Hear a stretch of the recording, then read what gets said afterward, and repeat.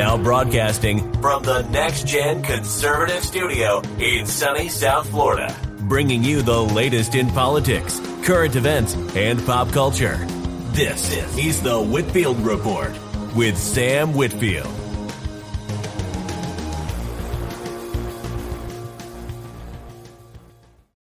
I am your host, Sam Whitfield, broadcasting live here from NGC Studios, joined as always by Apex Gamma, who apparently I'm a little quiet on his end. No, you actually sound great now. From the moment you said good evening, everyone, you sounded perfect. So, hi, folks. Hi, Sammy. Hope everyone's had a great week and is having a good weekend.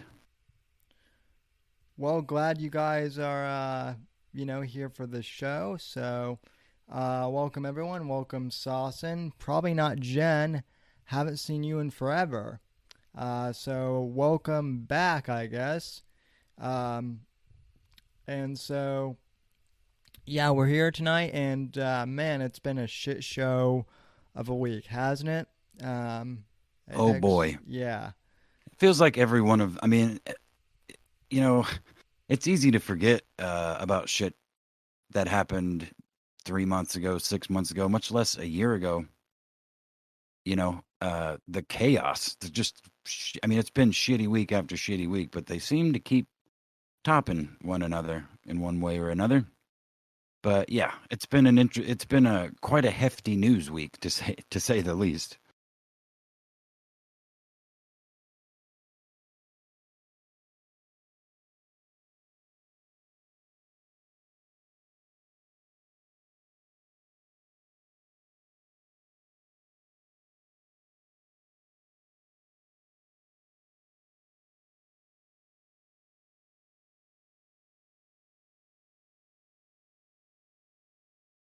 Mm-hmm.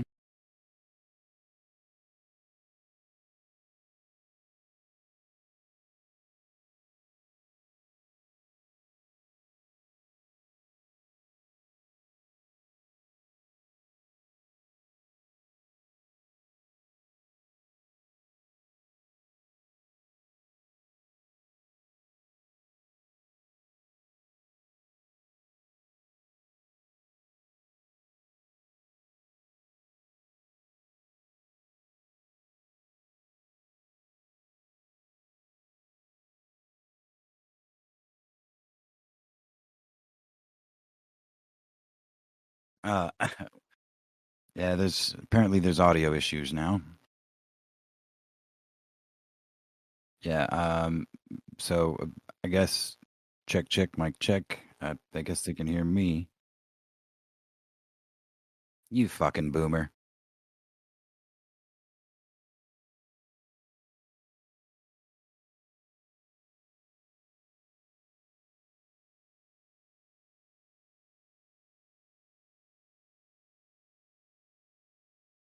But anyway, while you fix that up, to avoid the dead.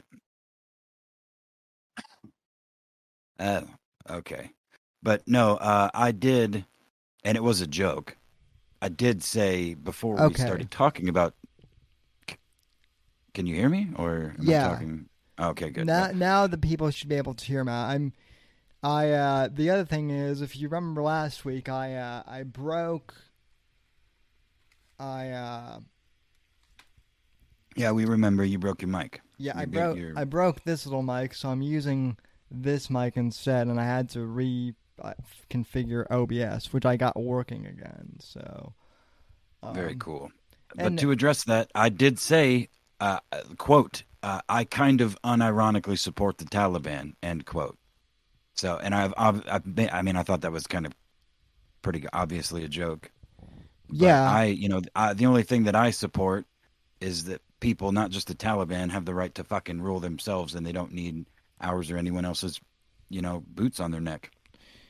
So. Yeah, well, this is the whole thing, is right, because this week has just kind of, before we even dive into like the news stuff, and I've got clips and whatnot, but the one thing that I've kind of I wouldn't really want to say I've been dealing with, but I've been talking to people who serve in Afghanistan, Dictator Phil being one of them. And it's been really hard for him and other veterans I know who served in Afghanistan to have gone over there and, served, and then just to have, 15, 20 years of, work just, go to shit. Not even in a month, but in a matter of days. Not even. People who were initially, saying that this whole thing would, go to shit, they were saying it would take, a month, 3 months, 6 months, a year at most. I don't think anyone, certainly I didn't predict that the Taliban would just march in there and, it's no longer white boys' summer. It's Afghan boys' summer, as someone on Twitter pointed out. Well, since they're technically Caucasian, I think it still fits the rule. Yeah, I But guess. no, but dude, I know several, veterans, and it's in some of them, it's triggered like this. Think I get, like the conspiracy part of people's brains. People that didn't really think much about this shit, like they are going hard and they're losing their shit kind of. But then a couple of my older friends that have served, friends and or acquaintances, they're kind of all over the place with their feelings because just as all over the place as you could imagine, because a lot of them, at least one of them specifically, spent, talking to him the other day at the bar. He was equally saying how he hated, why we were there and we weren't, he didn't like what he was doing, but it's still like it's, talking out of both sides of his mouth. Like he's proud, but like he also hated it and he didn't think we deserved to be there or that we should have been there. And he saw some fucked up things, but he also saw some good things. And like, yeah, we should let the Afghanis run their country, but they need fucking, so it's push. What's up, Kick Boy? Howdy, gents. Oh, good evening, Fat Kick. How you doing? Doing fine. How about yourselves? Well, we're just, it's another week in media, so, there's no lack of stuff to talk about, that's for sure. Probably not, real quick. We talking about Afghanistan? Yeah, real quick, in the chat, probably not Jen says, my husband went to Afghanistan many times, he lost best friends. It's really, really tough. His feelings are all over the place. Well, there you go. Right. Yeah, exactly. First off, to probably not Jen's husband. Thank you for your service.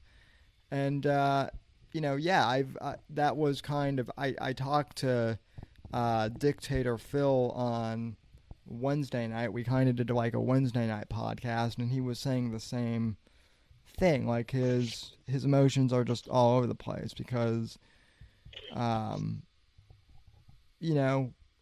the reason why we went in there was kind of convoluted at times, but people still went in and people still sacrificed limbs and in some cases life too, so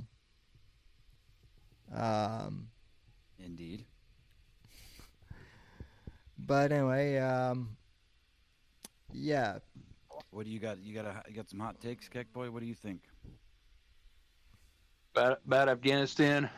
Yeah, just in general, I suppose. Well, I'll just say Afghanistan now. Only one. Well, I don't know if I can say it as one word or two words, but I'm gonna say it anyway. Cluster fuck. That, yeah. The title of this episode is the Afghan SNAFU, situation normal, all fucked up, and I think that's pretty accurate in this case. What's interesting to me is how even Biden's like hardcore supporters now are starting to turn against him on this. That is, I wouldn't really say it's fascinating, but I can't think of another word to say. And you know, just like you and I have tweeted all week, Apex. Well, at least there are no more mean tweets, right? So, Yeah, Right. but hey, Well, Margaret, you voted out the guy who did mean tweets. mm-hmm. That's what they focused on instead of just the guy who. I mean, Trump had his faults, but at least the one guy that he at least he fought to get shot, and the one thing that he really did well was, in his own words, bomb the shit out of terrorists. Well, not just that, but if you think about it, we didn't really get into any major wars or conflicts under, you know. no, not only you're- no, we no, no, you're no, right. You can't say that ambiguously. Like he broke a 40-something year streak of new presidents starting foreign conflicts. He was the first president in, I don't remember how many presidents, but I think it was like 40-something years to not start a new foreign conflict. Right. So within all of our lifetimes here in this chat, and probably even in the live chat, I would assume he's been the only president to not start any conflict. Which Well, is, I mean, he started conflict for sure, but it was all for a purpose. He didn't start any armed conflict. That's what I was just saying. He didn't start any actual wars. I mean, and now we might be going back into what's even more kind of funny to me is the fact that Biden is trying to pull us out supposedly, and yet we're going to be sending more troops in to help us get out. So it's like, what were we even doing pulling out in the first place? well, yeah, let's not get bogged. Or I know you got clips and shit. I don't want to get too bogged down too early. Well, you said you wanted to do a general. Go ahead, Feck. Go ahead. Yeah. Well, is it all right if I give out my thoughts on the whole Afghan situation? Sure. I literally asked for them, so Okay. Yeah. All right. It'll take me a little bit. But I mean, the moment we got Bin Laden, we won that war, basically. Obama had a chance with some political capital after the SEALs got Bin Laden. That would have been the year for him to get out of Afghanistan, and he would have got a lot of praise for it. You know what I mean? And we didn't have to be there. He fucked up by pulling out of Iraq. He should have got out of Afghanistan after getting Bin Laden instead of Iraq. I mean, Iraq, back then, it was getting kind of stable a little bit, you know? But now, we've been there too long. Few hundred more American deaths and wasted more money. All just for the CIA to get more of that opium and start using it to poison people around the world, making that money. Well, they moved away from the opium and started using Chinese fentanyl around just during the Obama era. You can see the correlation. So I think that's part of the reason that they've been so willing to just fucking say fuck it, because they've got all the Chinese fentanyl that they could want. Yeah, but I mean, we should have got out of Afghanistan 10 years ago, and it would have been a bright spot on Obama's presidential resume, you know. But I mean, what we got out of Afghanistan is like there are movies and there are books about certain conflicts in Afghanistan, you know. And I posted a post on Twitter about top 5 historical moments in Afghanistan, like certain battles or whatever. I mean, there's some others, but these are like ones I can think, like certain events in Afghanistan. Like one is the Battle of Takur Ghar, also known as Robert's Ridge, where you refer to this Air Force combat controller John Chapman got a Medal of Honor after he was almost left for dead by the SEAL Team 6 but he was alive and he fought against the Taliban. I mean, y'all can Google all this shit. I'm telling you. The other one would be number 2 would be the assassination of Pat Tillman by our own government, no less. And number 3 would be Operation Red Wings, aka the Lone Survivor. And if you can find this out by watching that Mark Wahlberg movie or read the book Lone Survivor. And number 4 would be the Bin Laden raid, and number 5 is the shoot down of Extortion 17, which there was like over 30 Navy SEALs that were killed in there. And ever since then, there's been a lot of conspiracies, and there's a lot of shit coming out going the black box, and that Chinook was missing. They say there was bullets inside the bodies of the SEALs, like something happened in there, and the military just covered it up, and nobody knows. And the SEALs were cremated. They were not supposed to be cremated, but all the bodies were cremated by the military. So that I've ordered a documentary about it, and I'm about to watch it at some point and see what it is, because man, this whole global war on terror just pretty much shows that our military has done a lot of fuckery for the last 20 years. For a lot longer than that. Yes, no longer. Yeah, that's true. Yeah, a lot longer than that. Yeah, no longer than that. Like, for example, do you know that we still got POWs in Vietnam? Most of them probably didn't know, but we still got POWs there that we have just abandoned. That can't be true, because Vietnam is an ally now. Oh, well, the thing is, though, if they're not in Vietnam, then I've read reports that they have probably been taken to the Soviet Union.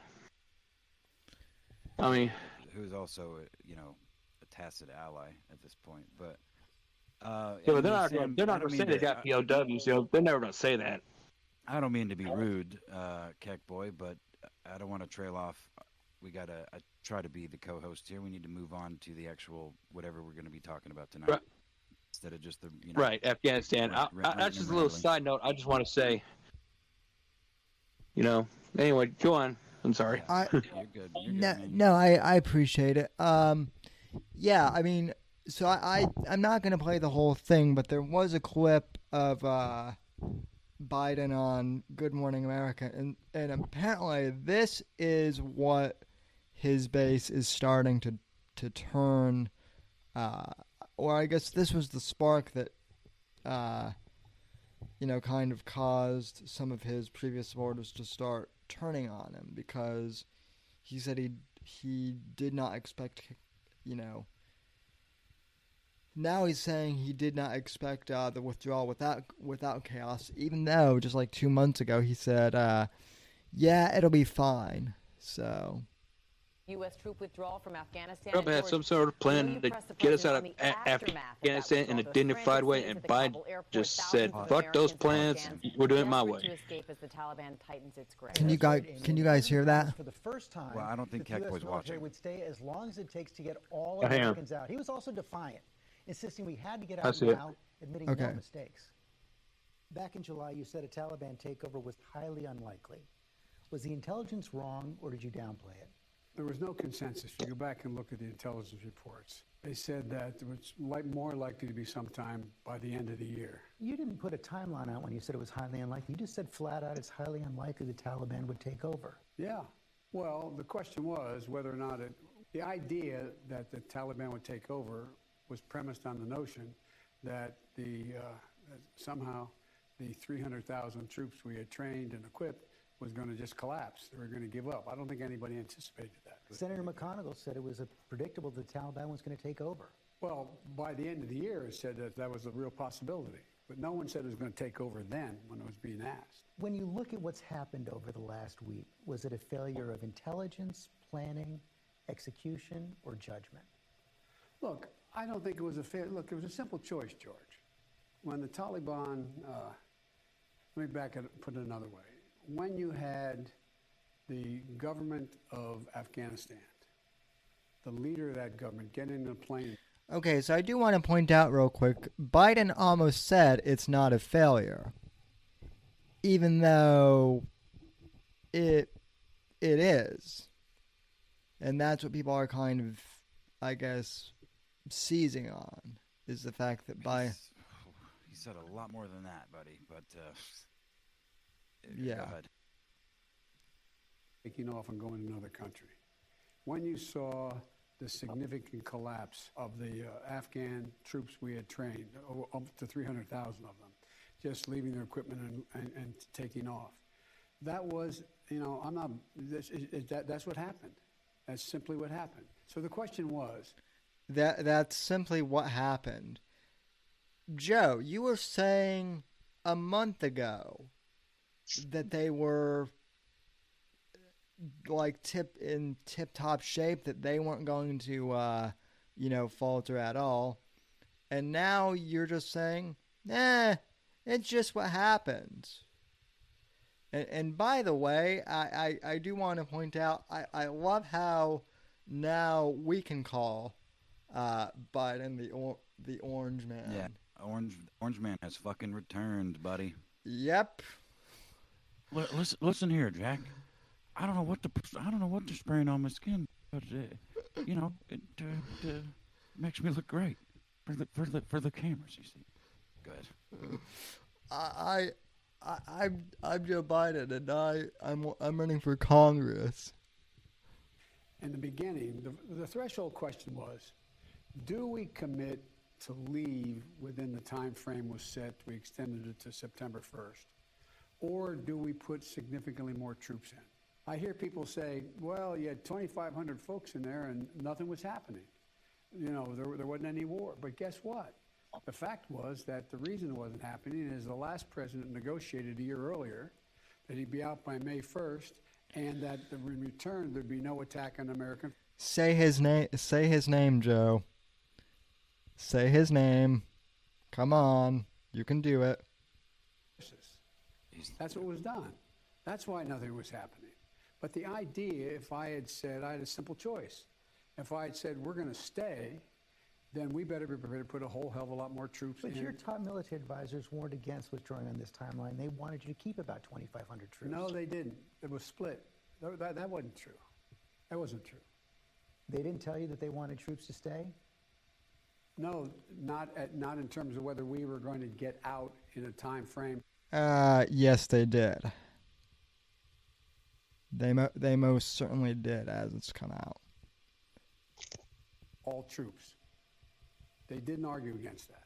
So no one told your military advisors did not tell you, no, we should just keep 2,500 troops. It's been a stable situation for the last several years. We can do that. We can continue to do that. No one said that to me that I can recall. Look, George, the reason why it's been stable for a year is because the last president said, we're leaving. And here's the deal I want to make with you, Taliban.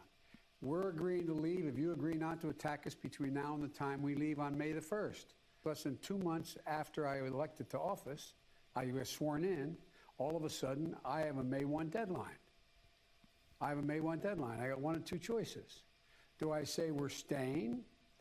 And do you think we would not have to put a hell of a lot more troops? We had tens of thousands of troops there before. Tens of thousands. Do you think we would have just said no problem?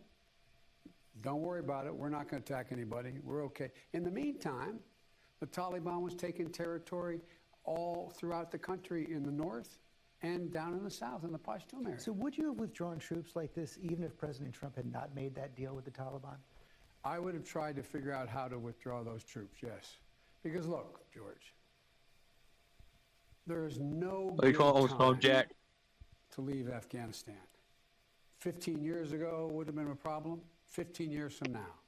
The basic choice is, am I going to send your sons and your daughters to war in Afghanistan in perpetuity?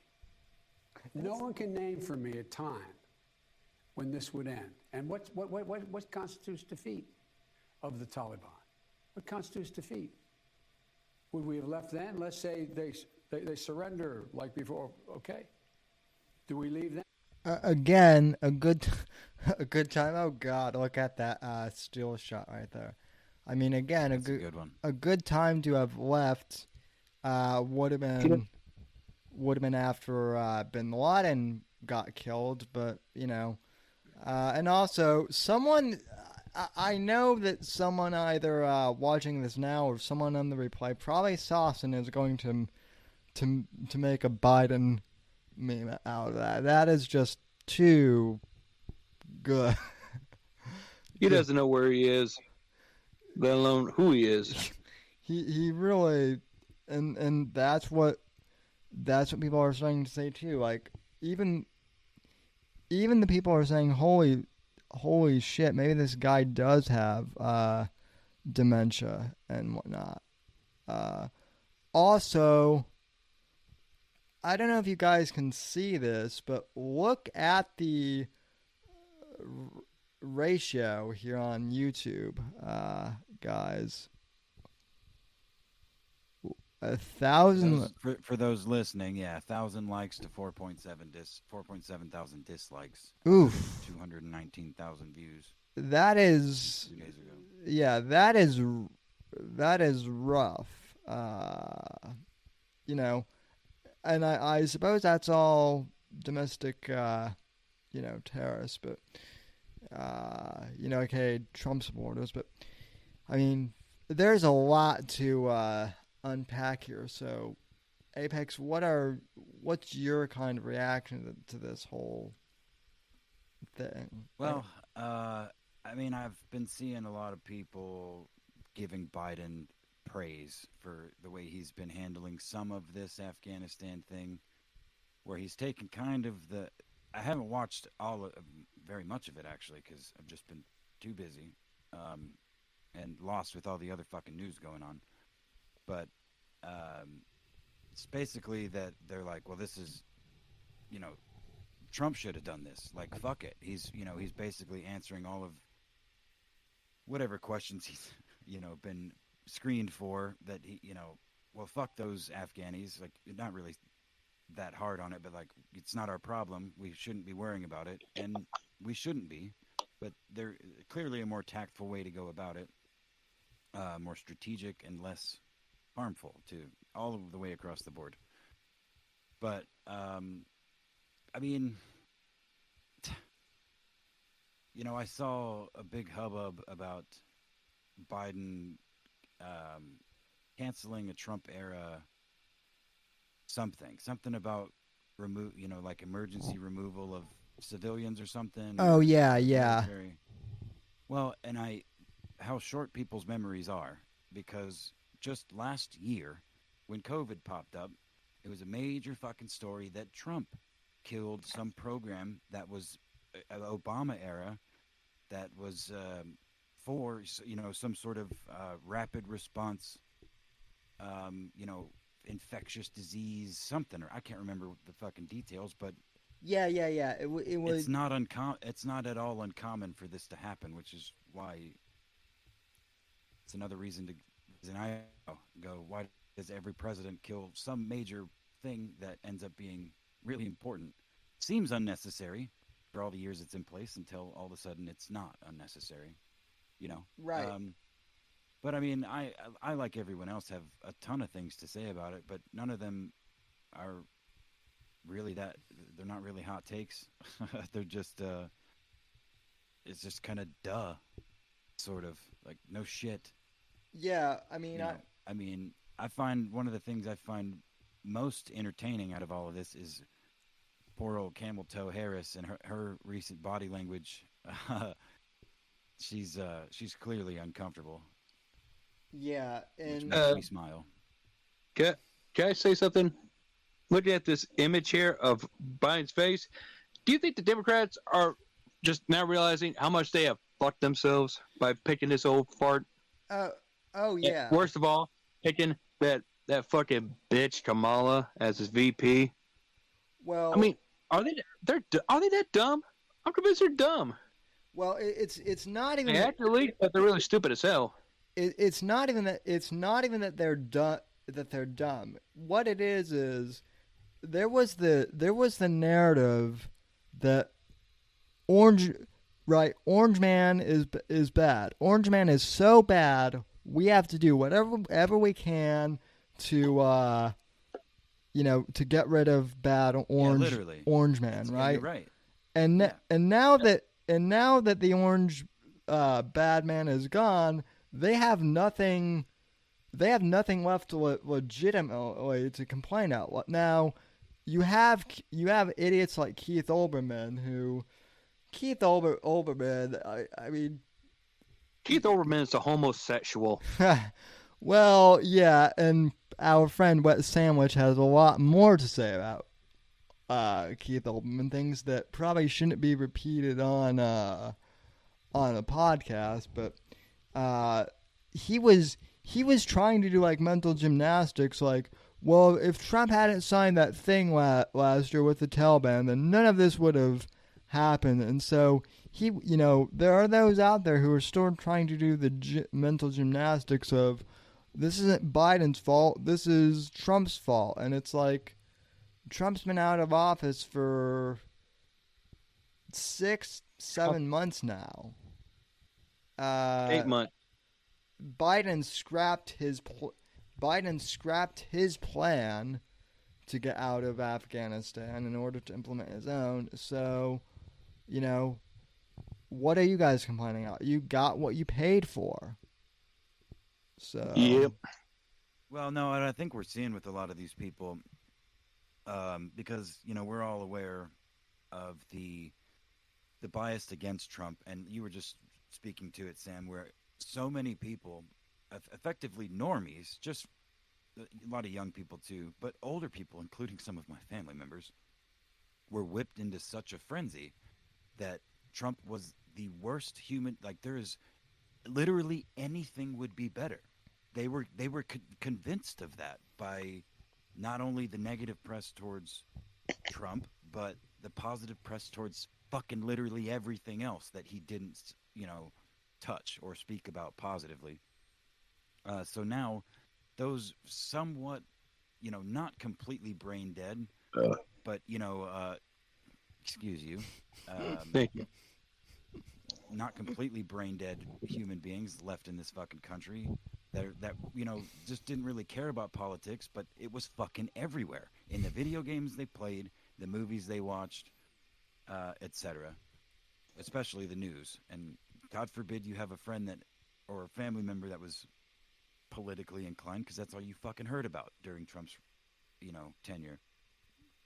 So yeah, some of them are waking up and going, oh fuck, it could be a lot worse actually. And it's quote, red pilling, I guess is the term, a lot of people that weren't and wouldn't have been otherwise, but I'm afraid it's too little too late in some regards. But as I've said repeatedly for over a year now, no matter how bad it looks, I really do have a white pill level of hope for at least the American spirit, and if not the human spirit across the globe entirely. It's not that it's gonna go smoothly or easily and people aren't gonna suffer, but I think I still hold out hope for that anyway. Sorry, yeah. Ramble. Well, no. Well, go ahead, Sam. I would kind of agree with this, and I mean, I think a lot of people on the right are kind of doing the cringy thing of, oh, well, this means that Trump is going to get back into office automatically in 2024, and I wouldn't necessarily say that that's a foregone conclusion, but I mean, hopefully this. I'm less concerned about like Trump getting back into office and more concerned with the fact that people are starting to just wake up and get this shit show. That this actually is a shit show, even after Trump's gone. So kind of like what Apex was just saying. So anyway, you were saying, Keck Boy? Yeah, I'm just saying that the Democrats they're in a shitty situation. They're like, oh man, this bumming old fucked up Afghanistan. But then they looked at Kamala like, oh god, if we get rid of him, we'll have to put her in. Oh god, and she's a bitch. So they're in a mess. I was just finding like, hey, you brought on stuff. You could have gotten Tulsi Gabbard as VP, and nobody would have complained about that. But instead, you had to go with a bitch that nobody voted for. Well, real smooth dipshits. Well, yeah, and I mean. And I even said to someone on Twitter in DMs, I said, as much as I don't like Biden because some people are even talking on the Democrat side are talking about impeaching Biden now and having him resign. And I mean, at this point, I am at the point where, as much as I dislike Joe Biden, I would rather have his kind of stumbling and mumbling geriatric not quite dead yet corpse to be in the Oval Office rather than Kamala, who's just she's batshit crazy and power hungry. Well. So, we're gonna finish anyway. This interview. You got something else, Sammy? Oh, yeah. I'm just curious about that because, again, it's so easy for us to just go. It's not that entertaining for people. We got to keep it fresh. Move from. Yeah, I always start commenting about next year's election. I don't know. Go ahead. I mean, I don't really have anything more to say on the Afghanistan thing, at least, not in regards to this, other than the fact that, like, you've been seeing a lot of images, too, of, this is being compared to the collapse of Saigon. Yeah, Saigon, Vietnam. And, yeah. Oh, I think it's worse. Oh yeah, it's. Well, I want to ask you. All right, here's a question about Afghanistan, and I want you guys to answer. Did our men and women who fought in Afghanistan, did they die for nothing? Well, I imagine that depends, but they were there for a purpose that was unjust, generally speaking, but I don't think that all of them died for no reason. I think that human beings are still individuals and they can do good things in bad situations. I don't know that I don't know every soldier's situation, everyone that died. I would argue that a lot of them died for their fellow soldier. So no, they didn't die for nothing. But I mean, I like to think that they have done something positive in Afghanistan. I hope we have done some good there. Oh, and I've recently read an article that the anti-Taliban resistance that's going on in Afghanistan, they have liberated 3 provinces, 3 territories from the Taliban.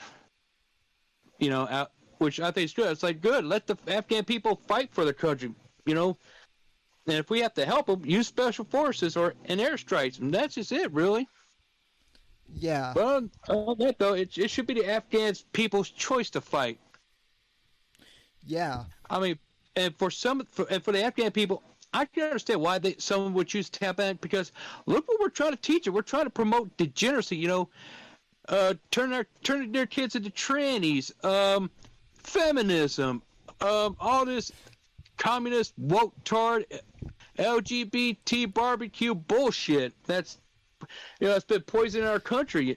You know what I'm saying? Oh yeah. Well, that is the other funny thing. And we're trying to feed the Afghan people. So I read in the article they're trying to teach the Afghans how to grow soy. They're trying to feed soy into them. And the Afghans told the U.S. military, "Go screw yourselves." Well, we don't want soy. Well, it's funny that you bring that up. I don't have the article in front of me, but I do believe that there was one State Department official that was saying, well, we would ask that the Taliban be friendly to women and members of the LGBT community, and it's like, clearly you guys don't know who you're talking to. That culture just doesn't exist over there at all. So yeah.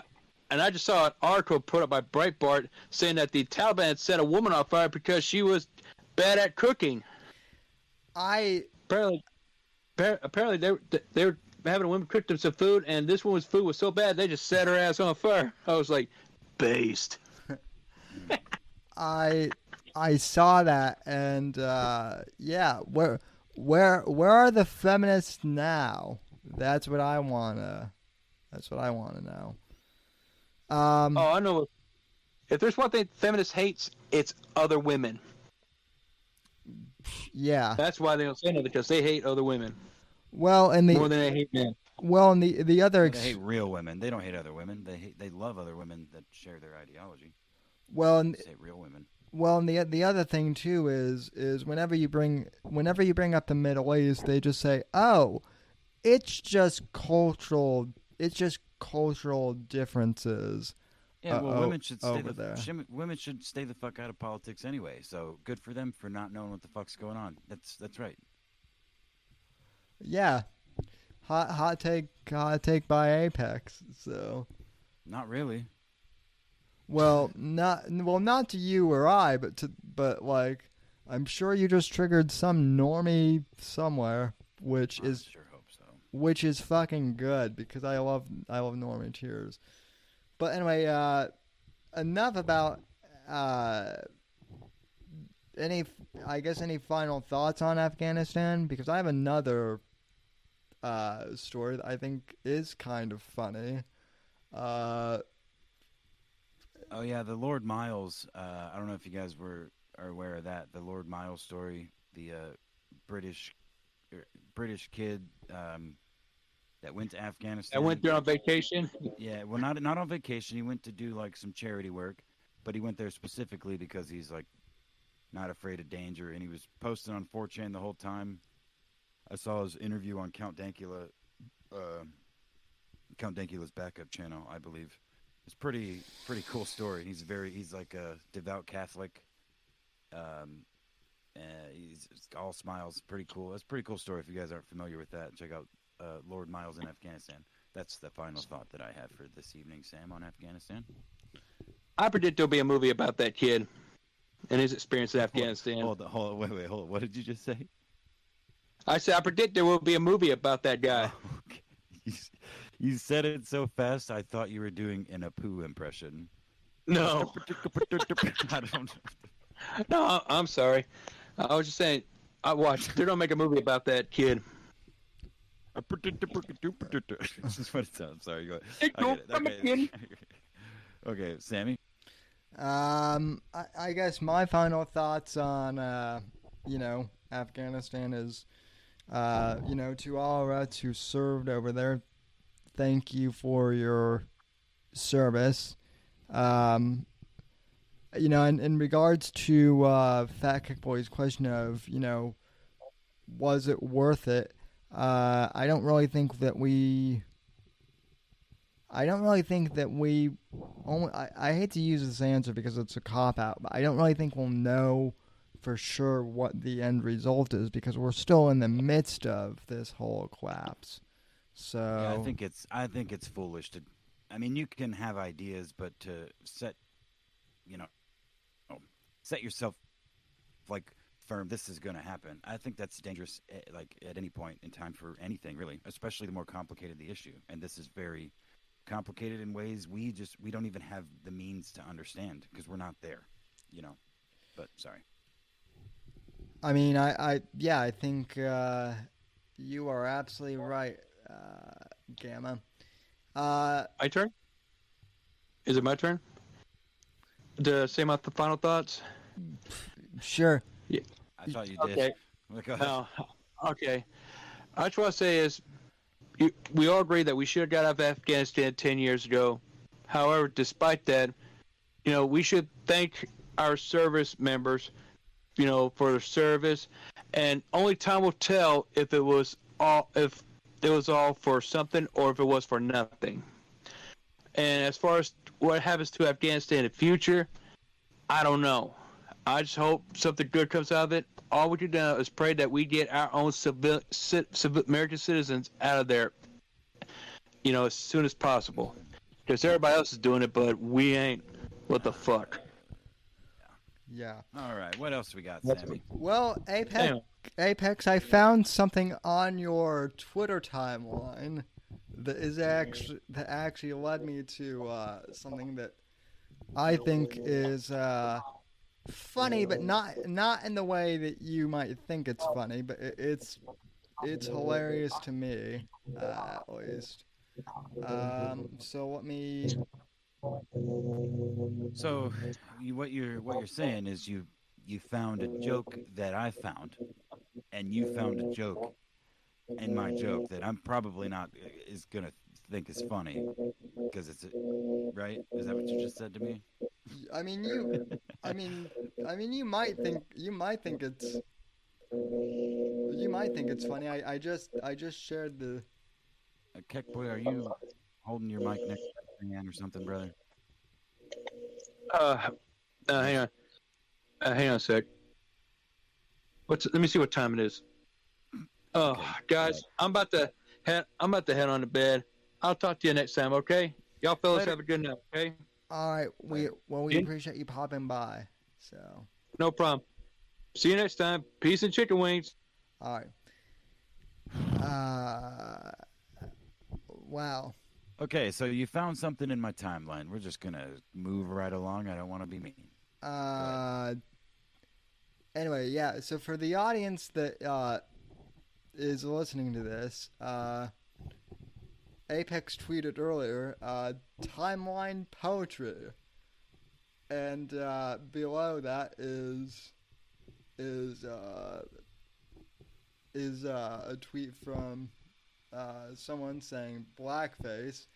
But then below that, here's what's funny. The LA Times wrote a headline, and I am going to get into this, saying Larry Elder is the blackface of white supremacy. You've been warned. Now that is just mwah. Thank you, LA Times. Now that as someone who has actually met Larry Elder, that is hilarious. Damn it, well, hold on, time out. They're complaining about the volume being low. Did you do something again? Oh.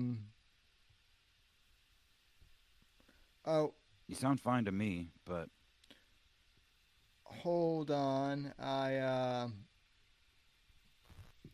Okay. I should be. My mic is all the way up, so things should be good now. It sounded good. I'm listening back, and it sounds fine. I don't know what then maybe they're fucking with us. Anyway, go ahead. Guys, the volume isn't my problem. It's your problem. No, you gotta get way more in it. The fucking troll. Ban that fucking guy. No. Yeah. I can't. Anyway, yeah. So. Yeah. So it. Go ahead. Sorry. I was gonna say I can't even do that guy's voice anymore. So. Yeah. So the poetry here is Gahul at Ghoul_2 TWO. He tweeted out blackface in all capital letters, #SmackDown. I'm assuming that's some sort of wrestling shit. I don't know, yes, nor do I care. Yes, it is. But immediately under that is the Libs of TikTok account, posting this headline from LA Times. This is Larry Elder is the blackface of fucking white supremacy. You've been warned.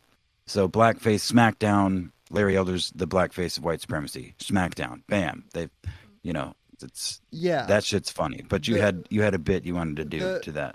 Well, not just that bit, but the whole headline, the whole concept that they're calling Larry Elder the blackface of white supremacy is hilarious to me. In how just utterly insane that you have to be to come to that conclusion. And have you actually read the article? Because I have. No, I have not. And I have not. It is a doozy. Is it? Oh, that's incredible. But before we move on, I actually have a little anecdote. Yeah, go ahead. Related to that sort of headline. My IRL friend, who you know, and I don't want to reference any further, apparently they've been listening to these shows, but yes, I know exactly who you're talking about now. I was sending them videos of Larry Elder's and articles of his and stuff for a while there, and I forget the exact way they worded it, but it was effectively that Larry Elder is the epitome or the pinnacle or something like that, like the apex of Uncle Tom's, like the textbook definition of Uncle Tom, and then like elaborated. Maybe I may be blowing it up a little further, but I got the same kind of message with different words from this person. They had the same kind of idea, like he's he's the perfect, Uncle Tom, quote unquote. Although that's clearly a misrepresentation of the character Uncle, in the book, original book. But yes, yeah. So you have the article. You say you have any choice snippets? Yeah, yeah. Oh, the other thing is they say you have been warned on the headline. You've been warned. He's the black face of white supremacy. Like, watch the fuck out. So, okay, you know what? So realistically, let's zoom out a little bit here. What the LA Times is saying is that black people can be white supremacist. Yes. So who the fuck else? Who else might be one of them now? Holy shit. They're opening the floodgates, dude. This is why it's so funny, because now it's like who isn't a white supremacist? And now we have some congressmen who want to label, white supremacy and, Trump people as domestic terrorists, right?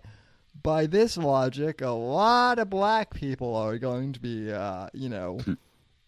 terrorists. Well, white supremacists. Maybe that's part of the point. Maybe this is just moving another piece on the board. You know what I mean? Because if they use a prominent black dude, somebody they can parade in front of all the normies and, shift people's. They've already got this hardcore. Anybody, all white people are bad.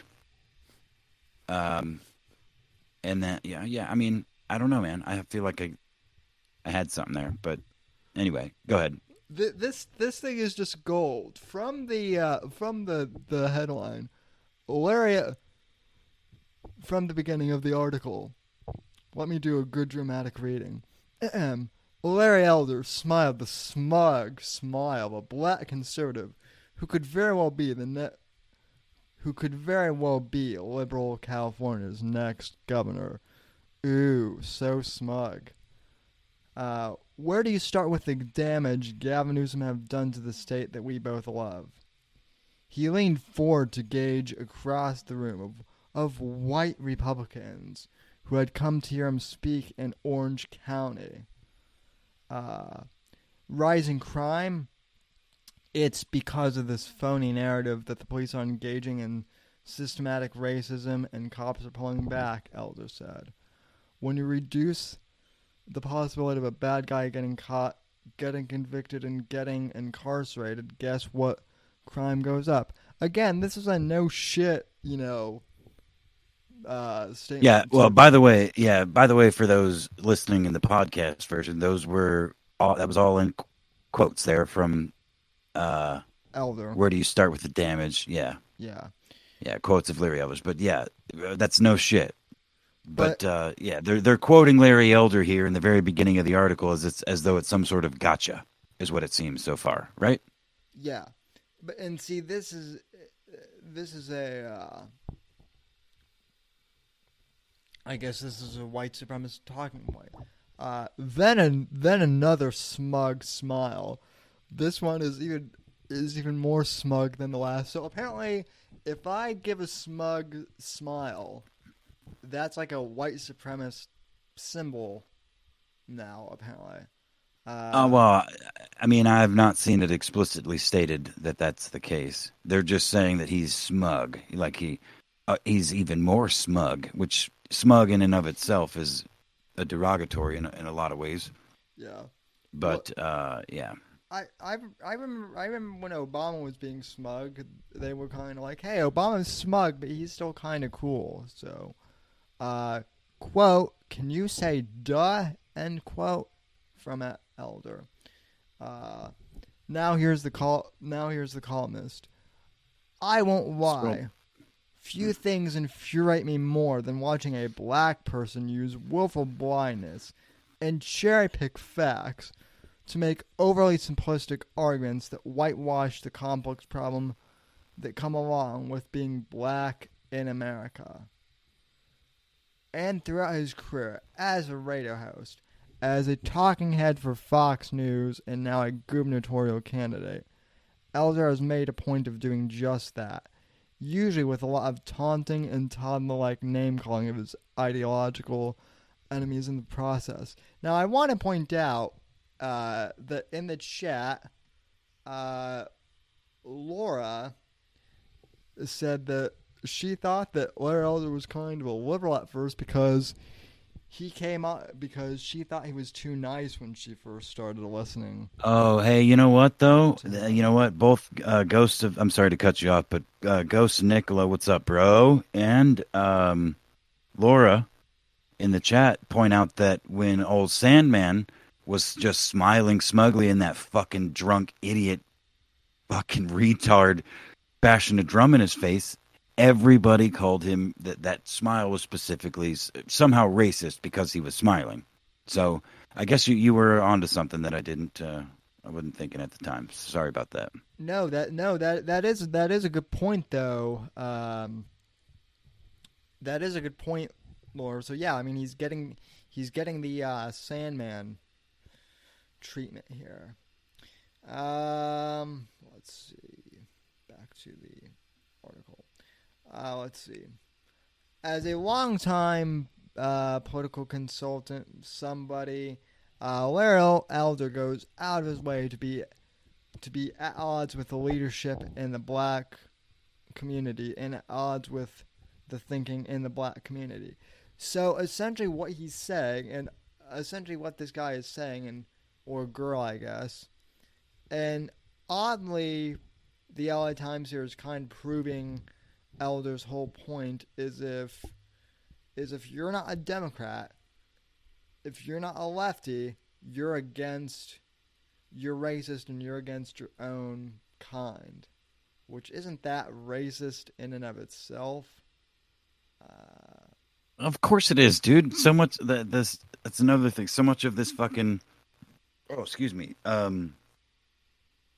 so much of the policies and the talking points from the liberal public, as well as politicians and corporate and shit, it's all incredibly racist. Like it's really fucking racist, like critical race theory and shit. You know, I mean, all the way down the line. But anyway, so I'm scrolling through this because I don't want to read. Hold on, I see hold on, stop. Wait, yeah, we'll scroll back down. Right where your cursor is, that he is. I want to read right there because I don't know what that is, but it looks interesting. Scroll down a little bit more so I can see the next paragraph. Okay, good. All right, so quote: "He is a danger, a clear and present danger." End quote. Melina Abdullah, co-founder of Black Lives Matter Los Angeles. Can you imagine? Can you imagine how she would be terribly afraid of Larry Elder, who says, "Grow the fuck up, pull your pants up, and get a fucking job." And Jesus Christ. And also that perhaps black teenagers having strong male role models actually would be a good idea. Yeah, that's a black young men having structure and like father figures in their lives now. Yeah, that's a racist. That's a white supremacist talking point. So there. The very next two paragraphs here. It's not that it's not just that Elder would be a Trump fanboy Republican trying to run a state dominated by Democrats, or that he has zero experience in elected office and clearly doesn't have the temperament for governance. In brackets or in whatever parentheses, he can't even take questions from journalists. There's a link there. And then the next, it's that perhaps out of spite or perhaps out of an insatiable need for attention, Elder opposes every single public policy idea that is supported by black people to help black people. So that's fucking Anyway, this has been true for decades, but it's particularly problematic given the racial reckoning following the murder of George Floyd. So I think that is incredibly that's bullshit, the way they word that right there. Supported by black people to help black people. You think maybe because a black person doesn't support it, that is not supported by black people? Because maybe he thinks all this shit that's set in place, all this, what's called systemic racism is really systemic classism, pressing downward on the lowest on the rungs. And, unfortunately, it has been people of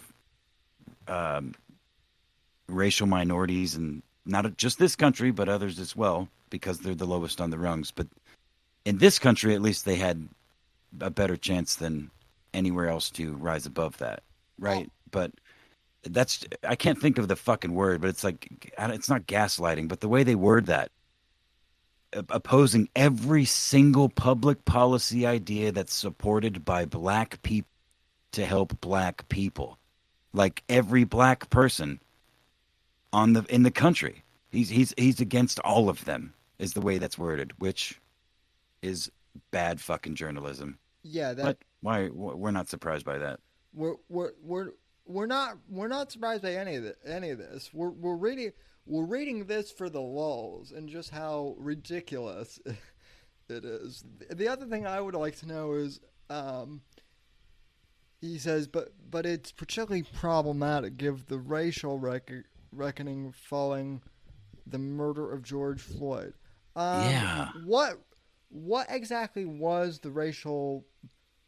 What exactly was the racial reckoning, Apex? Because I have black friends, and none of them have mentioned anything like a racial, Oh, we got royalty in the chat for another stream in a row. Oh, what's up, Semper? Oh, my friend. Shoot, Semper's in the house, and but the reckoning was that the media and corporations and the machine and all the people moving the gears whipped everybody of any sort of ethnic background into a goddamn frenzy. That's the reckoning that happened. They you know what I'm saying? They whipped emotionally vulnerable youth and some older people as well into a fucking frenzy. Mostly rich white kids, by the way, I should say. Like, not even. I'm sure there were some black, but a lot of like the TikTokers that were like doing George Floyd, support videos or whatever. Semper, we're in Sammy's Discord, not a Zoom link. Sorry to cut you off. Does someone want to come in and shoot the shit with us? He said send me a Zoom link, Sam. So I was just, instead of typing it, which I already typed into the chat too, I'm just saying it into the stream. I'm pretty sure that Semper is in my Discord, but I can send him the invite link real quick for that. If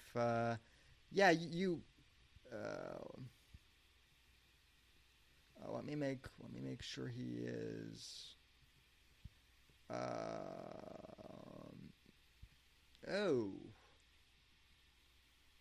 Okay.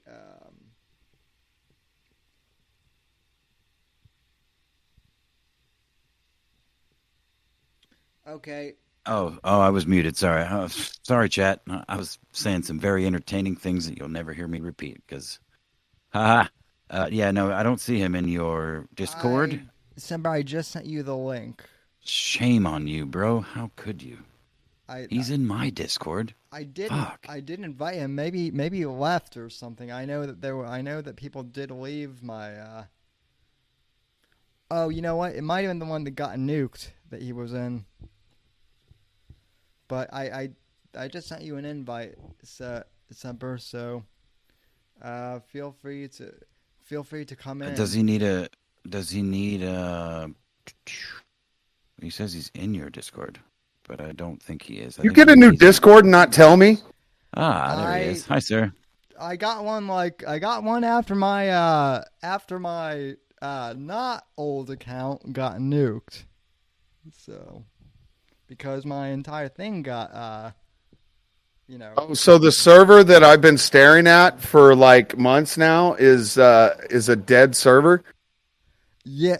It appears so. Yeah, this one is the new and improved one, but I don't really hang out much in this one. I hang out in yours a lot actually. So should hang out in mine more, but I don't know. It's the problem with Discord is there's so much activity that I have to turn off my like everybody else in the known universe. I have to turn off my my notifications because otherwise the spirit animal gets pissed because it interferes with YouTube Kids, and so I have to shut down notifications. If I don't get notifications, then my ADHD just says, "Okay, you're forgetting this." Yeah. Yeah. Well, I turn off everything but directly ats. You know what I mean? In all the service. So if someone ats me on Discord, then I'll get a notification. But I still try to pop in and check them. But at this point, I'm in so fucking many of them. I try to. I'm good on Twitter. Like I get my Twitter for notifications. So yeah. If you DM me on Twitter, I usually respond pretty quick. But I've gotten good with my studio being in my house now. I've gotten good with just keeping my Discord up and being able to see when people message me, so I don't go like 15 days and go, "Oh shit, dude, sorry."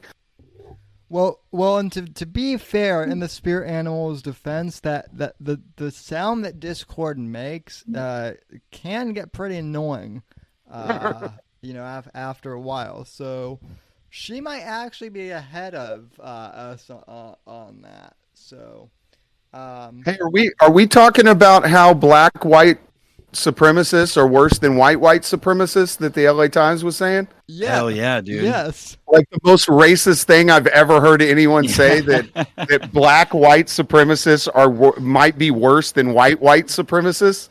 Yeah. I think that they are, and they're warning you. Yeah. We've been warned. Could you imagine being a 20-year-old white little non-binary blue check mark that writes that article talking about how a black person is a white supremacist and it's worse than white supremacist? Yeah, Sammy, can you scroll back up and see who wrote this and see if we can pull up some socials on this person? Yeah. It has to be a black person, right? It has to be. I would argue that it's like a white person. Well, I know that logically it should be a white person, but in order to get away with saying the stuff they've said about him, it has to be a black chick. It's got to be. Erica B. Smith. It's probably Erika, and she probably has dreads. Erica. Okay, is there? Just. Let's see. Is there a? Just. Let's see. Is there a link on? Yeah. Did you see the chat? Okay, bam, Semper. Yeah, I told you I was dead on. For 5 points. Hell yeah, dude. Did you see the chat successfully got me to spiral for an hour yesterday? Oh, I missed that. I almost broke my entire studio and knocked myself off the internet for about 20 seconds because I hit my desk so hard. I did see that Alan clipped you saying, "I hope your kid." I promise you, there's going to be production of some of the things I said. Look, and it's amazing because they gave me that medical misinformation strike for saying that I would die before I take the poison in my arm, but I didn't say poison in my arm. They gave me the medical misinformation strike for that, but nobody's touched my stream from last night, which was way worse than the stream that my Hill I Will Die on stream. Yeah, it's because you hit the trigger words in the one that they got you for the strike. Dude, I hit trigger words last night. Wow, look at you with your little karaoke mic stand there, just rolling. Do you have an attachment that attaches to your chair with that mic? Oh, we need a robot arm for that. Bitch. So you can roll your wireless mic all around as you talk to the people. Dude, that's a brilliant idea. It is. I do need that. I'm using this one because the mic that I usually use, I broke the USB-C plug by accident, and Amazon fucking boomer. Amazon will not replace it, even though I purchased a warranty with it. So, go figure. Nice. Waste of money. So yeah, I do that. I do that when the little man's on stream and he's using a mic. I have a chair where I've actually mounted my snowball to the chair, so that way he doesn't have to worry about adjusting the mic. He just sits down in the chair and the mic's right in front of his face because he's terrible at adjusting the mic. Yeah, and I mean I have a mic arm, but it doesn't fit with my desk because my desk is all wood. So. No, I want you to get a wireless mic, mount it to your chair, and as you're talking to people, you're back there by your little bookcase back there doing wheelies. That's what I want to see. I'm trying to help you. I'm trying to get you viewers. That's what I want to see. Yeah, well, once I get my manual chair, I'll be able to do that. So. Well, I'm looking forward to it. So yeah, we'll do a whole studio tour.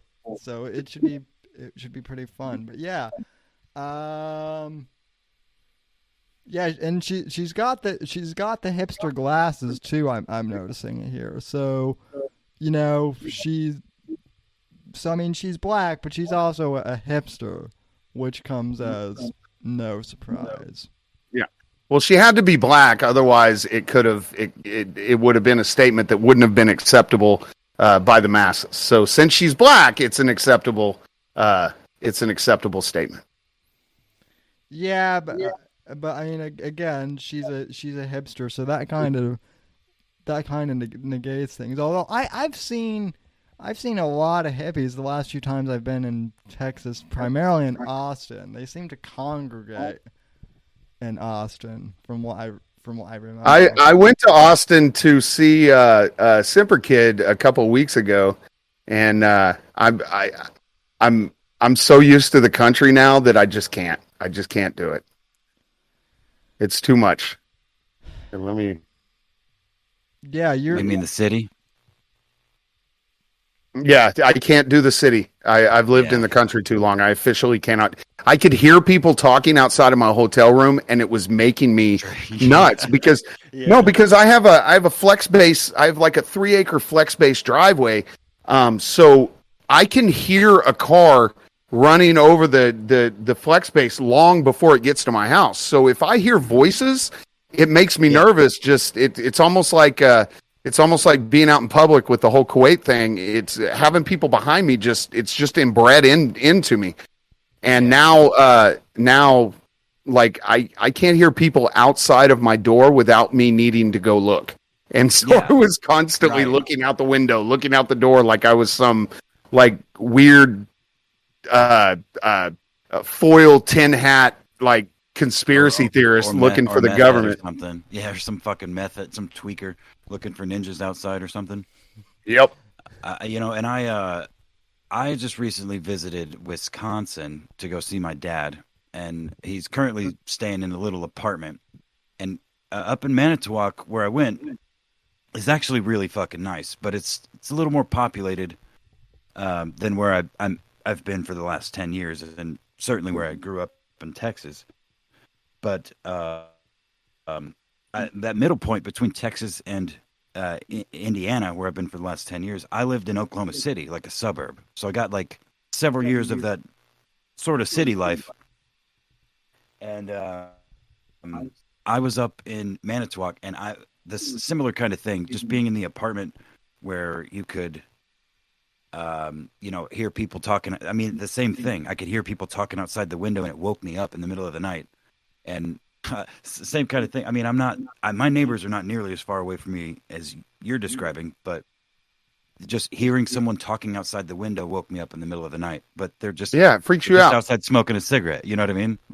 They're on their porch, but it's just I don't think I could do it either. I'm done with all that. I mean, and I live in like a neighborhood in Sarasota that's pretty quiet. So all I hear at night is either like usually like the bay and whatnot. But when I'm in like heavily populated areas, like when I went back to Denver, it was the same thing. Just it's nuts. So. Yeah, I mean, people should have gotten out of cities 5 years ago. But there was one good thing about it, because they had the defund the police thing in Austin. There were no police pulling people over on the streets. Like they completely abandoned, putting tickets on your car if you were parked and weren't feeding the meter. Like they completely abandoned all of your city grifts that the cops do to get extra money. And I was like, wait a minute, I may have to rethink this defund the police thing. This is kind of like, I didn't see a single police officer driving around. I was like, wow, like I could do this. I'm going to have to change my opinion on this. I can get behind this now. Yeah. Right. There were no speed traps, nothing. I was like, this is fantastic. All I have to do is live in this shithole I'm standing in. Right. With a bunch of people I don't want to be around. Yeah, but nobody pestered me for masks while I was out there. It was actually it was different than what I thought it was going to be. And then the last day I was there, the very last day, he took me to this little kind of underground breakfast thing, and it was pretty damn good. But that was the only place I went to that I was like, oh, okay, this is awesome.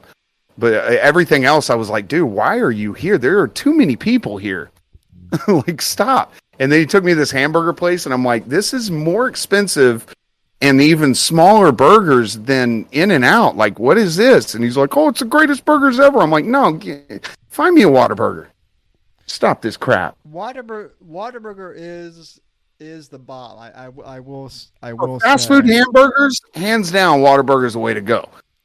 For fast food hamburgers, I'm not saying they're the greatest hamburgers ever, but for fast food, they're fantastic. I would agree. And I've never had In-N-Out, mainly because I haven't been to California in forever. But yeah, but from what I've been told, Whataburger beats In-N-Out every time.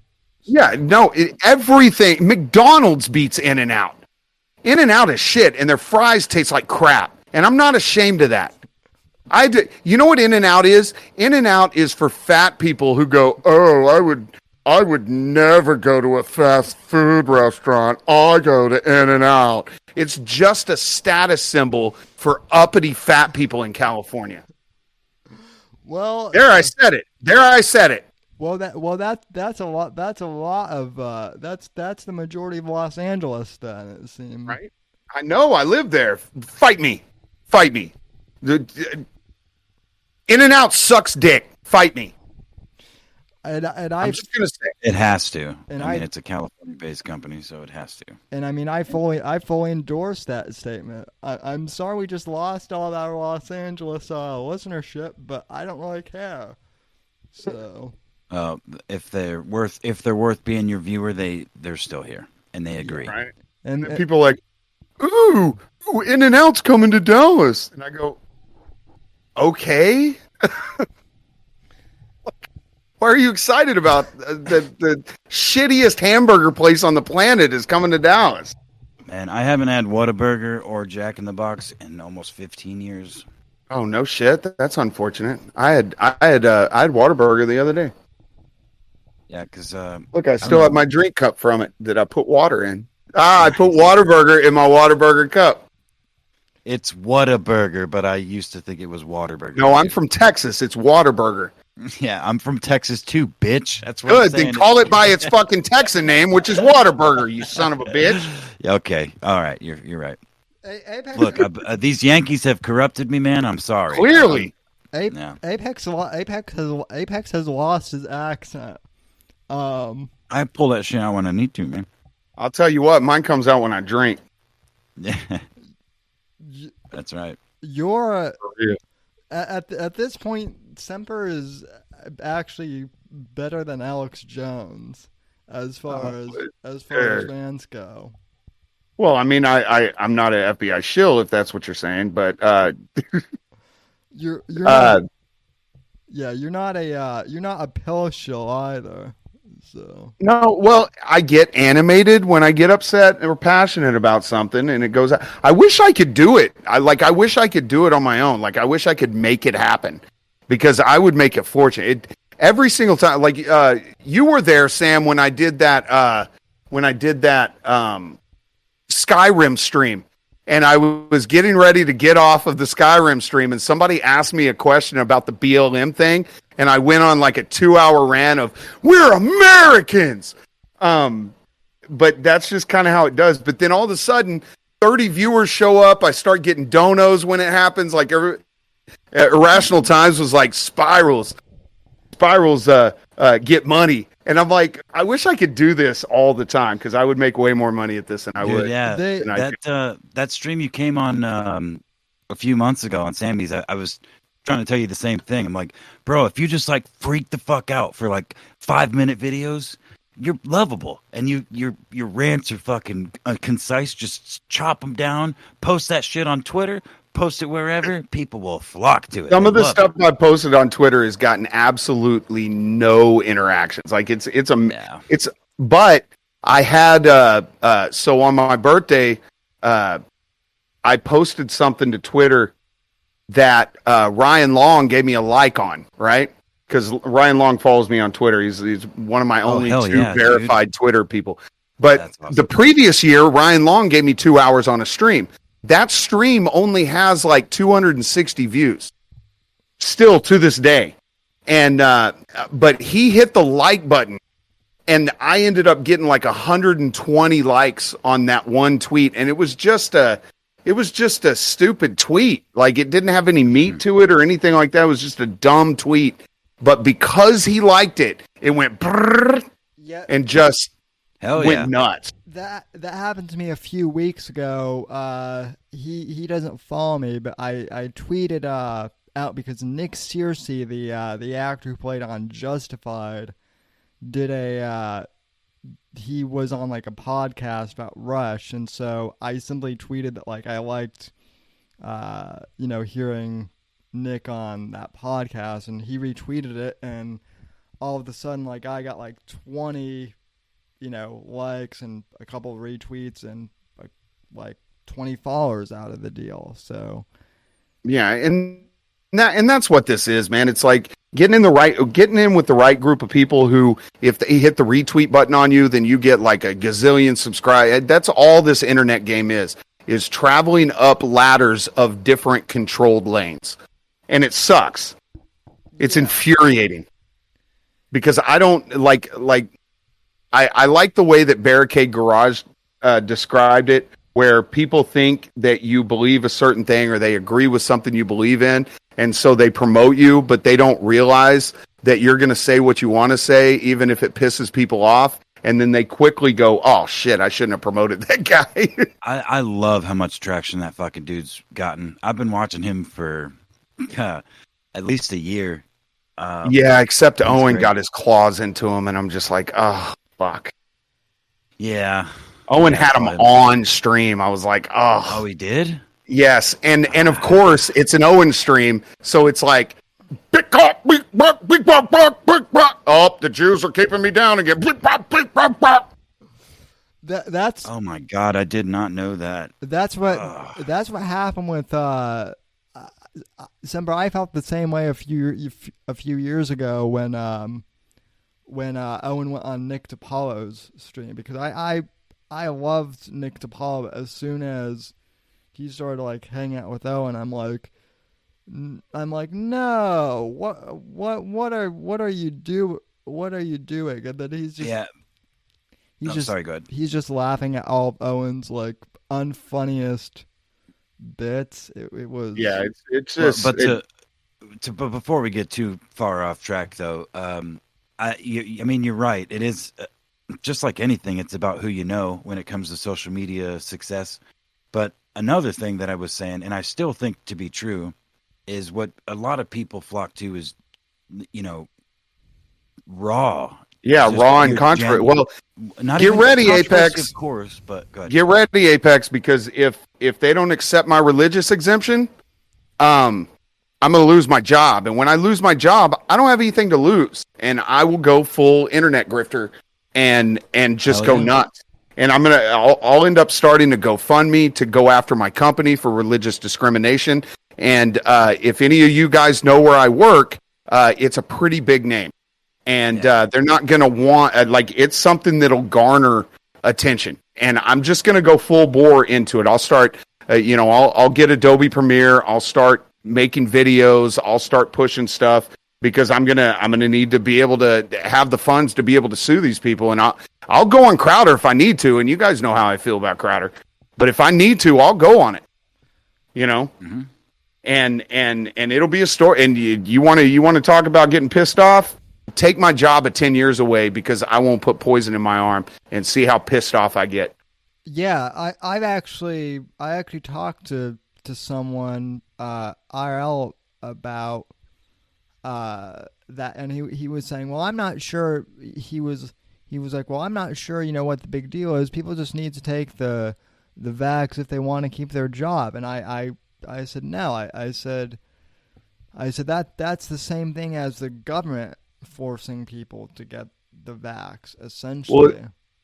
Well, if this is laying down the physical groundwork for the mark, which is what I believe this is, there is nothing, absolutely nothing that should be able to. I mean, Jesus was very clear. If you're going to follow me, you need to be able to curse your mother and father and walk away from your family and friends and stuff like that. And I never really understood that my whole life until right now, because it's like you have to be willing to take any hit, because when the mark comes, the Bible is clearly said, you're not going to be able to generate income. You're not going to be able to participate in commerce. You won't be able to. And when that happens, you got to be strong enough to stand up and say no. And I've watched people I love and respect go and get this shot, not because they want it, not because they're worried about something, not because they don't feel safe, but because they want to be able to travel, or they don't want to lose their job. And it's like, what do you think you're doing? You are selling, the Bible, this information, and you're selling it out because you want to fly somewhere. You're selling it out because you're worried about losing your job. That's how much God means to you. Well, and not just that, but even without, here's my whole reason for not taking the vax. It's because the last time I got a flu shot, which was when I was like 13 or so, I got as sick as a dog with the exact same flu variant that they were supposedly inoculating me against. So my whole fear actually is that if I get the COVID jab, I'm actually going to get COVID as a result. Well, statistics show that you will. Yeah. But not only that, Sam, but you don't know what the fuck will happen. We don't. It is. Go ahead. Larry Rapshaw said the mark is on your hand or your forehead in the Bible, and yes, it is. Look up the biotech commercials on how they're going to identify forms of cancer, and it is involved in an injectable microchip that they specifically said they would be putting on the right hand. And of course, they're saying, listen, don't, people are drawing biblical conclusions and it's hindering our ability to do. And it's like, this is literally exactly what you're talking about. They're like, this is it. And, for it to interface into the body, you have to have a motherboard to put a CPU in, and that motherboard needs to be compatible. And that's why I keep calling this the precursor to the mark. It's setting it up.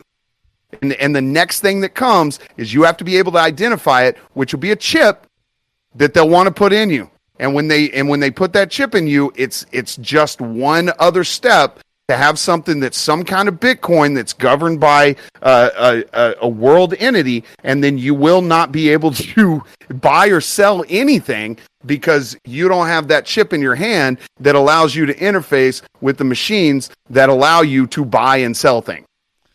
Right. Yeah, and there, my hope is that, should we reach such a point, there will be enough people that refuse such a thing that there will be its own market. Underground, of course, will be criminals and whatever by the machine in society. But yeah, I'm not going to make it that long. They're going to come for the spirit animal, and I'm going to die. Yeah, me neither. I have a question though. Semper. It's entirely unrelated to what we're talking about here. What kind of shoes you wearing, man? I'm not wearing any shoes right now. I'm bare feet, bro. I'm bare feet right now. What? I was actually trying because I mean, never mind. The gambit's up. if you want to know what shoes that I normally wear, I have a pair of Ariat boots that I wear when I'm running around the land. I have a pair of flip flops, and I have a pair of Nike Lunar 4s. Well, I was gonna, if you were wearing shoes and you were describing them, I was gonna have you lift them up to the camera so I could, like, I was gonna do it all smooth, like, be like, oh, are those this model? You know, like, oh, those are dope, man. Like, can I see? You know, you think I'm stupid? You think I'm stupid? Like globalists do. I don't think you're stupid, but it was worth a swing. It was worth. I'm here with you, and chat's freaking out. So you miss 100% of the balls you don't swing at. That's right. That's exactly right. Well, it's not even worth doing feet pics anymore though, because see that OnlyFans thing. I'm telling you, man. OnlyFans. I've gotten so much shit for my take on the OnlyFans thing, but it's bad, man. Like they're eliminating another source of income, and I said that, and then of course I get all these DMs of people going, "It's pornography," and I'm like, yeah, oh God, we're going back to the fucking Nathaniel Slattery thing. Yes, I understand it's pornography. Yes, I understand it's vile, but it's a way for people to make money and as vile as it is, it's a way that people make money, and they are systematically eliminating people's ability to make money outside of the corporate structure. Yeah. And that's a bad thing. And it's happening in October. Everyone's getting fired before October. What is happening in October? Well, there's something going on in October. Before we talk about October, and I do want to move on to that, but I was could thinking be the about beginning of the next fiscal year, and they just want to get rid of everybody before the next fiscal year. Right, that's a good point too. But one of the things I was thinking about earlier, and I haven't really seen discussed so much, is apparently OnlyFans, just like Tumblr, is under pressure from banks. Yes. Everybody's under pressure from banks. Right. So places like Pornhub, still exist and still are monetized, et cetera, et cetera. Yes, because Pornhub, but Pornhub, you can watch all the free porn you want there. You don't actually have to pay for anything. Pornhub is a part of the corporate machine. Right, exactly. OnlyFans is people making independent money. And look, I don't support any of this. No, of course. But you're leaving up corporate money generators, and you're tearing down independent money earners. Of the same category. You're right. Yes. That's exactly my point. And no one, I mean, I don't know. I guess I haven't seen anybody talk about that specifically. They're all talking about... People get angry when you start talking about porn, because you talking about it is, in their mind, you endorsing it. Yeah, I don't endorse any of that. No, fuck no. Well, and this I don't endorse fucking, mass farming to be, on a general scale, but I guess that's a bad example. I'm sorry. Go ahead, Sam. Well, and this is kind of the other thing. It is closely related, but I don't know if you followed my Twitter rant on this, and I did do a show on this, but a couple weeks ago, or about a month ago, when TPUSA had their when Turning Point had their big student grift thing or whatever, they kicked out Brandy Love, the porn star, for just showing up. But they had no problem with the MAGA girl being there, the MAGA tranny. Yeah. Well, not only that, but so Brandy Love just showed up, wasn't even doing anything. She was just an attendant. They kicked her out, but then they had Bang Energy and all these Instagram models like giving out, like literally giving out free money, and Turning Point. So, well, Turning Point is as shitty as any other of the organization. Turning Point's a fucking joke, and so Turning Point is controlled op on the highest order. I know. Yeah, listen. I know people who used to work for Turning Point. Hell, I almost worked for them, but thank God I dodged that bullet. But yeah, the moment I said that, I called out Charlie Cook for his hypocrisy, because he's like, we're a free speech war, we're for free speech for everyone, we're a big tent thing, and then I'm like, except for Brandy Love, right? Right. Oh no, they're free speech warriors. Let's talk about the JQ. How about that, free speech warrior? See, that's what should have ended Turning Point. What should have ended Turning Point is the whole Groyper thing. That should have ended Turning Point because it obliterated them. And what it ended up doing was absolutely nothing because nobody remembers it anymore. And what it ended up doing is it ended up propelling another FBI mark into the scene to do damage to everything else. Yeah, which is Fuentes, by the way. Yeah, completely. And Nick is just like Nick and Charlie Kirk are kind of two sides of the same coin, essentially. Yeah. That's how controlled op works. You have two sides you can choose in every instance. Mm-hmm. Yeah, it's just, but again, like people thought that I was endorsing Brandy Love, as a porn star because I said that she had a right to be there. And I'm like, well, hold on, Sam. You specifically, I think you might have been endorsing her. If I had to. we're going down that road. Well, look, I'm not the one posting titties on Twitter all the time. All right. What started the class of 2019 in our little circle? That is what started it. Was me saying the government should not have the ability to tell me what I can and can't look at. That's all I said. I did a stream. In the middle of that stream, I said I was talking about pornography, and then it was not the government. It was Telegram. Telegram decided. Was it Telegram? It was Telegram. Decided that they were not going to allow pornography on their platform anymore. And I went, whoa. If you're a platform, it should be okay. You shouldn't be telling people what they can and can't look at on a platform. If you want to be your own communication company, then you can do that. But don't tell Twitter that they're censoring people and turn around and censor people on your stuff. That's what I said in that stream that started Nathaniel going fucking nuts with his stupid ass ginger fucking head. And then the next thing you know, we have the class of 2019 and Owen's on a stream calling my Saucin a fucking whore. Part of I am glad that you bring up the iTitty post. Airpocalypse.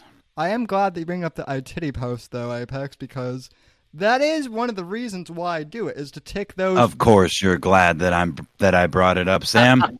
For fuck's sake, another chance to talk about titties. Justify your talking about titties. Justify your titty lust. Let's go. You fucking degenerate. Just kidding. Go ahead. Well, I am an expert, so let's see. At this point, I've been called gay. How did you split your mic screen? How did you split your mic screen, Sam? Sam? Was it a slip of the left hand or a slip of the right hand? It was. Well, I'm left-handed, so probably the left hand. There you go. Did you drop it while your right hand was busy, Sam? Was that maybe a windscreen for a different mic? That you just kind of shoved on there and ignored the ripping sound as it went over top of it?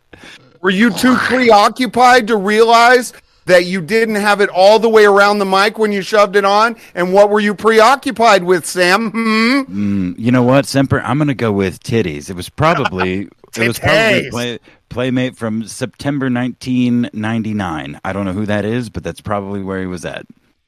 Just guessing. Actually, you're not too far. You're not too far. Did you try to fit? Listen, I'll just say it, Sam. Did you try to fit your wiener in that?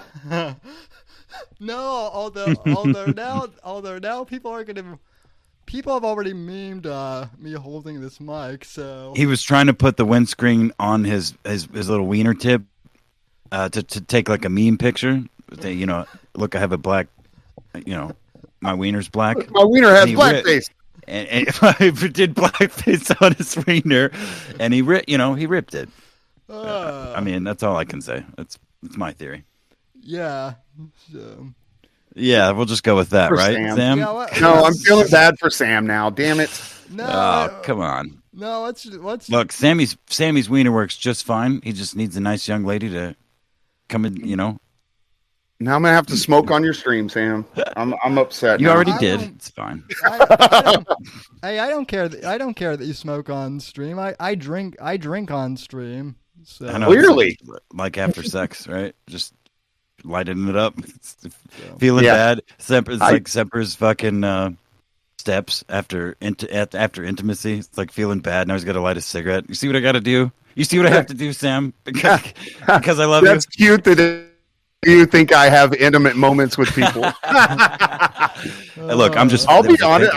I'll be dead honest. I have not had sex in 5 years, and that's by choice. Oh shit! Boom! Breaking news on the Sam Whitfield show.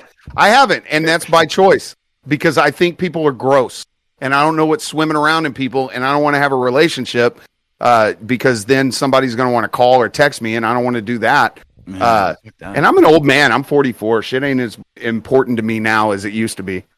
I've had plenty of sex with the two people that I've been with for the majority of my life. I'm good. Yeah, and you got babies. You got things to focus on. Well, and I think about it, and I go, well, I mean, yeah, that's why I tell people I'm not dateable because of my kid schedule. Because I will sell the spirit animal is the love of my life, and I would sell anybody out for her, and it wouldn't even be a question. And the little man's over here every other day, so it's like I can't have a relationship. I've never had a one night stand, and I never would. I think it's gross. And it would be uncomfortable and weird, so I just don't. And honestly, it's not that big of a deal. It like I think about it sometimes. Like I'll be sitting on the couch and be like, "Oh, it'd be nice to watch a movie with somebody," and then I go, "Oh, but then they're gonna want to," and it's so much work. Ugh. Nah, never mind. I'll just watch this movie by myself. Hey, at least you haven't had someone try and throw ice water at you because they saw a MAGA pin on your lapel. No, somebody would have to get within 3 acres of me to throw water on me, and they just don't. Seriously, the only time I have human interaction that's outside of chat or outside of the spirit animal and her brothers and sisters and her mom. The only time I ever have human interaction outside of that is when I go and sing. And then I go there, I sit down, I'll hang out with people and talk to them. But when it's time to go, I'm like, all right, see you later. Nobody has my number. Nobody can text me. Like, that's the way I prefer it. It's great. And if I want to talk to my friends, I just load up my stream. Yep.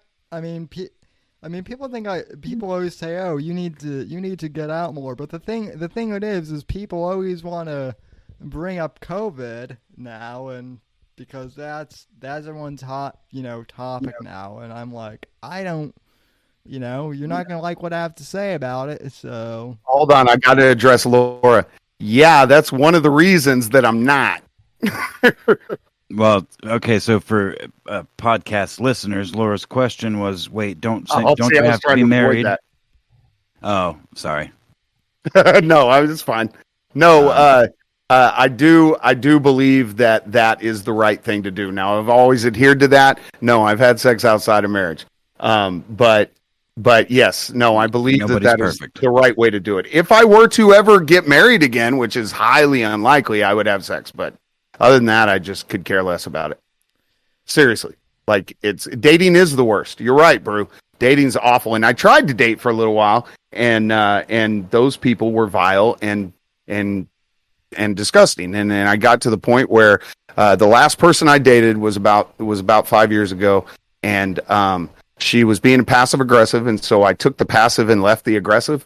Like, so she'd be like, fine, and I'd be like, oh, okay. And I go, because I can't handle it. I can't handle people being passive aggressive with me. So I just don't pay attention to their aggression until they finally sack up, pull up their big girl panties, and decide to get aggressive with me. And then she decided to do that. And then she was sitting on my back porch with me, and she's and I just turned and I went, I don't want to do this anymore. And that was the last time I ever dated anyone. Based.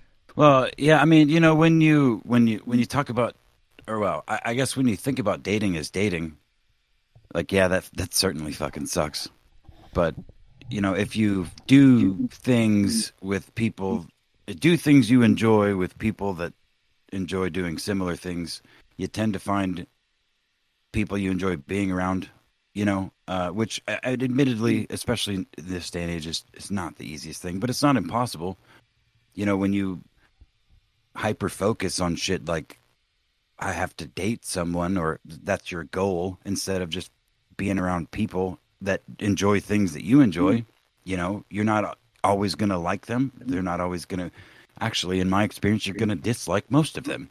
But the only way you're ever going to find any of the gems is looking. And I get the urge not to, but you know, you never know what you're going to find. And it's not always going to be good, but it's always going to be, in my experience, worth, you know, looking for. Well, and for me, it's like I'm 44 years old. So in order for me to date, well, I'm 44 years old and I have kids, and I have kids that are over here a lot, and I go over there a lot where I'm attached to her land. Like, it's my land, her land, and we're attached. The kids can walk. My son could walk in here at any moment. Right. And like, he'd just open the door and be like, "Hey, what's up, Dad?" And my life is built that way. I prefer it that way. I want it that way. And so that leaves my house completely out of it. And then on top of that, I'm a 44-year-old person with kids, and I have to find a woman who doesn't want kids but loves kids, who is my age, that isn't a jaded asshole and has actually learned something, and who doesn't give a shit about money like I don't. And if I can find that's what we call a unicorn, and they don't exist. Sure. At my age, you have two options. You have somebody who worked their entire fucking life and never decided to have a family or anything like that, and then their clock starts ticking and they need to find a man to have a kid. Well, I ain't having another kid. I'm not. I'm now the baby collector. I collect other people's babies. That's what I do. Like, my youngest son and the spirit animal, not biologically mine. You know, I've been there their whole lives, but they're not biologically mine. And so I'm not having another kid. So those ladies are out. Plus, they're assholes who think being a dick is somehow being a woman. You know, don't call me pretty, don't call me cute, because I'm a strong, independent woman. I don't want to have anything to do with those people. They're assholes. That's what we in the corporate world, in regard to males, call people assholes. You're an asshole. Yep. And so I don't want to have anything to do with you. The other one is some chick who has been used by another dude or fucking broken, and they're coming out of some fucking marriage that failed or something like that, and then they're going to treat me with the suspicion of that other guy. Or that other guy is going to be slashing my fucking tires because every single female I've ever dated has some psycho ex dude that is fucking wanting to kick my ass. They never do. Nobody ever shows up in front of me. But I don't want that either, because you've got all kinds of emotional issues. You didn't take time to heal. You're now going out and you want to date, and you're going to want to fucking rummage through my phone. You know what happens when you go through my phone? You're going to accuse me. You're going to want to look at my phone. I'm going to slide my phone over the table, let you look at it and see that I'm not a fucking cheating dirtbag, and then I'm going to get it back, and our relationship will be over. So you confirmed what you were worried about, but you did it at the expense of being in a relationship with me, because you've now broken trust. And those are the only two options for somebody in my age category. That's it. See, well, you know what? I'm sorry, Sammy. I'll try to keep it concise here. But no. I'm enjoying this. What really bums me out. Keeping it concise with the least concise person on the planet. Go ahead. Well, up there in contention with you, buddy. But what I heard was a lot of absolutions, and I mean, there's a lot to be said for knowing yourself and stuff, but like life is changed, man, and I don't care how fucking old you are. People are not. You cannot script them the way in which you describe.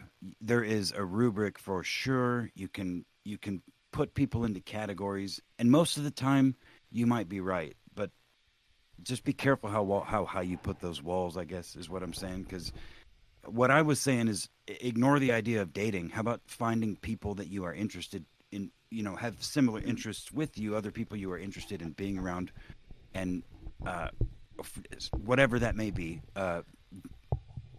I don't know. I do that when I sing. When I sing, I go out. I had people texting me tonight asking me if I was gonna go out through my DJ friend.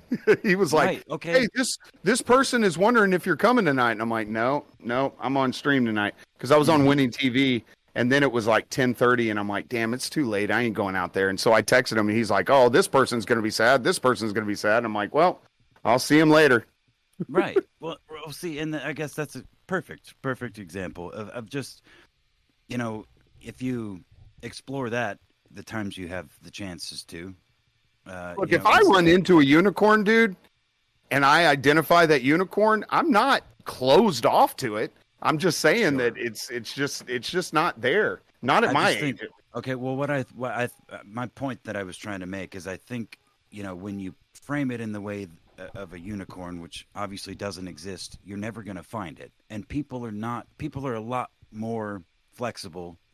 You could take two people with virtually identical circumstances that have grown up, one in Alabama and one in fucking Chicago, and they are going to be very different people and act very different. You know what I mean?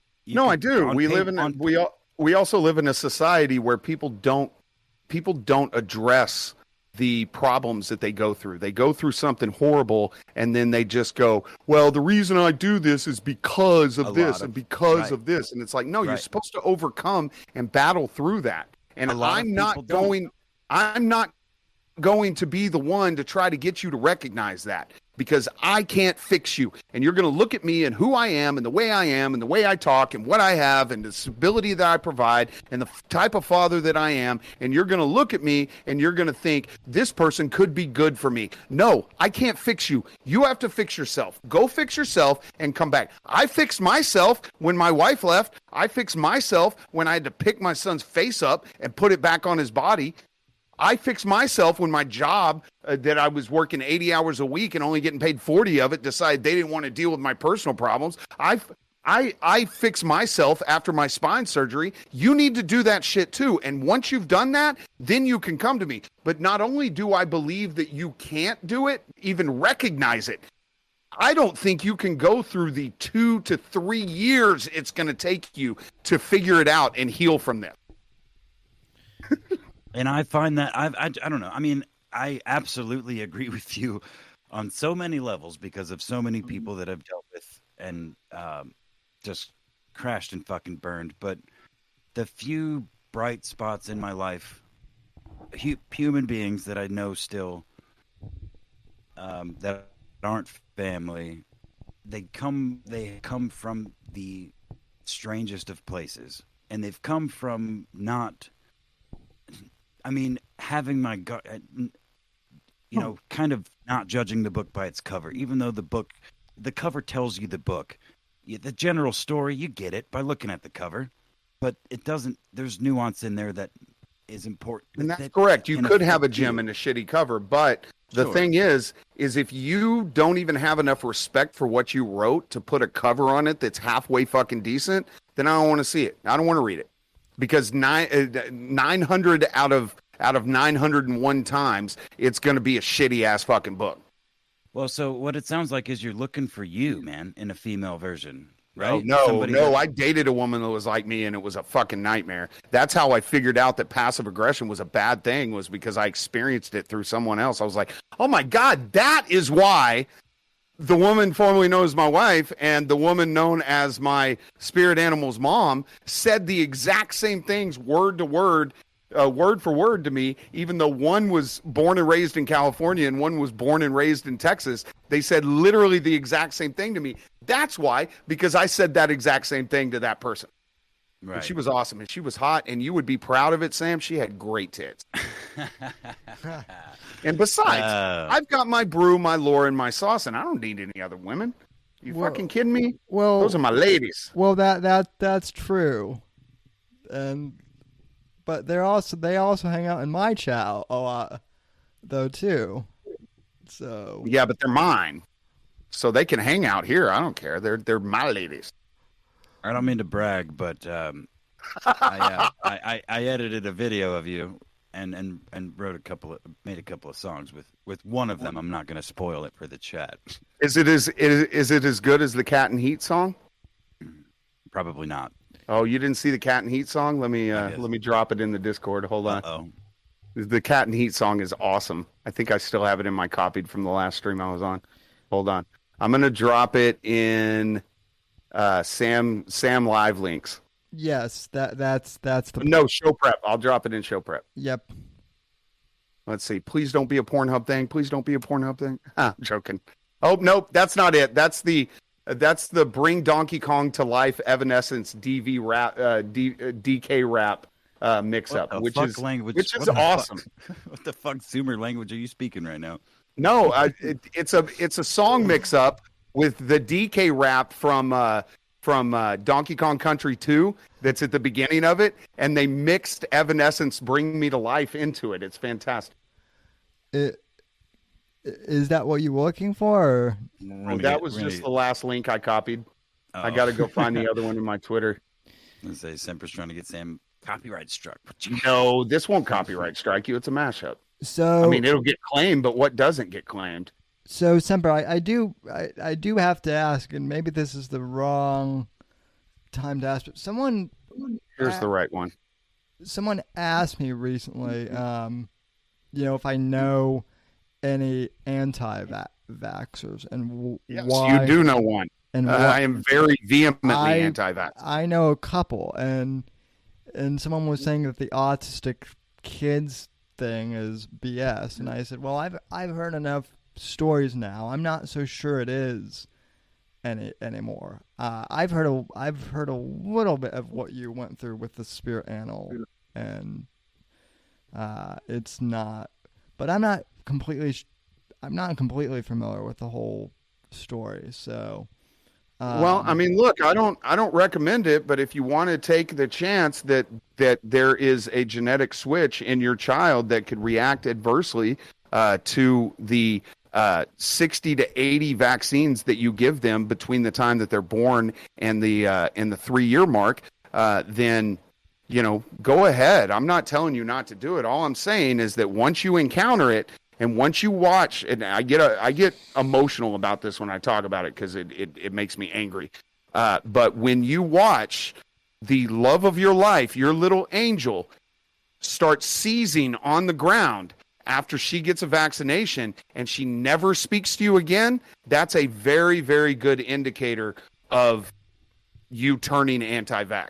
I know a lot of nonverbal autistic parents, and every single one of them is anti-vax because they watched their child, they trusted, and I didn't get her the vax. I've always been anti-vax. Homemade Ramen and Semper Kid had exemptions the majority of their life. Their mom had conservatorship.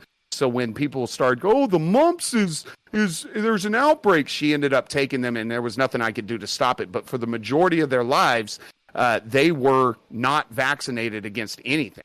I was anti-vax before the internet was like a thing. Like you had to go to geo sites to find the vax information that I was looking at. And but with the spirit animal, I had no control over it because she's not biologically mine, and her mom thought, what everybody else thinks. Oh, it'll be okay. I have to do it. All of this stuff. And it didn't really make sense what I was saying to her until she dropped, until she started seizing out, until her entire demeanor changed, until she got to the point where it was clear that something was very, very wrong. I have video of her saying brother and ball and all kinds of stuff before the MMR, and she hasn't said any of those things since. And that's it's the nature of the beast, and I'm closer to her than I would have been had she been able to talk, because we can't default to communicate, like verbal communication. We have to communicate on 6 other different levels, between her eye movement and her grunts and her stimming and her body language and stuff like that. And so I think I'm actually closer to her as a result of all of this. But yeah, no, you're not going to go through that as a parent and watch that happen and not come out the other side anti-vax. Yeah, and I mean, I'm really closer to the mic, Sam. I really don't judge anti-vax parents for that reason, because I mean, I've heard enough stories similar to yours. Yours I've heard before, and it's probably the most compelling one. But especially at that tender young age when their bodies can't handle that. Well, that I mean, stuff. I put out the call on my own stream, and on the last stream I was just on, and I'll put it on here. You want me to change my mind? Find me a 65-year-old nonverbal person stimming, and I will I would consider changing my mind at that point. But you're not going to, because there isn't a 65-year-old nonverbal autistic person on this planet, because it didn't exist back then. The increase in diagnosed autism matches the increase of vaccinations almost perfectly. When the vaccinations went up, the autism went up. And ADHD and ADD and Asperger's and all of this other shit that didn't exist prior to the 1970s, you can directly tie it to that. Farming, too. Now, I'm not saying that as a matter of fact, YouTube. I'm saying that from my experience, that's what I see. Of course, all vaccines are 100% safe and effective and never hurt anyone. And even though there hasn't ever been another a single fucking blind, double-blind study done on any vaccination, and even though you can't fucking sue them, hey, look, we get it. It's completely safe and effective, and it's been invented. And my personal experience has nothing to do with the fucking science. There, I gave you the disclaimer. No, I mean, I've got this recording, so it'll go up on Odyssey if this gets. Copy that. I really hate to do this, but I have to go. Not because of Sammy. Get the smile. I see it. I don't. You, Sammy. I know he was going to say something about Mexican food or something about a cute little Mexican. She's Speaking not of, here. quesadillas are fucking amazing. I do have to work in the morning, very early, and I just closed this evening, so I got to open. Well, then you can't go Apex until he runs the cat video. Run the cat video, Sam. All right, yeah, play me the cat video, and then I got to play the cat video, Sam. All right, Sam, play it. Sam, play the cat video, Sam. I've got cat video. I've got the. Play it. Play it, Sam. Sam, this is President Obama speaking. Would you? I don't know. Would you? Listen here, Jack. Would you please play the cat video, please? All right, let me. I'm Barack Obama, and I'm fucking gay. I don't have sound. Play me sound. You got to click on it. You got to click on it, Sam. Click on the sound, Sam. Sam, what about the sound? All right, yeah. Let me... No, you got to start from the beginning with the sound. There we go. So it's a cat in heat. Looks like it's got a little Finding Nemo toy there. He found Nemo. Getting ready to build a cat house with that wood. Here we go. Hit me some bass. There we go. Woo! Now hit me with some bass. Reverb. That's right. I'm a builder cat. I got some wood and planks and I'm built. Let's go. Get it, bro. Come on. Don't pay attention to my. Yeah. Oh, I messed it up. Don't pay attention to my cloudy eye. Woo! That's how we do it here. Is that one of yours, Apex? No, I wish. The cats aren't that talented. They just go. I ran that on a loop the other day, like 5 times in a row. So great. Yeah, my YouTube algorithm goes from cat videos to cooking videos to all sorts. I've got the YouTube algorithm confused on purpose. Oh man, unfortunately, I've had the same fucking Google account for like 13 years now, so they got me figured out pretty good. What I watched the other day, I watched something that just completely obliterated my. I watched something that was popular, and then all of a sudden, my entire feed was nothing but that. I was like, "Oh God!" That does happen still. And it took like a week to get it out of there. Like if I watch something Ben Shapiro, all of a sudden everything is Ben Shapiro, and I'm like, God, I just wanted to watch that for the bit. Yeah. Next time I'm watching on Twitter. All right, Semper, dude. Thank you, dude, very much for popping in. It's nice to chat with you again. It's always fun to hang out with you guys. Fuck yeah. Sammy, you guys, I don't know how soon you're wrapping up, but I do got to go to bed. Chat, you're amazing as always. What, Sam? I'm still good. I'm still good to go for a bit if Semper is. So. Yeah, I'm up for it. Killer. All right. Well, you guys have a great rest of the show. Thank you again for having me. It's nice to talk to you. Y'all have a good night. Have fun, Mr. No Face. Later. Yeah, he's decided to he's decided to hide his avatar on Discord. He thinks if he somehow like has the same color as Discord, that no one will see that it's him. So, he's acting like you can't go to earlier streams and be able to find it if you need it. Oh yeah, if they're gonna dox you, Apex, they're gonna go back to the early streams and get your face. There's no reason to cover it now. You've already uncovered it before. You've done your face reveal. Own it. We have. Well, and I think that's what got him. I think the Apex freeze frame memes got him. So, but wait till people start making videos about him.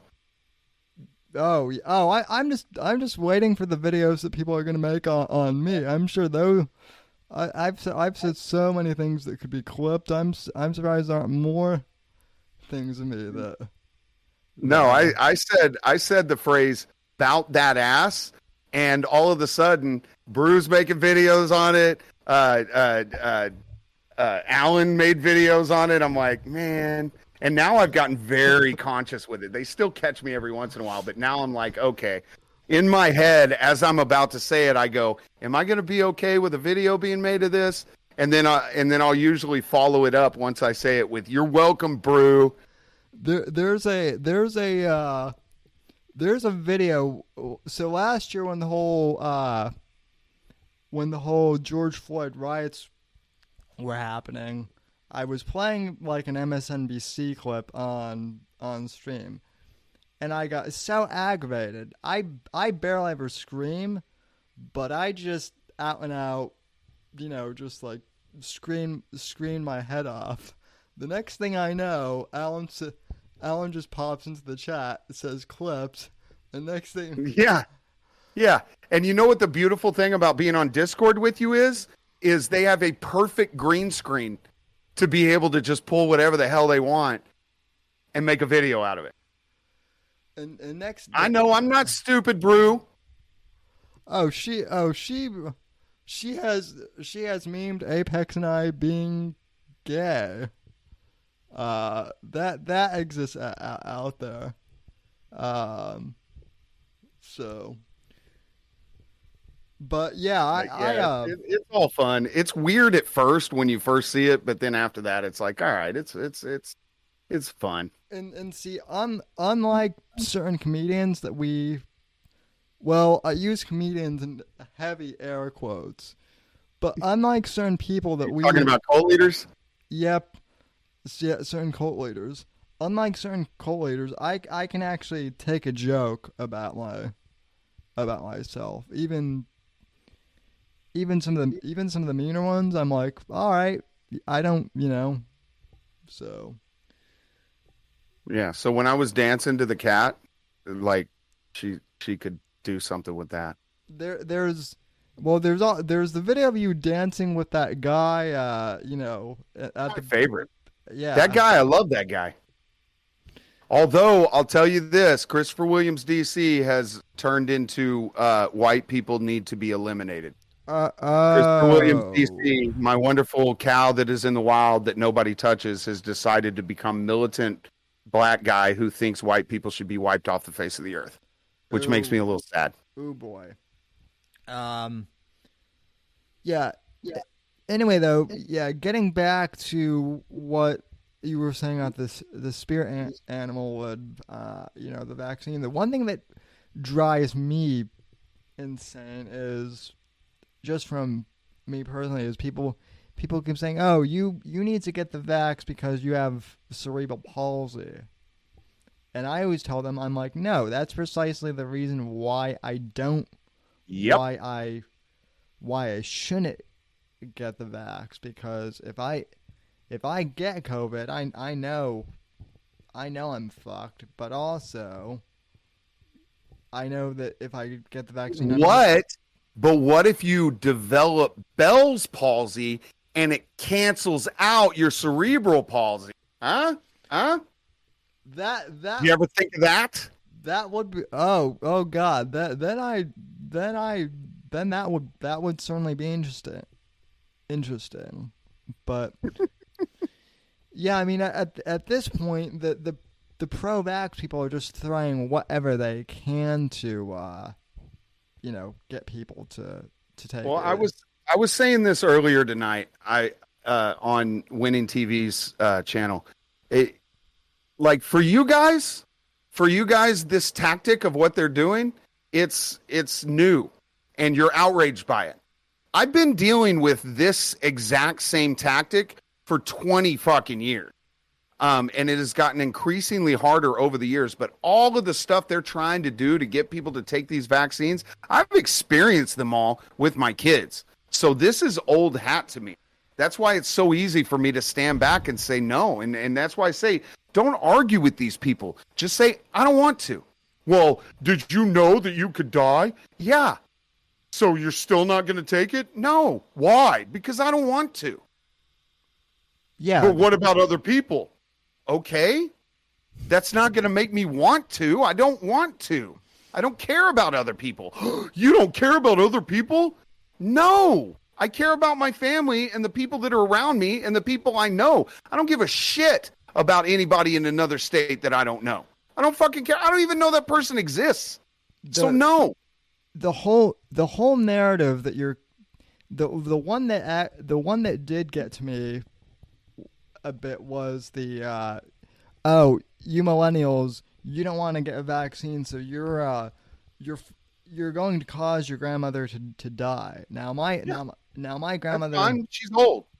Now my grandmother is in a nursing home. She has a pretty advanced dementia, but before the at the beginning of the lockdown that happened, her memory was still somewhat intact, and she said, I don't care about, the vaccine. I just want to be able to hug my family and, whatnot one last time before, my memory goes. And that to me, it broke my heart, and and so that's what I've always told people. I'm like, God does. You think it's going to be pleasant for me to lose my fucking job? I got as perfect of a performance evaluation as you can possibly get on my last performance evaluation. It's not going to be pleasant for me to lose my job, but if that's what needs to be done, then that's what. Because now, even if you get past the religious aspect of it and you get past the health aspect of it, of what it's doing to people's health, even when you get on the other side of that, now you're telling me I have to. So I immediately am going to double down and say fucking no. I've been fine for the last 2 years. I've been working. I've been going to the store. I've been doing all this shit. I'm fine. Why am I going to take a fucking vaccine now? And you can't give me a valid explanation for that. So you know what? Fuck you. No. And now I'm going to say no just because you're telling me I have to. Well, that's where I'm at now too. I didn't really care if you want to get the vax, great, but now that they're trying to force people, and more importantly fearmonger people into doing it, that's where I have a problem, because I've had people go, "Oh, so you're willing to die over this?" And I look at them and I go, "I joined the fucking Marine Corps on my own and went to Kuwait. Yes, I'm willing to die for what I believe in. Yes. Why would you even question that? Like, what the fuck is wrong with you? Of course I'm willing to die for something I believe in." It's not even. I mean, it is that for me, but it's more of like, look, I know what. I'm pretty sure I know what's going to work for my body and what isn't. So why are you trying to tell me that even though I know I've gotten sick from vaccines in the past, and that was just the flu vaccine, what makes you all of a sudden think that you're more of an expert on my body than I am? Yeah, well, and because the World Health Organization, the CDC said so. Well, now, if you want a copy of and the FDA is in there too. If you want a copy of the 396 drugs that have been recalled by the FDA that were formally approved, I can shoot you the link that has every single one of those drugs on there, the last one being Chantix that they just recalled because they found out. How long has Chantix been out? For 20 years? They just found out it's causing cancer. 20 years later. Yeah, I mean, I don't have cable TV anymore, but when we did, every other commercial is for a pharmaceutical. And you know why they're having influencers and celebrities and news and all that stuff advertise the shot, but they don't run ads on TV? Do you know why? I mean, I don't have like I said, I don't really watch TV, so I don't know. So. Well, if they ran the commercials on television for the vaccine, they would have to list out all of the side effects. But if you advertise it, yes. Celebrities and news articles and influencers on YouTube and shit like that, you don't have to list all of the side effects. By the way, one of the side effects that are listed on it is Bell's palsy and death and myocarditis. Yeah, I mean, yeah, my stepfather is a big health nut. Yeah, and he's 68. He's not getting the vax. He's not getting the vax either. So, I mean, for all the reasons. I'm not telling you not to. Like, if you want to go and fucking put that shit in your body, that's fine. But see, here's the thing. If I respect you, and you're someone who has stood up there and beat your chest about government control and how you need to not bend to the government or put your knee down and you should have freedom. And if you're one of those fucking people, if you're part of libertarian Twitter or any of that shit, and then you decide because you want to travel on a plane or you're worried about losing your job, you decide to get it, that's fine. That's your choice. But I ain't ever going to fucking respect you, and I ain't ever going to be on your fucking stream again. I can promise you that. Because you have just made it harder for me to say no because you back down. And the more people who back down, the harder it's going to be on the ones that don't. And so if you're vocal about it and then you go, well, I mean, I have to now because I can't blah, blah, then you just traded your value system in for to get something that you don't believe is healthy for you because you bent the knee to people who are pressuring you to. So you can get it and that's your right and that's fine, but I no longer respect you as any type of truther type person. You're just another fucking shill. Yeah. and also, I mean, the one thing I will say that is kind of like a positive, not necessarily about the vax, but one thing I always used to get is all the pro-choice people with, well, it's my choice, my choice, my bot, my. Yeah, but those people have always been hypocritical. So of course they're going to say it's different. Of course that's kind of one of those Fox News talking. Well, Fox News is pro-vax, but that's one of those kind of boomer talking points. It's like, of course, you're talking about people who think it's not murder to inject saline into a woman's body to chemically burn a child alive and then rip that child out of the womb once it's dead, piece by piece by piece. Those are the people you're talking to. So of course they're going to be upside down. But the thing, like, take Adonis Paul, for example. Adonis Paul has never said, I'm not going to get it because it's Paul. Adonis Paul has always maintained, I don't want it. And so until there's some reason that makes me take this thing, I'm not going to. And then he found a reason and he decided to take it once that reason was presented. I still like and respect Adonis Paul because he was never one of those people who stood up and said, I'll never get this thing. So if you want to get it, that's fine. But don't you fucking dare stand up and try to be some fucking rights warrior and grift off of that and then turn around and bend the knee when it gets hard. Right. Because then I won't respect you. And I've never been one of that. I've never been one of those. I've always been one of those ones where it's like, look, I'm not getting it. You can get it if you want to. Yeah, I just Ghost of Nicolo said one of the ones I hear a lot too. But how will our vaccines work if you don't get yours? That's a legitimate argument they're making. Look, we have to get to a certain percentage, and if we would have done that, the Delta variant wouldn't exist. And it's like, okay, so you're telling me that if we would have all gotten vaccinated in the very beginning, that we would have wiped out the first virus in the history of forever? No, stop it. You can't fucking know that. You cannot know that if 100% of the population was vaccinated against this thing with this experimental fucking poison that they want to put in, you cannot know that it would have eliminated this virus. It's impossible to know that. So stop telling me that. I mean, thank you for reminding me of that. I mean, I didn't think about it. Yeah, no, that's an argument I've heard. The other thing I heard, it's not just the vaccines. Apply that to the lockdowns. Oh, well, if we had all stayed indoors for 14 days, then we would have been out of it. Then it's, the next thing. Oh, if we had only stayed in, lockdown for 30 days, we could have gotten out of it. And, and so on. And you want to have some real fun, Sam? Let's take it to another disease. We can test for AIDS. We know when you have AIDS. Why don't, since we're ripping rights away from everyone, and since we seem to want to quarantine everyone, why don't we go and test every person in the United States for AIDS?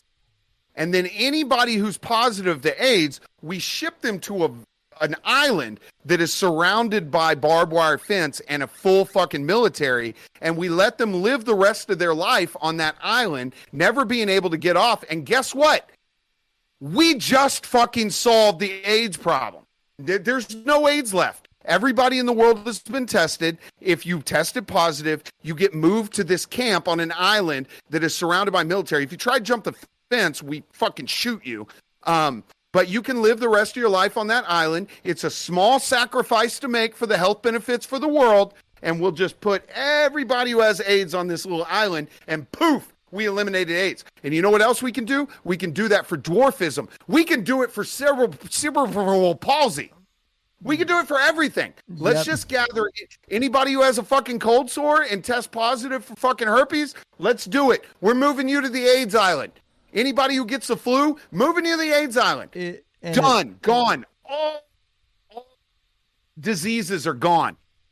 But wait, that sounds fucking unreasonable, doesn't it? Yeah, it's for the greater.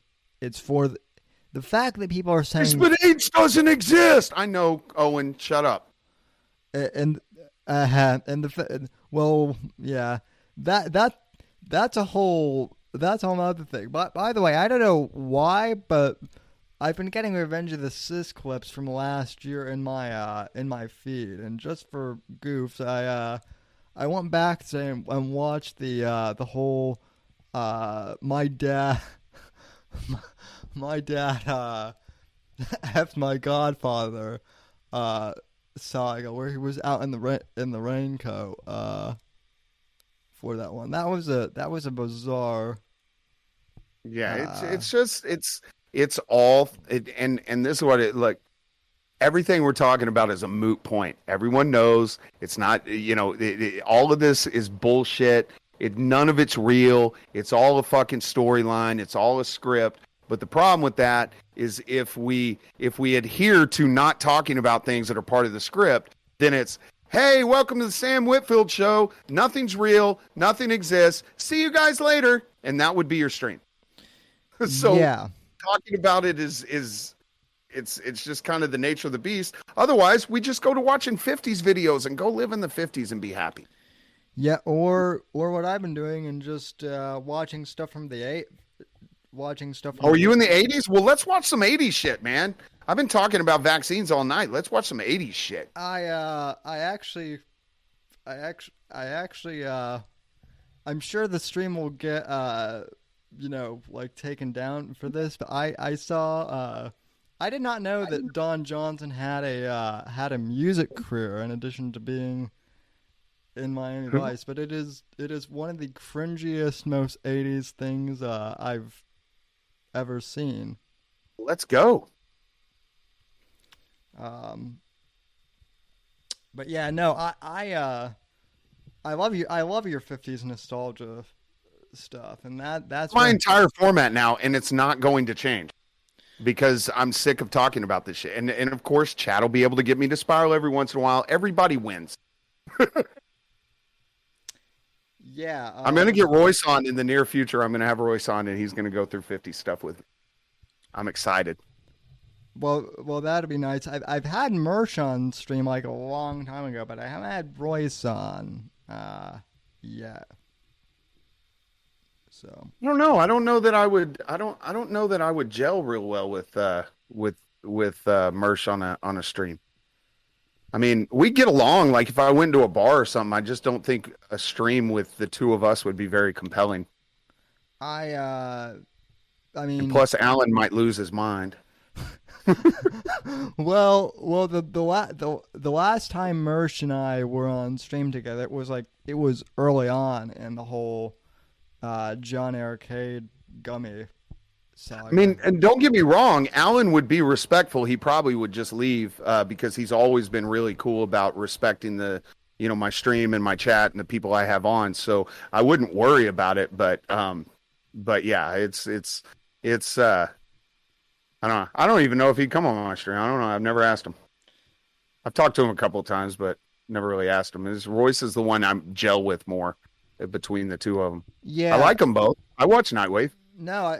Well, you're a mod on ROTC too. I've seen your wrench in there. Yeah, he knows about me. It's not like we don't. Like if I ever go out to an event or something that they're doing, I would hang out with Mersh and we'd talk and laugh. Same. And, I think that my style and Royce's style kind of gel better. I think if I had Mersh on and we went through 50s videos, I think Mersh would be bored out of his mind. I would agree. Well, I think Royce does a lot of pop culture stuff too. Yeah. Like you do. And Mersh is more like he does a lot of farmer. Yeah. Which I mean is why he was so good at coming. Well, no, that's a bad version. Mersh is someone who is more kind of philosophical in pointing out dickheads on the internet. That's my opinion in regards to Mersh. Mersh understands assholes and goes after them when he sees them. That's very true. So Yeah. I know there's a lot of people who don't like him, and that's fine if you don't like him. But I mean, I like Nightwave. The way he deconstructed Owen with that brainworm of Crowder was probably one of the best mind fucks I've ever watched in a clip. That it's just, I watched it live when it was happening, and I was still in the cult and stuff like that, and I was watching it going, holy shit, like he's just working them. As you know, I was there too when that happened, and you know we were out of it, but you know I assume that had to be one of like the turning points. Oh geez, I hate saying turning point now because it's cringy, but yeah, was that one of the first like barrier moments for you, the Crowder thing? No, Crowder lost me a while back. Crowder lost me when he went to Blaze and kind of sold his soul. Well, no. What in regards to Owen? I mean, watching Owen flip on Crowder. No, well, Owen started getting to the point with Owen where it was just like, oh, okay, like he did the moon thing, and I made a comment in his chat when he started on the moon thing, and I was like, really, we're doing this? Like, you just found out something that people have been going off on for 30 years, and we're going to do this now? Like, you know, hey, 1980 called and said that they want their fucking storyline back. You know, what the, oh God, I'm going to have to sit here and listen to you pine and yank information that I've heard 100,000 times for like 20 years of my life. Stop. And it just started getting annoying. And then I watched him grift into the truther community, and it just kind of got a little worse and a little worse. And I'm like, I don't even like why am I watching this? Like, I don't even like it. And I noticed that I was going in the chats and stuff like that just because of the people that were in there. And I just went, ugh. And then I just kind of stopped watching him. And then he was ripping off my shit. You know, he was watching my stuff. And then 10 minutes after I would stop, he would fire up an Instagram stream and start saying exactly the same shit I was saying, but not credit me. And I was just like, why am I dealing with this douchebag? And then I'm getting hit by Johnny and Alan, and I'm like, why the fuck am I even doing this shit for this? Like, the only reason these people are attacking me is because of him. And I just got to the point where I was like, I'm just not going to watch. And especially after I became friends with Alan, and I was like, oh, well, my perception of this guy is completely different than what I was told. I just kind of stopped. And then once he found out I stopped, it was, you know, well, he didn't find out. Once it was said in his stream that I was no longer watching his stuff, that's when he took me, you know, did the on-air takedown. But I checked out a long time before that. Well, I mean, we left, Johnny and Alan, Johnny and I and our group, we left, you know, and then the gummy thing happened after we left. We left because of the whole Nimmer thing, but in regards to the whole moon thing, the thing that was, you know, astounding to me wasn't so much that he was covering the moon, it was the hill that he was going to die on was the moon conspiracy, and he did that for everything. You know, like you with the vaccines, I can at least understand because vaccines are not a nothing thing. But the moon landing in like the grand echelon of conspiracies is. So same thing with the JQ and whatnot. Yeah. So it just got I'm like, oh my God, I'm gonna have to listen to him talk for hours and hours and hours and hours and hours and hours and hours off of something that people already know all this shit. And it's gonna annoy the shit out of me. Like, I didn't say anything outside of we're gonna be talking about stuff that people have done 20 years ago. Like, come on, like, okay.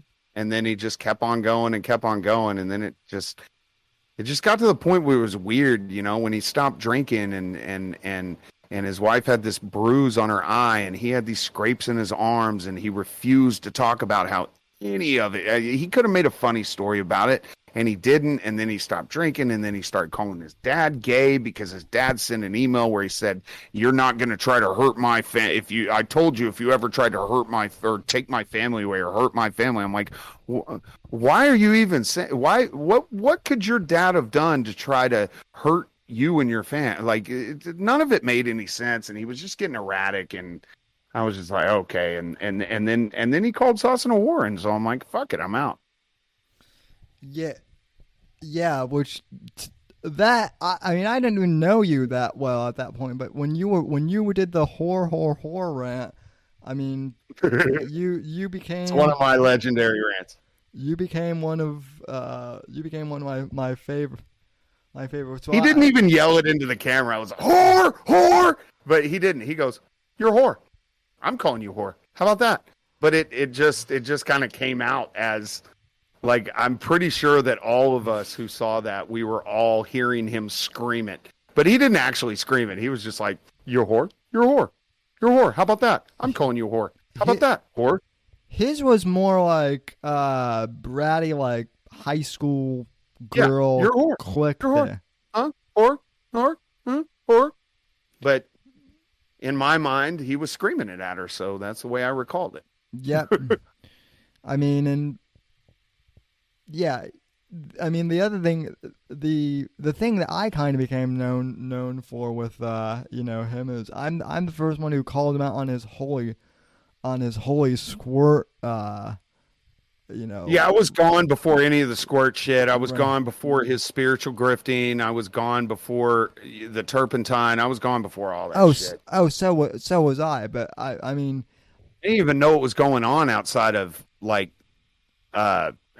Johnny and Milker clips. I had no idea what was going on. I was like, "What? He's drinking turpentine now? What the fuck is that?"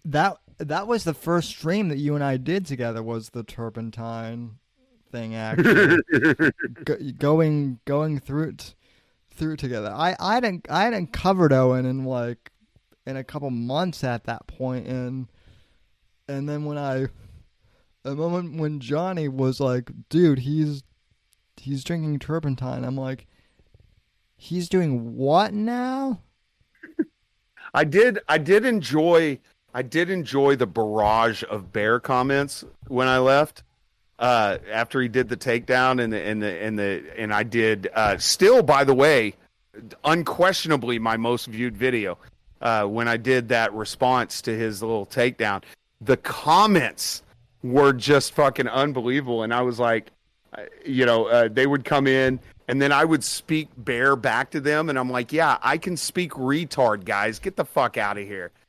Are you kidding me? You've been here for what, a week? Do you not even fucking know that Owen said don't give people the clicks because it's going to put them in the algorithm? You're actually doing what Owen told you not to do. In fact, he called people who go and watch videos like mine gammas, and you're being the fucking gamma. Stop being a fucking gamma.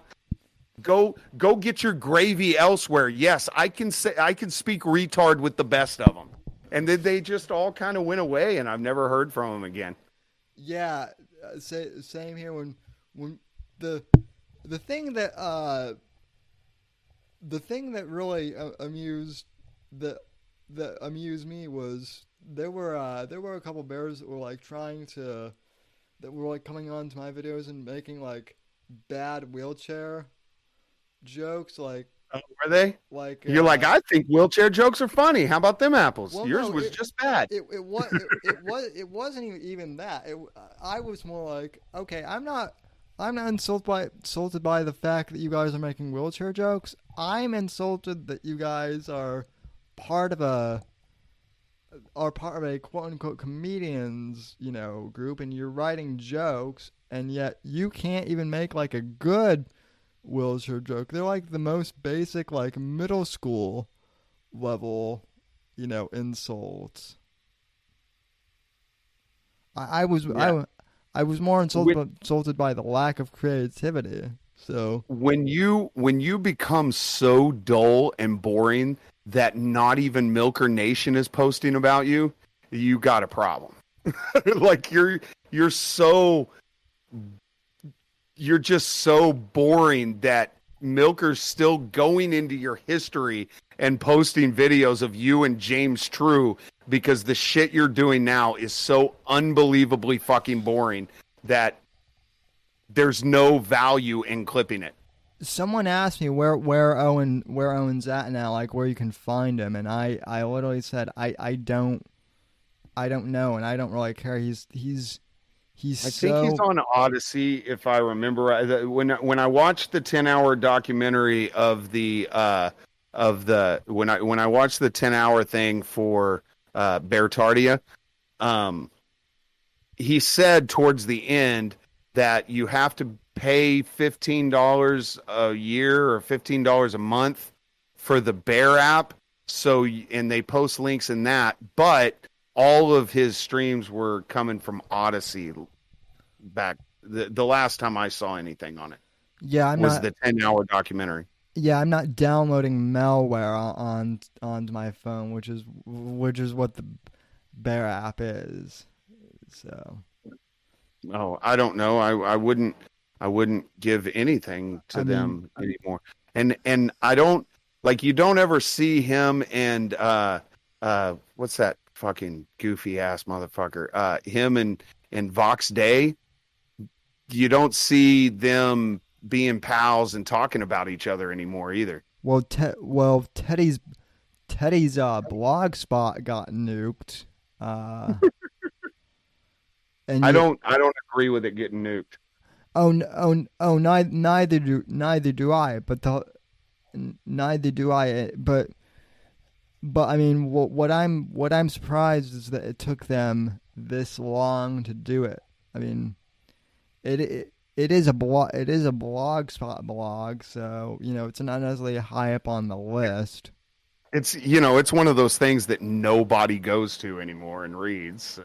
Well, and then I guess he relaunched it on his own like server or whatever, but it still looks like a blog spot blog. I used to hear Owen talk about Info Galactic or whatever it was all the time. Never hear him talk about that anymore.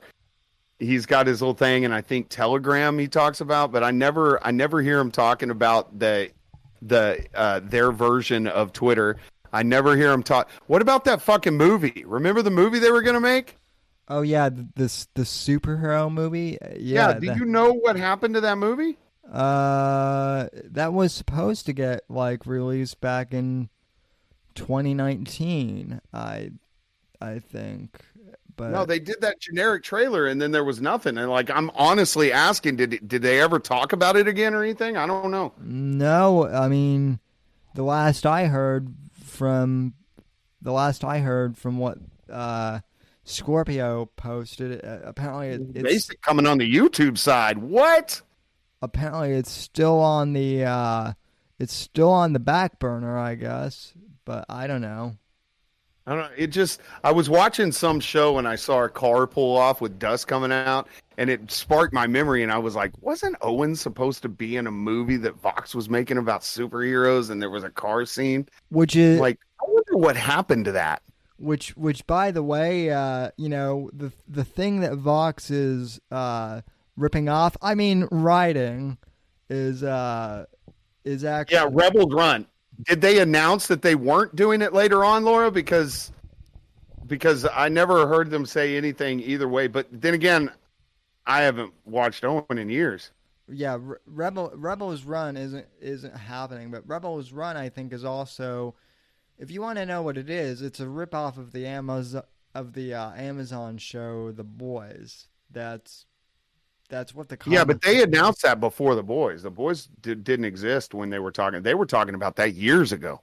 I mean, well, the Boys in terms of a comic book. It was out before then. Yeah. In terms of a graphic novel, has been around for, and I mean, Vox ripped off the comic book too. So, No, it's Fox Day, and so it's not real shocking to ask the question. But the answer is, well, he's done that with everything. But didn't they take money to start that movie? Didn't they have a GoFundMe to start that movie? I think they did. I don't remember. I'm not sure if it got funded or anything. Caretaker Bear is in the chat, so Caretaker.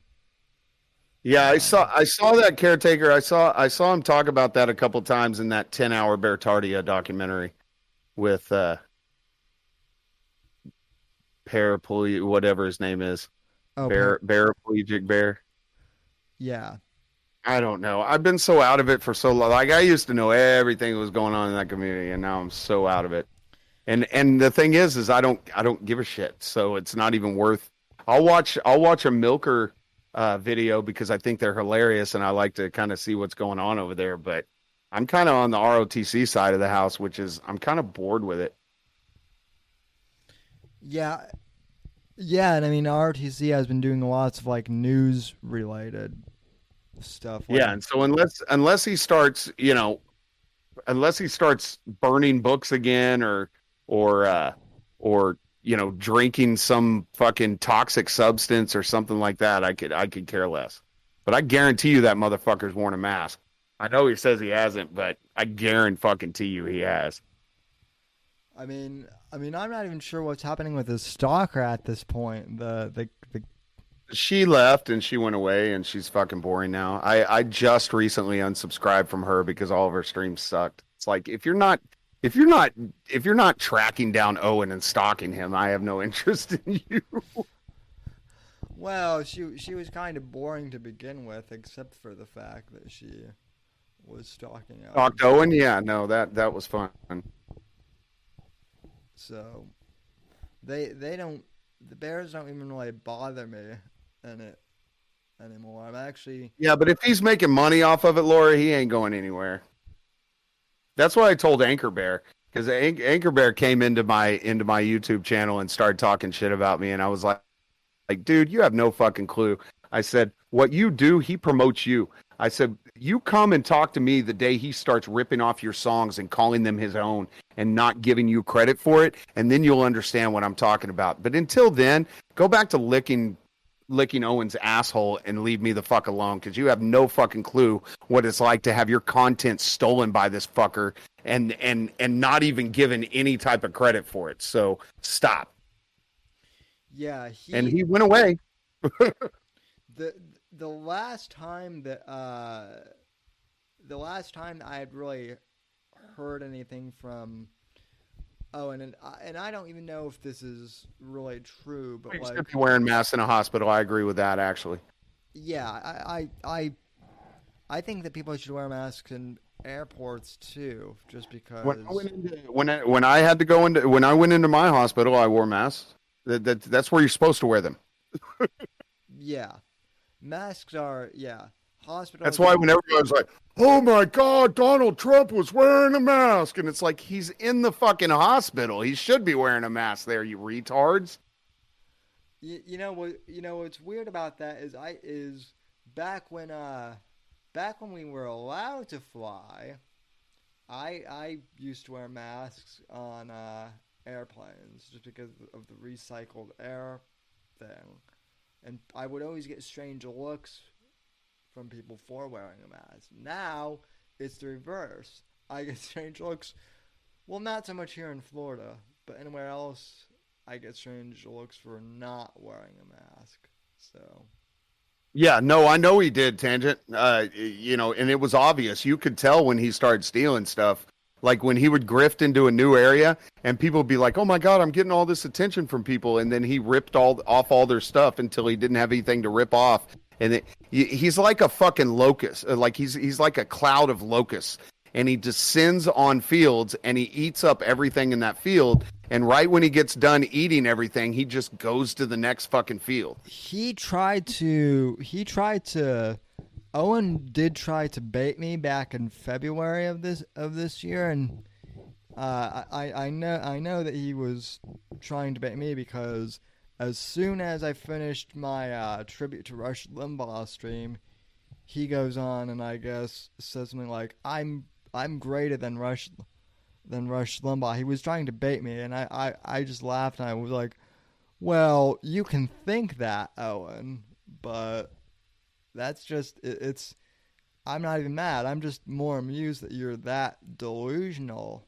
That you there's still people who think that there's going to be live streaming on unauthorized.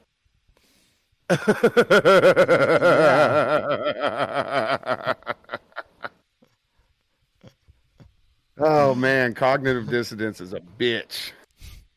Well, I mean, it is kind of fascinating when you consider the fact that people are just so desperate to belong somewhere. I feel like that's what it is.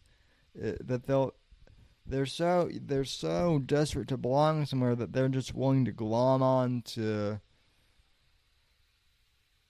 anything, even if it's completely ridiculous. Well, no, I'll give him this. I'll give Owen this. The vast majority of my very loyal followers on YouTube came from the bear community. So I will give him that. The reason that I have that I was able to gain traction in the first place was because of the bear community.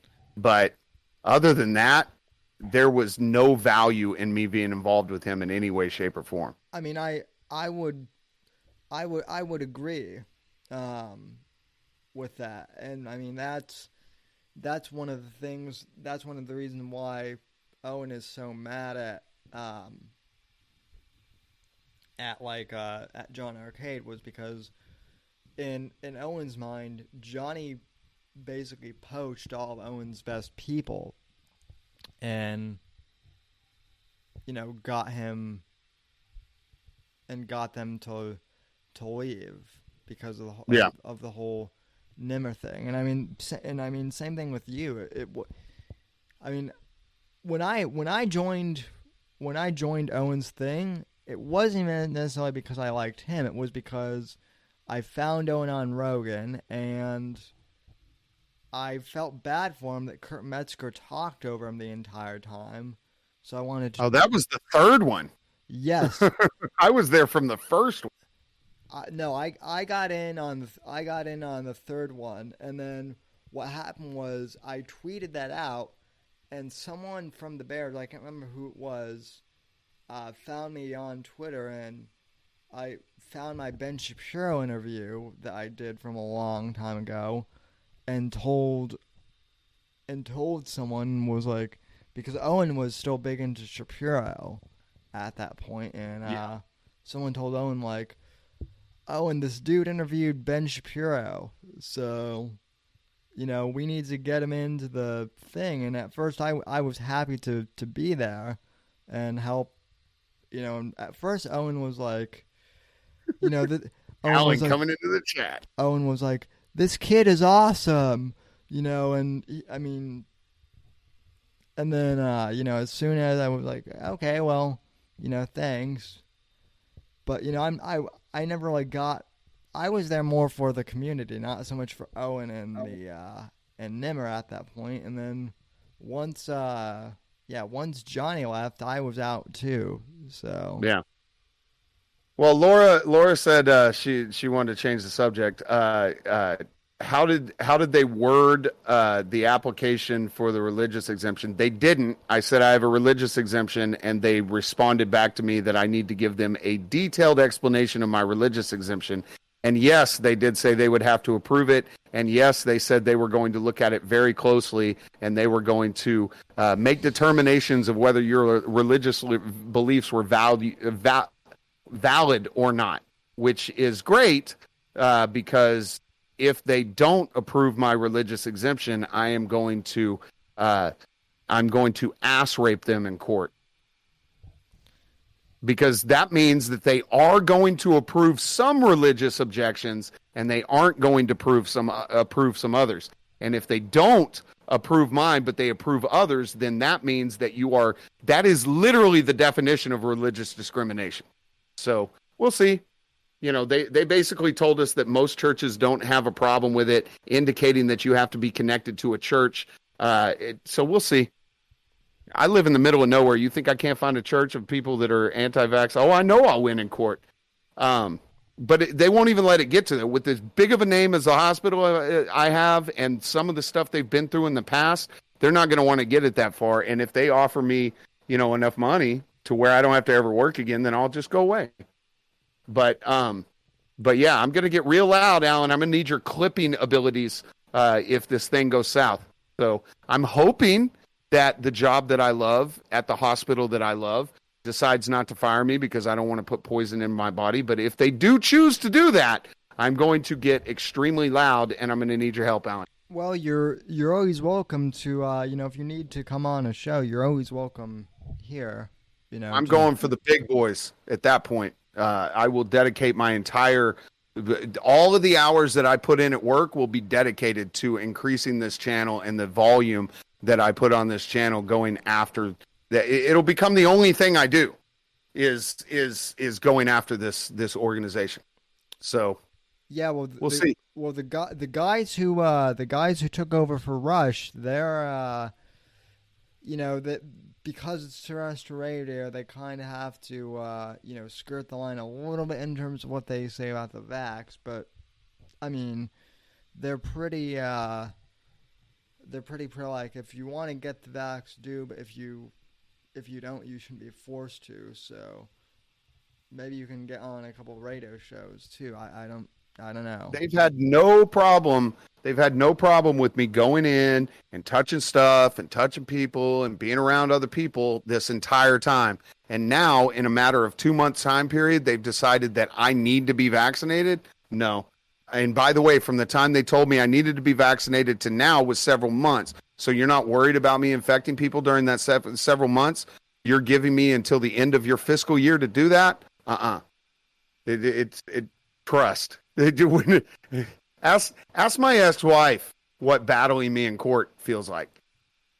Because I will dismantle people, and I play the long game. I don't play the short game. I play the long game. I had my performance evaluation, although not perfect, was significant enough to be rounded up to a perfect score.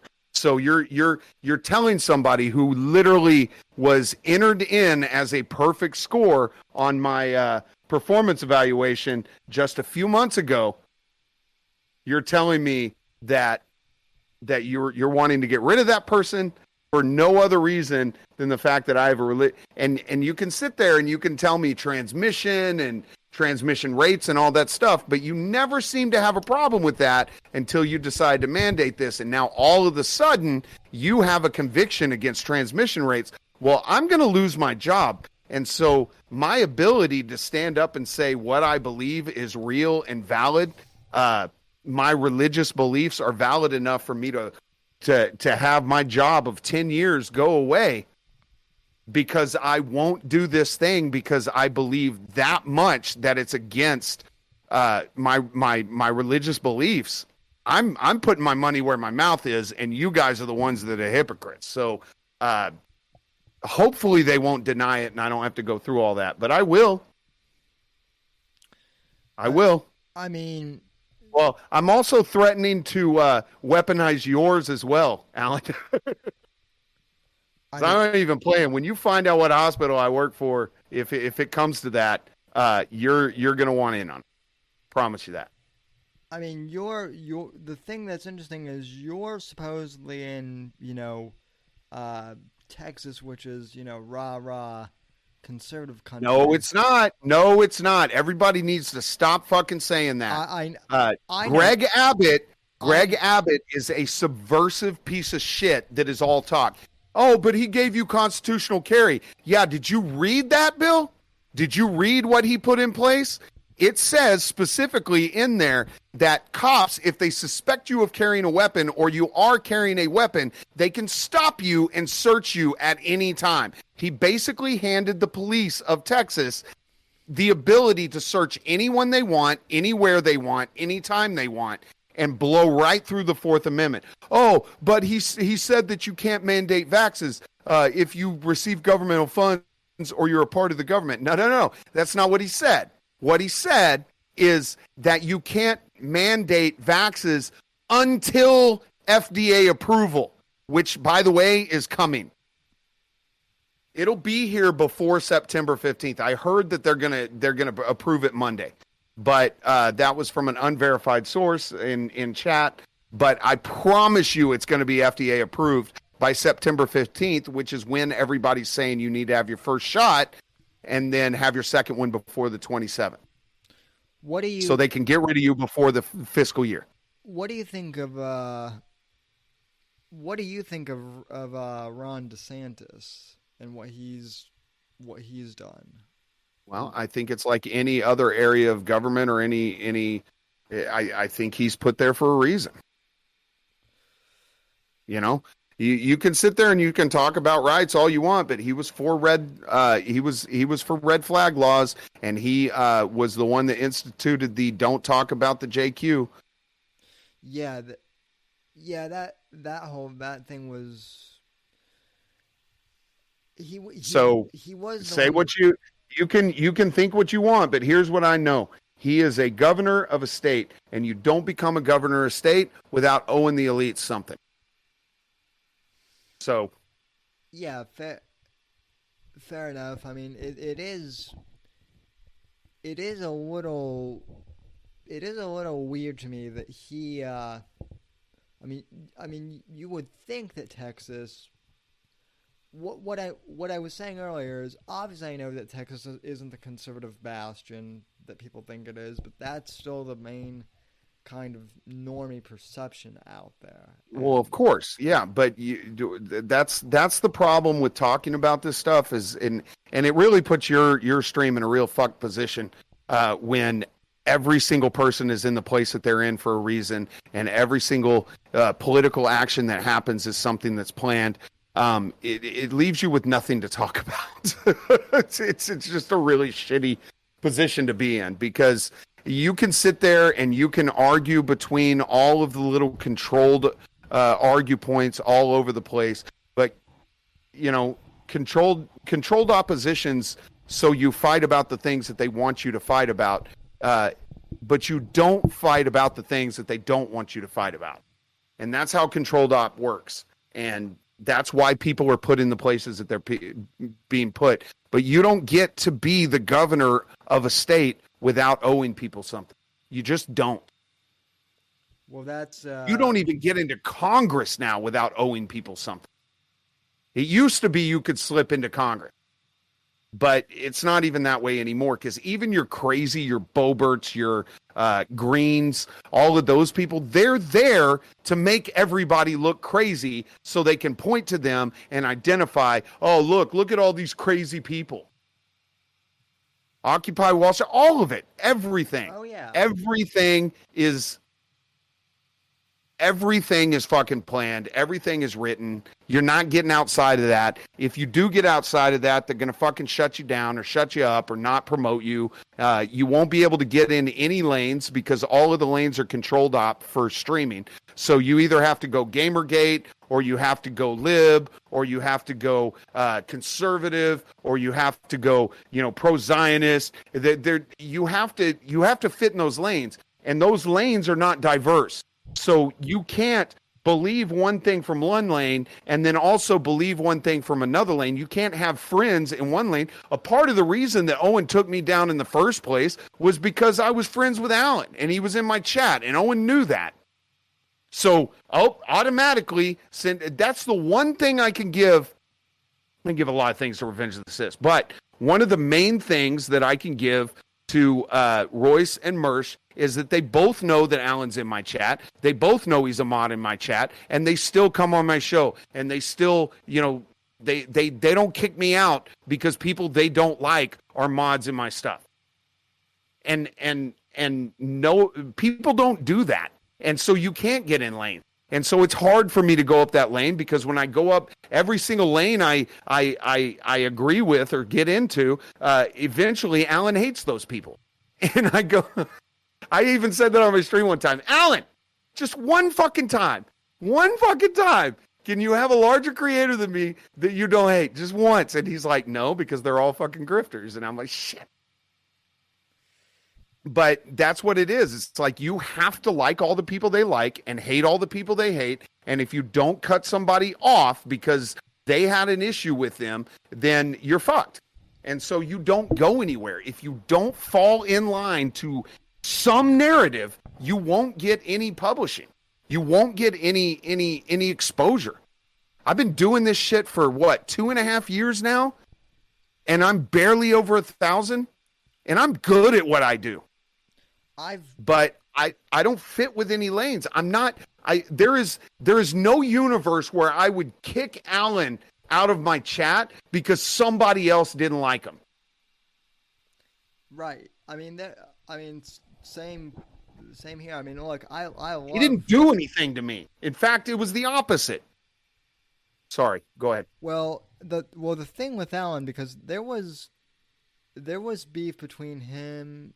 I wouldn't even say there was beef, but for a while I wasn't really interacting with anyone in the ROTC community for a while because they've chilled out now, but for a while when Mersh was really going after Alan, they didn't want anything to do with me because I liked Alan. Now, one of the reasons why I love Alan is because Alan was one of the first people to tell Base Texan to fuck off when Base was going after me for helping Johnny, and that's how Alan and I became friends. And then when Mersh threw on under the bus with the whole Owen thing. Oh, hold on just a second. I'm sorry. Pause. Soraya, I tried, but you type Batman into YouTube and it goes fucking bananas. There's so much clickbait shit around that I didn't find it, but I know he fucking took it from somebody. But no, I got bored with it after a while and I stopped trying to find it, but no, I never found it. Turn your mic up, Sammy. Did you figure out the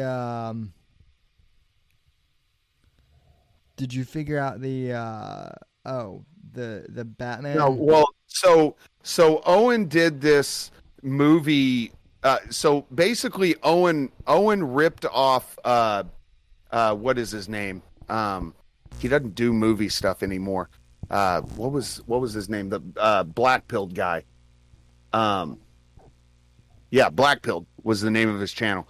And he used to do breakdowns on movies.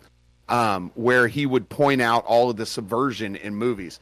And so he basically ripped that whole format off of Blackpilled, and to the point where Blackpilled stopped talking to him. But he ripped that off. Well, he did this one thing on the Batman series, and he basically did a movie breakdown, but I could hear somebody else's voice in it. Like, I know he got it from somewhere else, but I never could find where he got it from. Owen ripped off my John Wick review series, and I... Wouldn't surprise me. And... Yeah, Devin Stack, that's who it was. And, and the other thing was, he ripped off enough of it, but he also wildly misinterpreted, what that movie is about.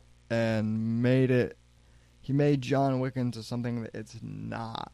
So, which is, John Wick. I didn't hear his John Wick one. So, if he completely missed the mark, he may have tried to do it on his own. But the Batman one, it was just too well organized, and it's like like I could hear somebody else's voice saying it, so I knew it came from somewhere. Did he try and make himself into Batman? No. He was saying Batman was a communist piece of shit. Was basically his whole thing, that the Batman movie wasn't a great set of movies because it was promoting communism or something like that. It was a decent breakdown of some of the stuff in it, but that only lended more to the fact that he didn't come up with it himself. He basically took my John Wick review and then was basically like, so yeah, guys, I'm John I'm the real life John Wick, and it's like, I didn't realize John Wick was retarded. But okay. Oh, excuse me. Neurodiverse.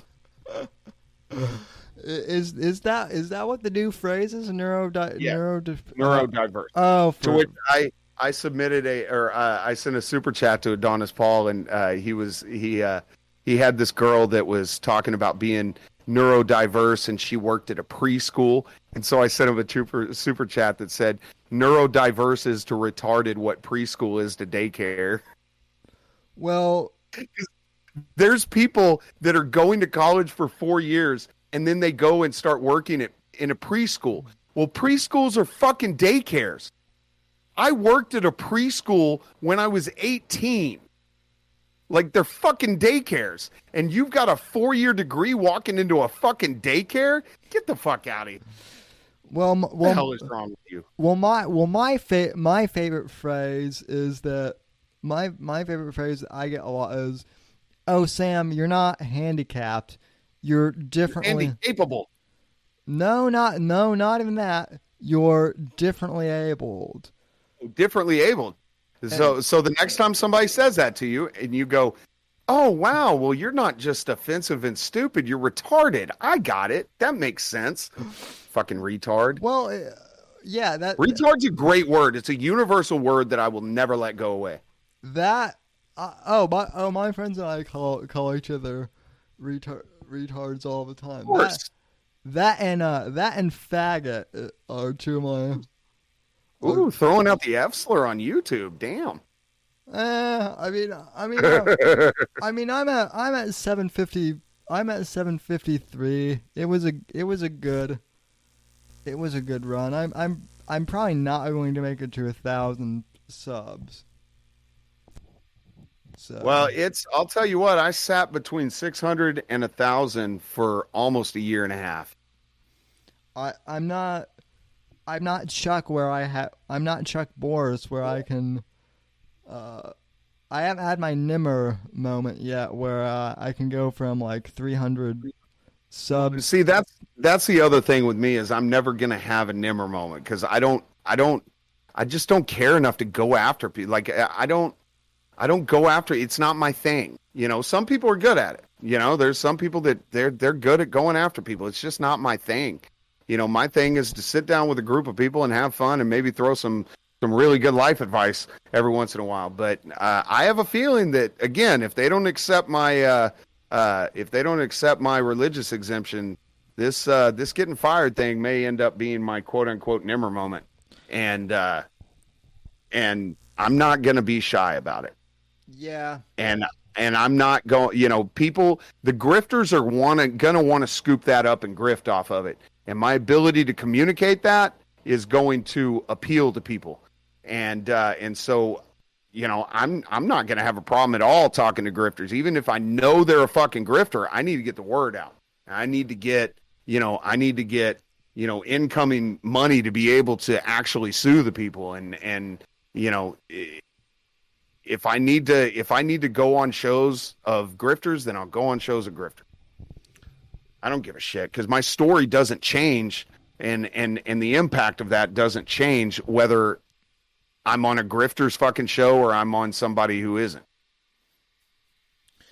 Yeah, I mean, also though, I feel like some people take the definition of grifter itself and well, of course they do, but the grifters I'm talking about are legit grifters. Yeah. Well, people. I know that there's a lot of people who think that anybody who makes any amount of money online is a grifter, but you know that's not what I'm talking. I'm talking about the people who they want to get behind the cause to fight for freedom. Blah blah blah blah blah. Right. Yeah. If I need to use them, I will use them. I've watched them use all kinds of shit forever. If they need to be used at some point, then they will. It is amazing to me that people are just now figuring out that Black Rifle Coffee is a grift, too. Well, if you're anything that gets promoted by Shapiro or Crowder or anything like that, then you're a fucking grifting piece of shit. I mean, you just are. There was a time when Crowder was in Michigan that you wouldn't have been that. But if you think I won't talk to fucking Blaze because I think Blaze is a subversive piece of shit, you're out of your fucking mind. If it comes down to this and I lose my job and I need to get exposure for it, then I'll fucking talk to Blaze. Yeah, I'm in the Dallas-Fort Worth area where Blaze is. Like, if you think I won't talk to that Eric July guy about it, you're dead wrong. Eric July is a pretty cool guy. He started getting absorbed by Blaze, but I think he said something wrong with the Blaze guys, and he kind of got kicked out of the circle. So yeah, he did. I've been following him for a while. Well, did. My problem with Eric July, I actually liked him when I first saw him when he had like 150,000 subs or whatever before he started like really blowing up. But I liked him in the beginning, but then he started kind of going clickbaity. I can't handle the clickbait shit. Clickbait makes me nuts, and I know it's the way to grow. And that's another thing. I'm never gonna be big because all of the things you need to do to be big, I can't stomach. I can't be a clickbaity fucking, put my face going on some fucking screenshot of something that I photoshopped. I can't. That was a green screen for you too, Alan. I just can't do it. I can't pick fights with people. It's just not in my nature.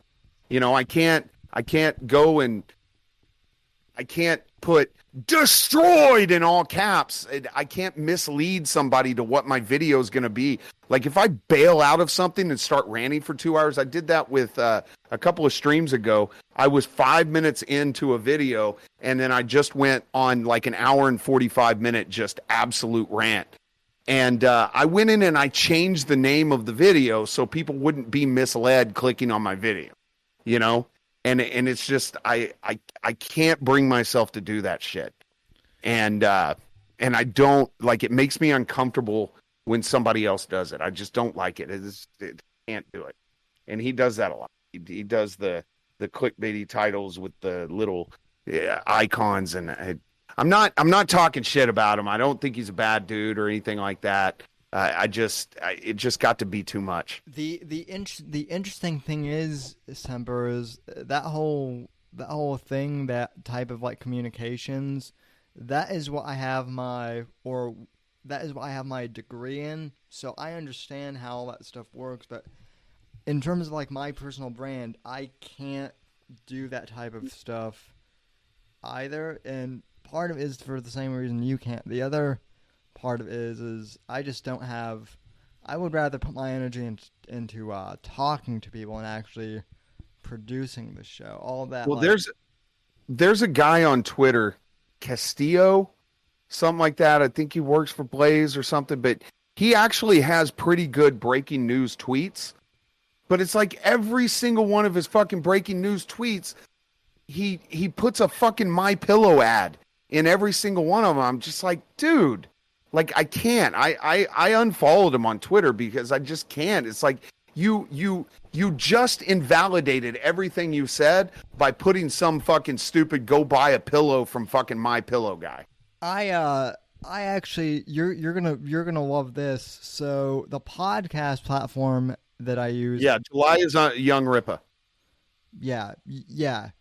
But he's got those music videos and they're overproduced and it's almost like he's trying to be that British guy, the fucking what is his name? Oh, Milo?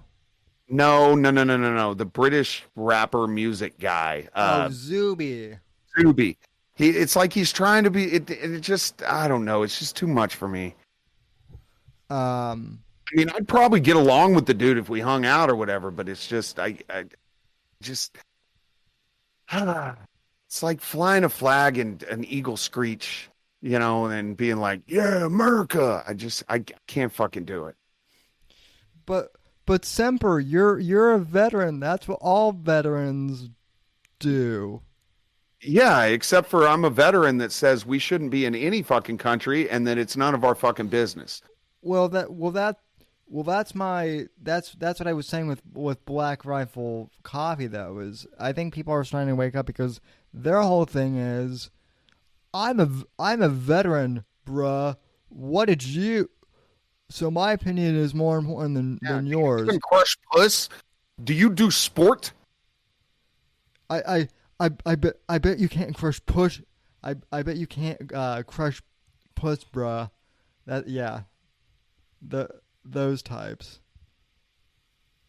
So. But again, those people were promoted for a reason, because you can't have that crazy. Dude, I see so many clips of so many fucking shows with people with hundreds of thousands of people, and it's like, how does this person even have a fucking show, let alone an audience? They're so bad at it. Like H3. I don't understand how H3 has a fucking channel. Like, you're terrible. Like, first of all, you're unpleasant to look at, and I'm not the prettiest man in the world, Like, I know what this is, It's not the worst, but I'm not what you would, as he said in The Water Boy, I'm not what you would call a pretty man, but I don't look like that fat fucker. And he just goes on and like all of his bits suck, and then he has these fucking annoying women on all the time, then they suck and they're screechy, and so I just don't get it. And the only explanation is because he's promoting subversive shit. Yeah, that's the same thing with Nick Fuentes. Is like people were like, why don't you like Nick Fuentes? You're both young. Like, this was good when when people were passing around clips like 3 years ago. He was somebody who was saying shit people weren't saying. But then he jogged right into that fucking mainstream. And I don't know if they were that way from the beginning or if they realized in order to progress, I have to slide into this role. And then they get caught up in it, they lose their soul, and they start selling it for fucking money. I don't know which came first in between those two. Did you sell your soul and then you became something? Or in the process of becoming something, did you sell out your soul and now you're stuck? My problem with Fuentes has always been the fact that I've always seen him as an edgy boy for the sake of being an edgy boy. I can say edgy shit too, but if I don't believe it, I'm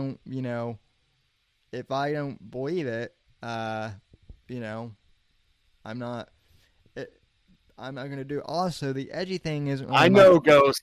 I know what's behind it. I do. Is also the edgy thing isn't my personality. Wait, what's behind me? Look at the chat. H3. Just look at the chat. It's okay as long as you don't say it. Okay. Okay. I know how they get their stuff. I just don't know it, because everybody starts out unknown, right? So I don't know if the person got to where they were at or got to where they are, and gained an audience because they sold out, or whether during the process of gaining their audience and going up the ladder, they realized that unless they sold their soul and pushed a narrative, they wouldn't be able to get past a certain point. It's one of those two. They either started off selling their soul or they sold it to progress up the promotion ladder. Well, then let me ask you an interesting hypothetical. What if, I know this isn't going to happen, but like, let's say for whatever reason the anti-vax thing becomes like a majorly big narrative, right? And somehow you skyrocket. Now you've believed in anti-vax from day one, but all of a sudden it's become a big narrative. Is that the same thing as selling out?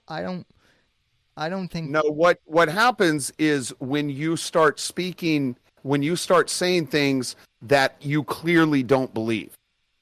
So when like let's take my Twitter for example. You can go back. If you go back far enough in my Twitter, you can see me being Mr. Conservative guy, because there was a period of time where I actually believed that.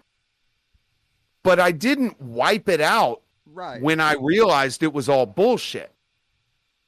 And so this is where I'm at now, and I'm pretty deep-seated in where I'm at now. You're not going to see a major change like you did in my conservative days, because I was fooled by the same thing that a lot of people were fooled in the beginning. I was pro-Trump. I was this and that. And it was because I was pulled up in that same, the whole reason Trump was put where he was put was to get people like me to go into a lane. Well, when I found out that lane was bullshit, I stepped out of that lane and didn't have a problem with calling out people in that lane. And not like Owen. Owen grifted off of all of those lanes. But mine was a core belief. And then once I realized that it was all bullshit, and I see other things are all bullshit, and everything's fucking bullshit, then I started playing in the lines of that, of saying, okay, well, I'm just going to fucking run 50s videos all the time because it doesn't fucking matter anymore. But if the anti-vax thing ever got big, my message wouldn't change. My friends wouldn't change. Like, it just wouldn't. And, if I started going up some anti-vax ladder and they told me, well, we're going to promote you up, but you can't talk about this specific thing anymore, and that thing was integral to who I was, there's no way I could fucking do it. I would sit where I'm at and I would stay there. And that's kind of what happened with, that is kind of what happened with me, because at one point, they wanted me to kind of be the conservative cripple guy, I guess, which is what Madison Cawthorn, and it's fucking offensive. And it's not even that I'm like against talking on my disability. I will, but I've never seen it as like a core thing of like who I am. So for me to like make it who I am, I mean, the right does. Here, let me give you an example of something I wouldn't do. Okay, I will never whore out my daughter. You will never see videos of my daughter, in a meltdown or anything like that. I would not create a channel, in order to progress and rise up the ladder to make my story a little bit more, to create a channel that revolves around my daughter, and it just wouldn't happen. And if there was a point where, like, if I had an opportunity to have a channel that, let's say, to build a channel, and I do have that opportunity, and I could, and I just don't, I don't, and I won't. I considered it for a little while, having a channel that's similar to Fathering Autism, to where, it was more of, a journey in my daughter learning things and stuff like that. I considered starting a channel, but the more I thought about it, the more I felt like it would be whoring my daughter out. And so I just didn't do it. And then plus, people get weird and creepy and stuff like that, and they start taking those videos and doing shit with them, and it would be out of my control at that point. So if I were, let's say, going up an anti-vax ladder and I was starting to succeed, and they said, we want you to start, bringing your daughter because she's cute and she's amazing and awesome, and that'll really help your analytics and all that stuff, my answer would be no. Right. My answer would be no. And if it meant not progressing anymore, that's fine, because I'm not going to whore my daughter out. I'll talk about her. I'll talk about her story, but I'm not going to whore my daughter out. Right, which I find that admirable. That you're not going to do that. And I mean, it's not admirable. It's being human. It's being a decent human being. Like the Fathering Autism guy. he has a decent channel. It's kind of clickbaity, and that's why I kind of moved away from it, because it is a little clickbaity. But then again, that's the way you promote stuff. But he was one of those people that he said up front, and to his credit, he's never done it, that he will never show a meltdown for his daughter. And I gained a lot of information from his channel. Yes, he's connected to Autism Speaks, and Autism Speaks is a fucking terrible. That's another thing. I would never in a million years promote Autism Speaks. Not in a million years. Where the hell did that thing come from? I'm not really familiar with. I mean, I know what Autism Speaks is, but I'm not. You know, I guess I'm not in that circle. So. Weird. Well, Autism Speaks is kind of.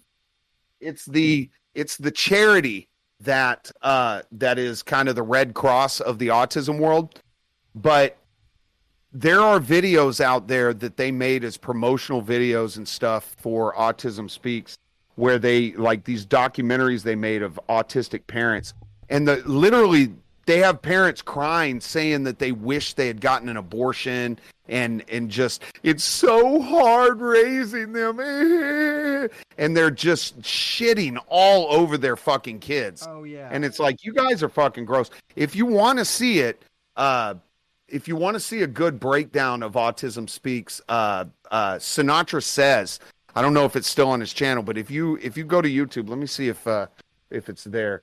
But if you go to YouTube, and because Sinatra Says has 2 autistic kids, bet you didn't know that. He's got 3 kids, but I know for a fact 2 of them are autistic. So Sinatra Says, Autism Speaks. Yeah. So he did multiple videos on Autism Speaks, and played some of their promotional videos, and they're just fucking vile. Let me drop one into your show links. I'll watch them with you if you want. Yeah. Well, I mean, that's because I meant to do one on them, but I never got around to it, and then I forgot about it. But you just reminded me. Well, I mean, it's kind of like the similar thing with, like, the cerebral palsy, community too. Well, I'm sure your community has all kinds of fucking grifting nonprofits. Oh yeah. Well, the one grift that people, like, keep trying. All right, it's in your show links. The one thing that people keep, like, trying to get me to get into is, like, the motivational speaking grift, which motivational speaking is a grift in of itself, because if I don't think good life advice should cost like $160 in, like, a VIP package in order to gain the key of knowledge. That's all of the good life advice is in the Holy Bible, in my book. So, yeah, I dropped that video in show links. If you want to run that video, I'll run it with you right now. Yeah. Let me pull it up here, because I don't think people realize it. I don't think people realize how bad this is. Let me copy them.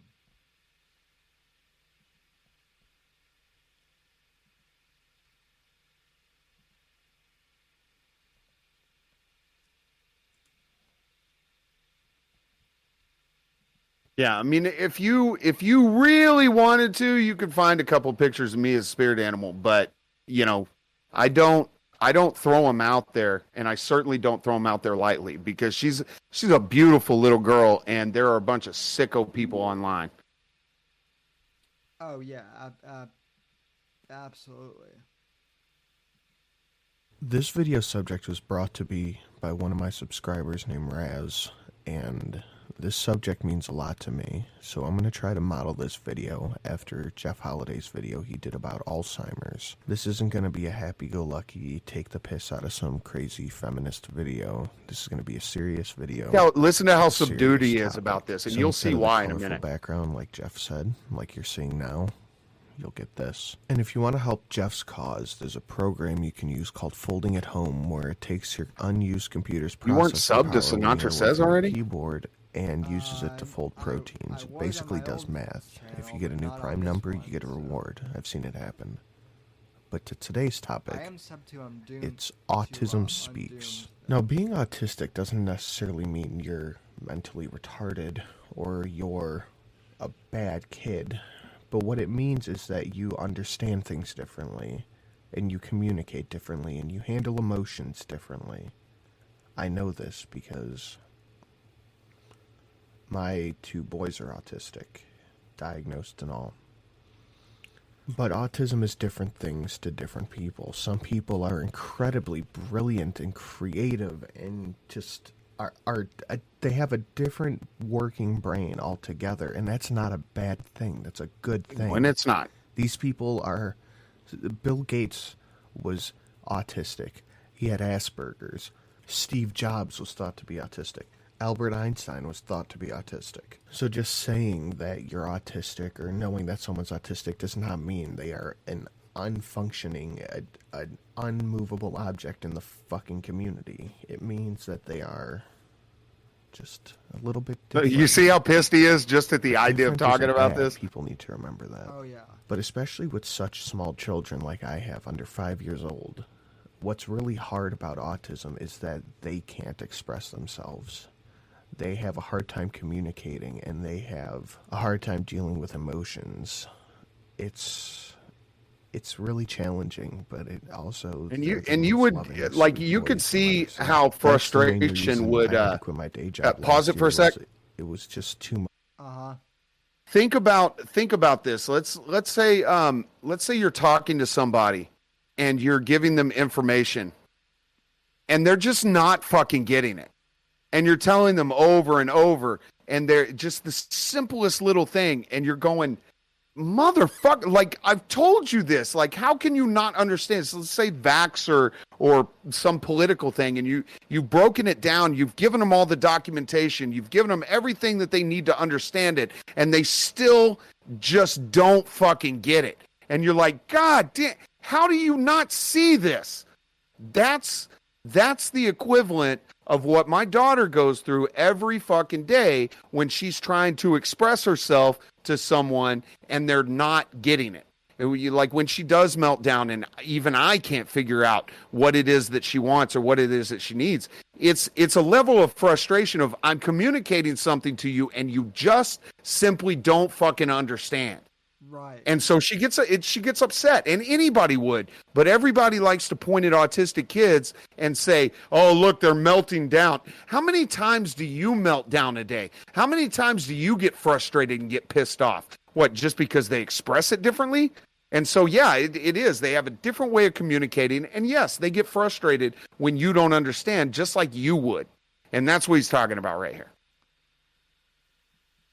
For my grandma to deal with by herself, and for anyone who knows me pretty well, they know that the mother of the boys isn't involved in either. Turn the audio up a little.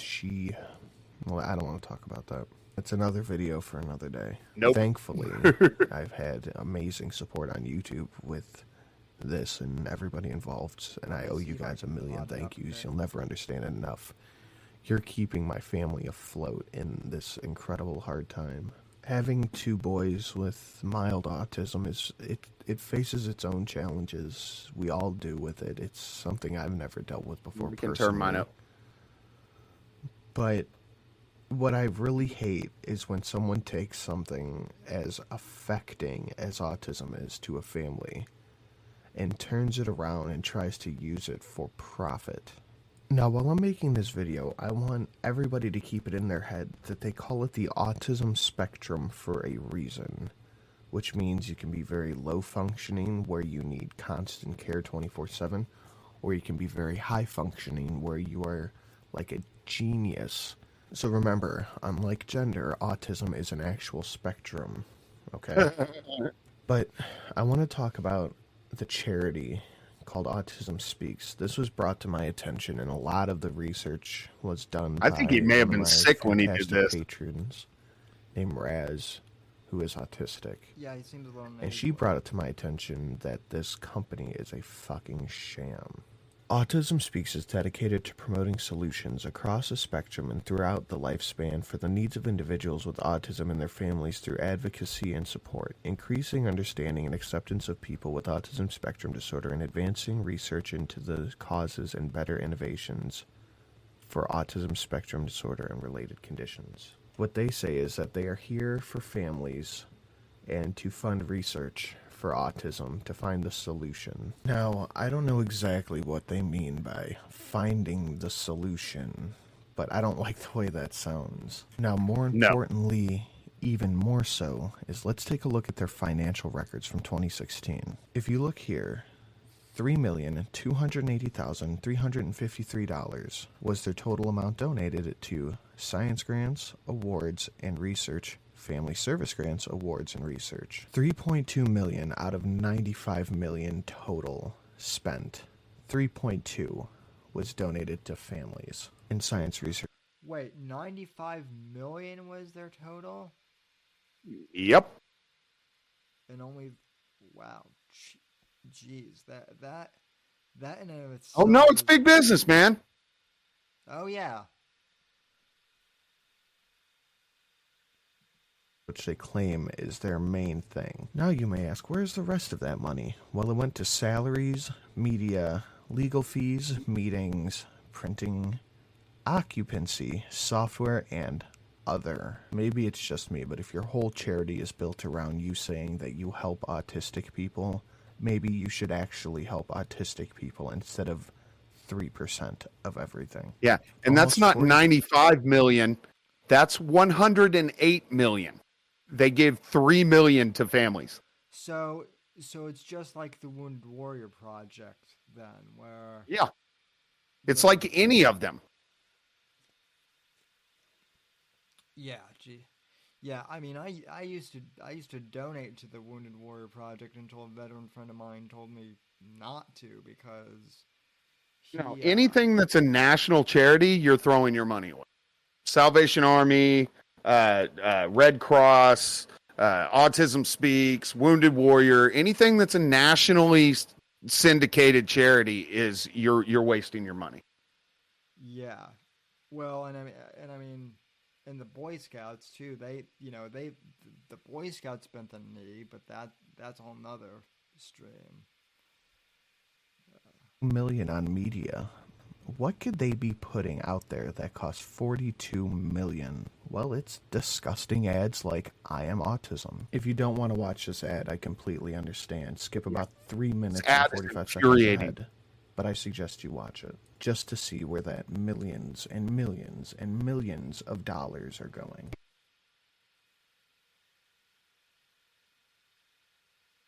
Which, by the way, that's a really shitty logo for that much money. I am autism.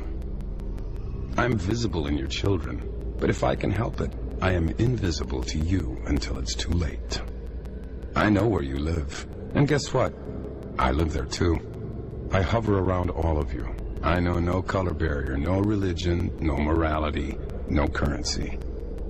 I speak your language fluently, and with every voice I take away, I acquire yet another language. I work very quickly. I work faster than pediatric AIDS, cancer, and diabetes combined. And if you are happily married, I will make sure that your marriage fails. Your money will fall into my hands, and I will bankrupt you for my own self-gain. I don't sleep, so I make sure you don't either. I will make it virtually impossible for your family to easily attend a temple, a birthday party, a public park, without a struggle, without embarrassment, without pain. You have no cure for me. Your scientists don't have the resources, and I relish their desperation. Your neighbors are happier to pretend that I don't exist, of course, until it's their child. I am autism. I have no interest in right or wrong. I derive great pleasure out of your loneliness. I will fight to take away your hope. I will plot to rob you of your children and your dreams. I will make sure that every day you wake up, you will cry, wondering who will take care of my child after I die. And the truth is, I am still winning, and you are scared. And you should be. I am autism. You ignored me. That was a mistake. And to autism I say, I am a father, a mother, a grandparent, brother, a sister. We will spend every waking hour trying to weaken you. We don't need sleep because we will not rest until you do. Family can be much stronger than autism ever anticipated, and we will not be intimidated by you, nor will the love and strength of my community. I am a parent riding towards you, and you can push me off this horse time and time again, but I will get up, climb back on, and ride on with the message. Autism, you forget who we are. You forget who you are dealing with. You forget the spirit of mothers and daughters and fathers and sons. We are the United Kingdom. United States. We are Argentina. We are Russia. We are the European Union. We are the United Nations.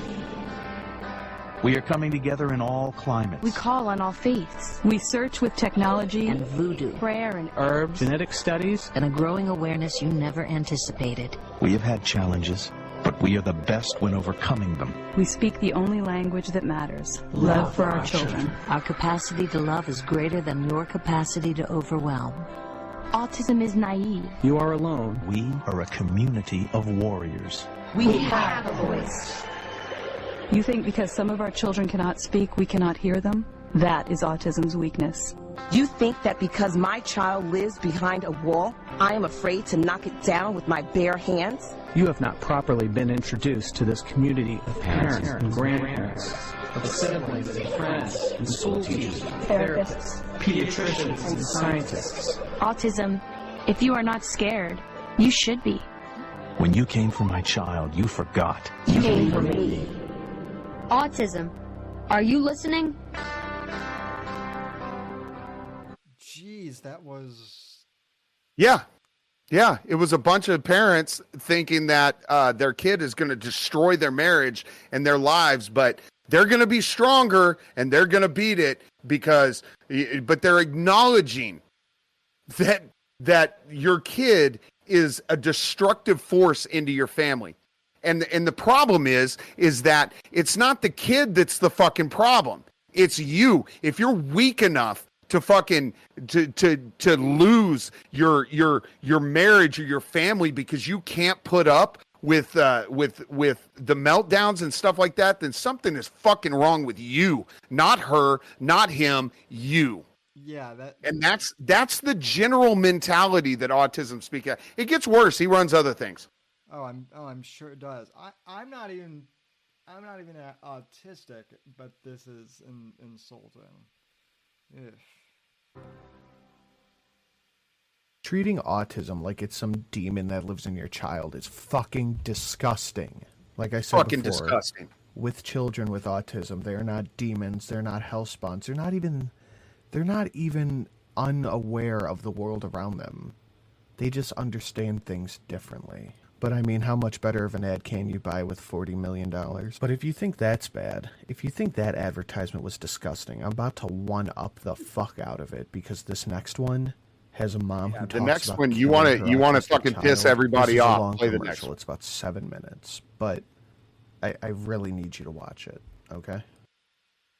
This one is, if this is the one I think it is, where it's showing the parents crying. Yep, this is it, motherfucker. Look, you don't put your fucking kids' meltdowns on video. Ever.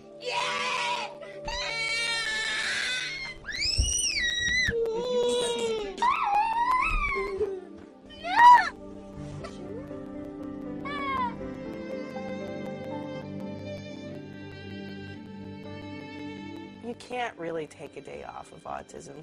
Autism never took a day off on me. Fucking He whore. always has to have my attention, and it's exhausting. He doesn't speak much at all. The girl is kissing her mom on the cheek, and she's telling you how exhausted she is and how exhausting her fucking kid is.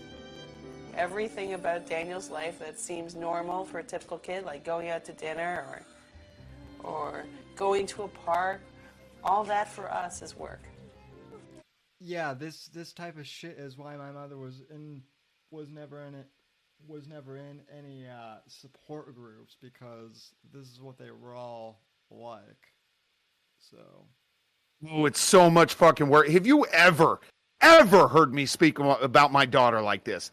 Ever? No, I've never heard I'll acknowledge that, hey, she wears my ass out, but I would never speak of her like they're speaking to their kids right now. It's fucking disgusting. And the fact that Autism Speaks is promoting this shit is the worst part about it. Keep going, because it gets worse. Oh, good. A little bit more. I'm almost done. I so hope I won't be changing diapers when he's 6.5. I didn't choose to do this. I'm not a therapist. I was drafted. I have an autistic child. Everything I do is about autism.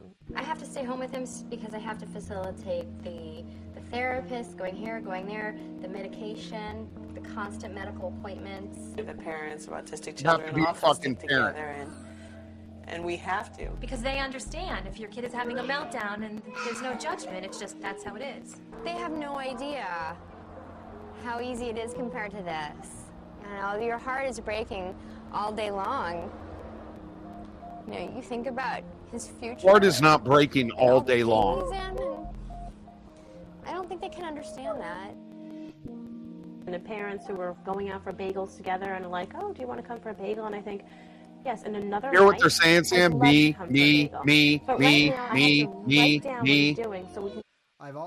The other thing I've noticed in this, what's missing in this video? Can you think of anything specifically? Yeah, well, the dads are not there, but I think there's a dad in one of them. But yeah, this is mainly the moms. Pull your mic up, Chief. Well, yeah, no dads. There we go.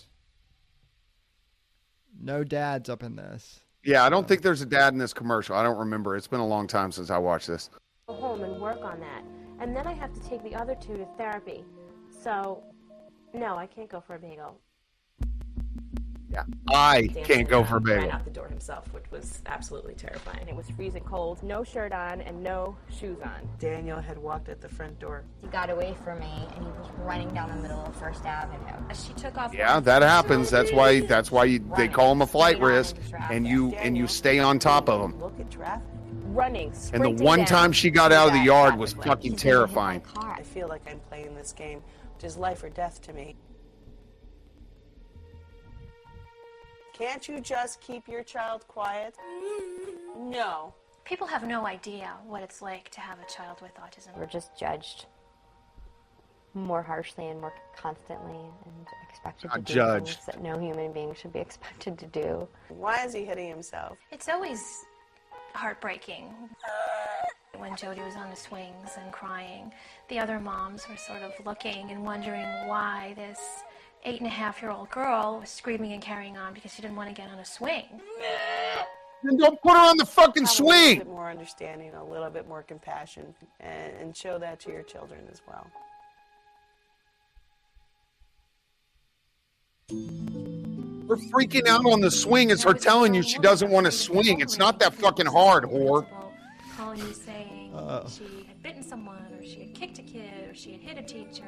And that's why they have special ed classes.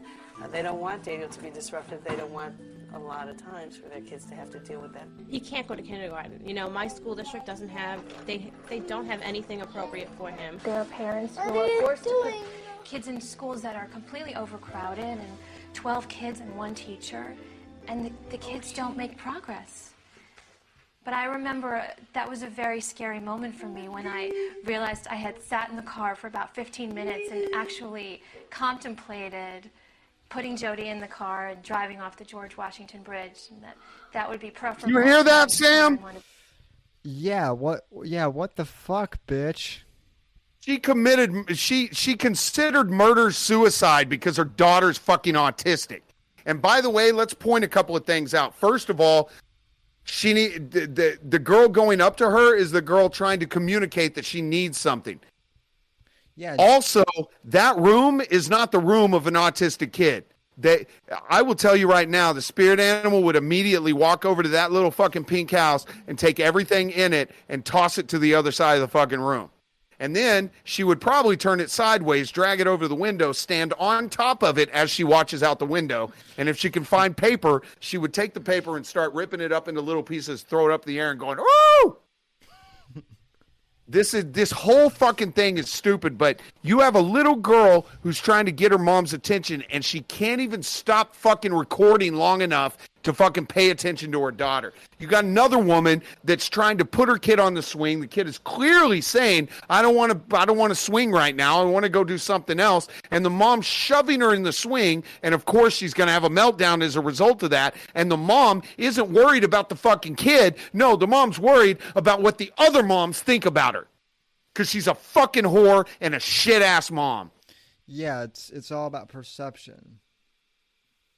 The spirit animal has multiple different stations that we go to. We have her trampoline. It starts with her bars. We go out to her trapeze bars and we swing on that. Then she goes to the trampoline, and then when she's done the trampoline, we go out to the swing. We swing on the swing. Then we go to the pool, and then we go to the rocks to throw them in the pond. And then once we're done throwing the rocks in the pond, she wants to go back to her trapeze bar. And we just make a round robin of that. If she wanted to go and swing, and I took her to the trampoline and forced her to jump on the trampoline when she wanted to go to the swings, she would do exactly that 100% of the time, because that's not what she wants. And clearly you're not understanding what she wants. So she's getting frustrated at the fact that that's what she wants.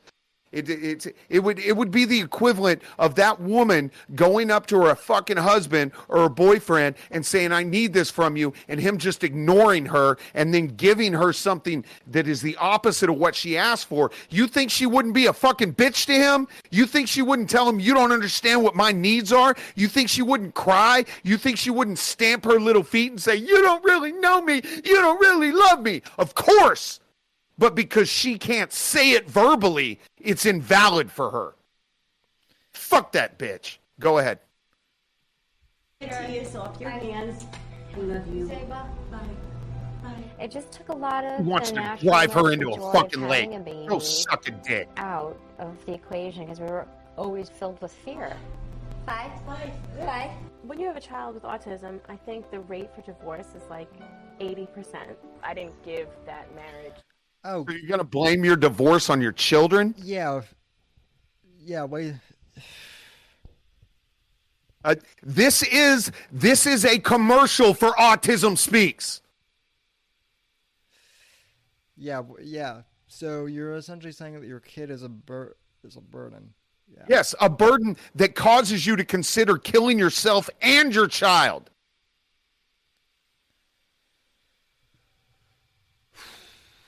Jesus. What I could have, because I had nothing left to give.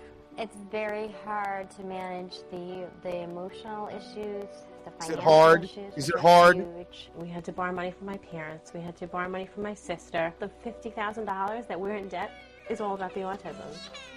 What I spend on. Oh, so you're in debt because of your kids? That the insurance companies are not paying for. It's a large Look number. Look at all the shit in that house and tell me that they're in debt because of their fucking kids.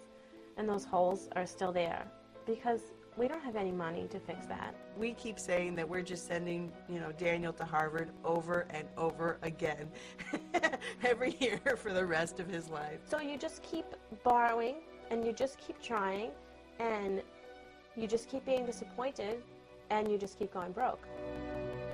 Except you don't. I imagined Little League and trips and vacations and... Now we get to hear how she doesn't get to go on trips and vacations because of her stupid fucking kid. Christian's a human being who's fighting so you. hard, like you can't believe. And what's been taken from him is...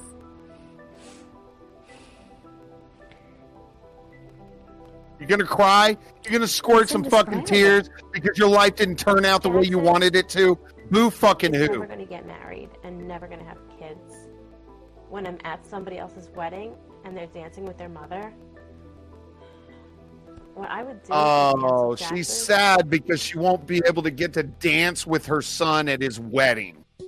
That's what she's fucking concerned about! It's not accepted. We have to throw away this generation of children. No way.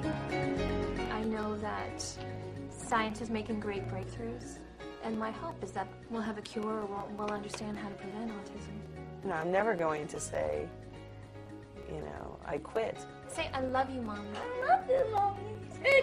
I'll take that. He can talk.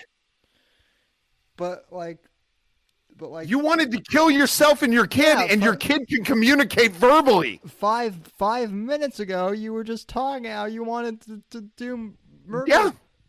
Yeah.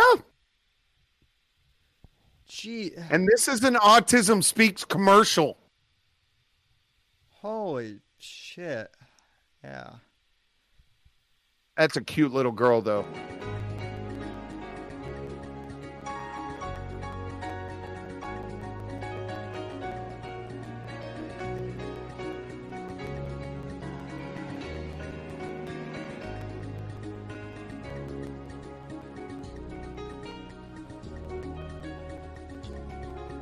The entire fucking thing was about how miserable their life is, and then they put 30 seconds at the end of the mom kissing some of their the hands down worst fucking parents on the face of the earth. And what else is just a little bit strange to me is that it's all moms. I don't see a single dad in this. As a father, there we go. That hurts because it's like we don't exist. But these parents are fucking selfish, awful human beings. How could you ever, fucking ever, contemplate the death of your child as a way to ease your pain? How can you sit there and say you don't understand what children with autism are like, completely forgetting that a child doesn't even know what a child with autism is like? That's their normal. Then you sit there and say, I wonder why she ran away. Can you fucking blame the kid? You fucking selfish cunt. Your heart is breaking all day long. How could you have a child if you can't cope with the child? This is awful, selfish behavior from these parents and from Autism Speaks, exploiting this like it's some sort of awful, horrible thing. They act like they're demons in their house instead of children who need love and affection. These moms and Autism Speaks especially makes it sound like it's horrible for the parents, completely forgetting what the fucking child has to go through.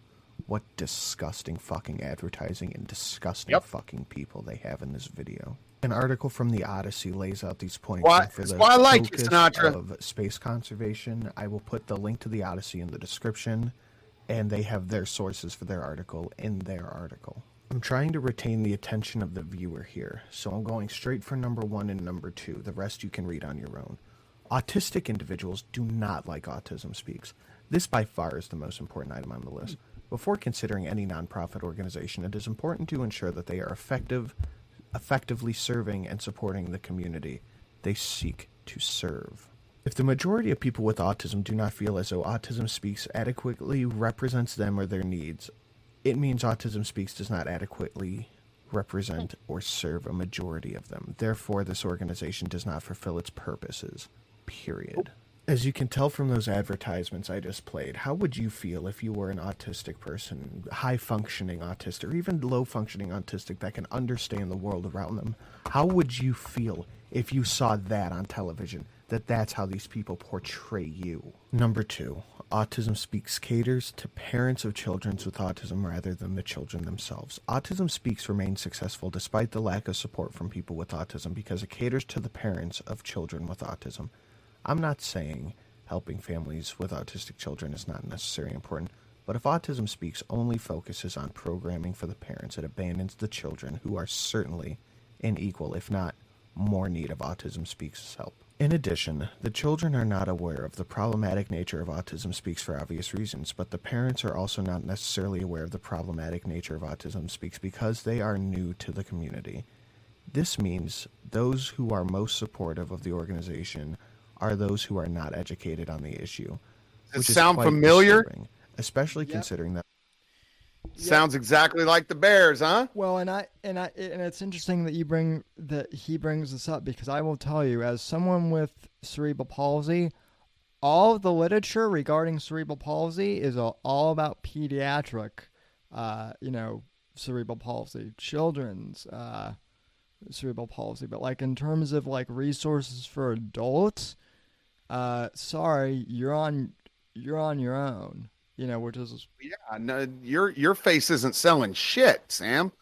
You got to get them babies in there. Yeah, no, everybody loves babies. Yeah, But the thing it is babies grow up to become adults, and then what? Yeah, but then you're just an old mutt at the pound. Everybody loves puppies. Nobody wants the smelly ass fucking mutt that's 14 years old and missing a leg, hobbling around, all scruffy, mange. Nobody wants that shit. Everybody wants the puppies. Well, we adopted a couple of old dogs, so they're no longer with us. People, not you. So people are stupid. Like people just flock to whatever they're told to flock to. Oh yeah. But yeah, that's one of the interesting things about Autism Speaks is people don't get deep into Autism Speaks. They come in, they go to a few things, they realize that it's full of shit, and then they walk away. And so all of the people who are enthusiastic and supporting of Autism Speaks are all people that are new bears. And they're just buying into all the bullshit until they become gammas and they leave the fucking organization. Yep. Autism Speaks claims to increase education about autism. On top of that, many families turn to Autism Speaks for education and will only receive the problematic representation of what it is truly like to be autistic that the organization provides.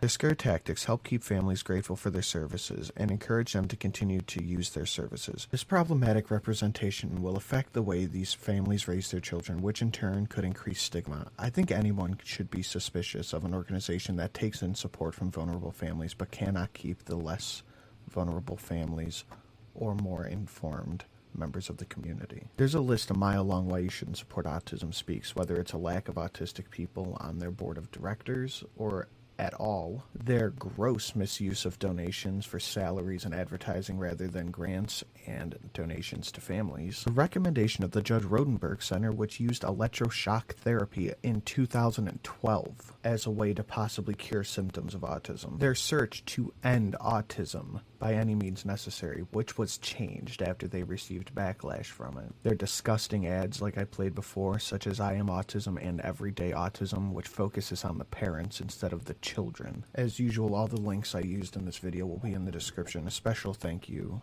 to one of my patrons and one of my good friends, Raz, for sending me this and doing a lot of the research for me. This is something people need to know. There are other ways to help children with autism. If you donate to Autism Speaks, try donating to your local school district because they do more than any organization could against autism, at least in my experience, they do. Autism is not some demon in your child like these parents make it say. That's disgusting and horrible marketing and awful for Autism Speaks to make it sound that way. It's the children who have to live their life with the autism, not the parents. Remember that. Could you imagine being a child or an adult with autism and seeing these ads and the way it makes them look? Remember, that's where more than half of their money goes. Anyway, sorry to be a Debbie Downer. This has been a very important video to me. Let me know what you guys think, okay? Yep. And you know, and it is a reversal. It's because it's not a disease. It's damage that's done to your brain. And so you're never going to cure it. You want to cure it? Hey, government, you want to cure autism? How about stopping the fucking vast amount of chemicals that you put in children from the time they're fucking born until they're 3? How about that? How about you stop shoving every fucking chemical you can think of? How about not overloading them with fucking mercury and shit like that in these fucking shots? Did you know that? They bond the DTaP and the MMR, they bond it with mercury, which is what everybody is believing is causing this, that there's a genetic switch. That if you have that genetic component, the mercury causes the damage to the brain, causes the seizures and stuff like that. How about you stop fucking filling people with goddamn vaccines? How about that? They do the same with the flu vaccine too. I mean, yep. And that, you know, another reason why I won't take it. So that's how you cure it. But the parents aren't curing it. Autism Speaks not going to fucking cure it. Once it's done, it's done. You got to try to get them and reverse the damage as much as you can. in fact, wasn't Autism Speaks like one of those organizations that was like trying to do Jenny McCarthy is crazy and vaccines don't cause? I'm sure they did. I don't know that for a fact, but Jenny McCarthy was the way that she was because she had a son. And everybody tried to paint her as this fucking weird person because she blamed vaccinations. Like every other fucking major. I appreciated the fact that she came out and put her ass on the line for it because nobody will allow you to talk about it. Nobody talks about this shit. And if you do talk about it, you get called crazy. You get told you're fucking weird. You get told that you don't know what you're talking about by a bunch of people who have absolutely no fucking clue what they're talking about. I've got Vaxxed 1 and Vaxxed 2. If I ever create an Odyssey channel, we're going through both of them. But I've got them downloaded, sitting on my fucking hard drive, waiting to run through both of them. If you haven't watched Vaxxed and Vaxxed, you need to watch it. So you can find it on YouTube and watch it before they take it down. But usually it can stay up for a day or so before they take it down. But I recommend going and watching both of them and fucking see what's happening that you don't get a view of, because if you're not in the community and you don't have a child that's dealing with it, then you're generally not around other people who have children that are in that same situation, because we all run in social circles.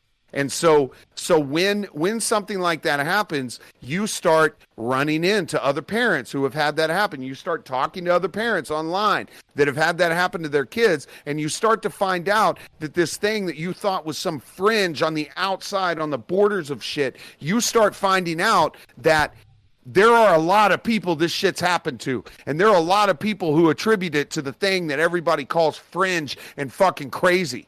Yeah. Well, and so when somebody finally does step out that has a name and has some type of notoriety, and granted, it's not the greatest fucking name or notoriety in the world, but when somebody steps up on a national fucking stage and says, look, this is what I encountered and this is why it is, and I'm going to show for everybody who doesn't have a fucking voice in this shit, I'm going to show it. And they took her down too. They took her down just like they do everybody else, because it's fucking money. I think about this. They look at just this fucking COVID vaccine.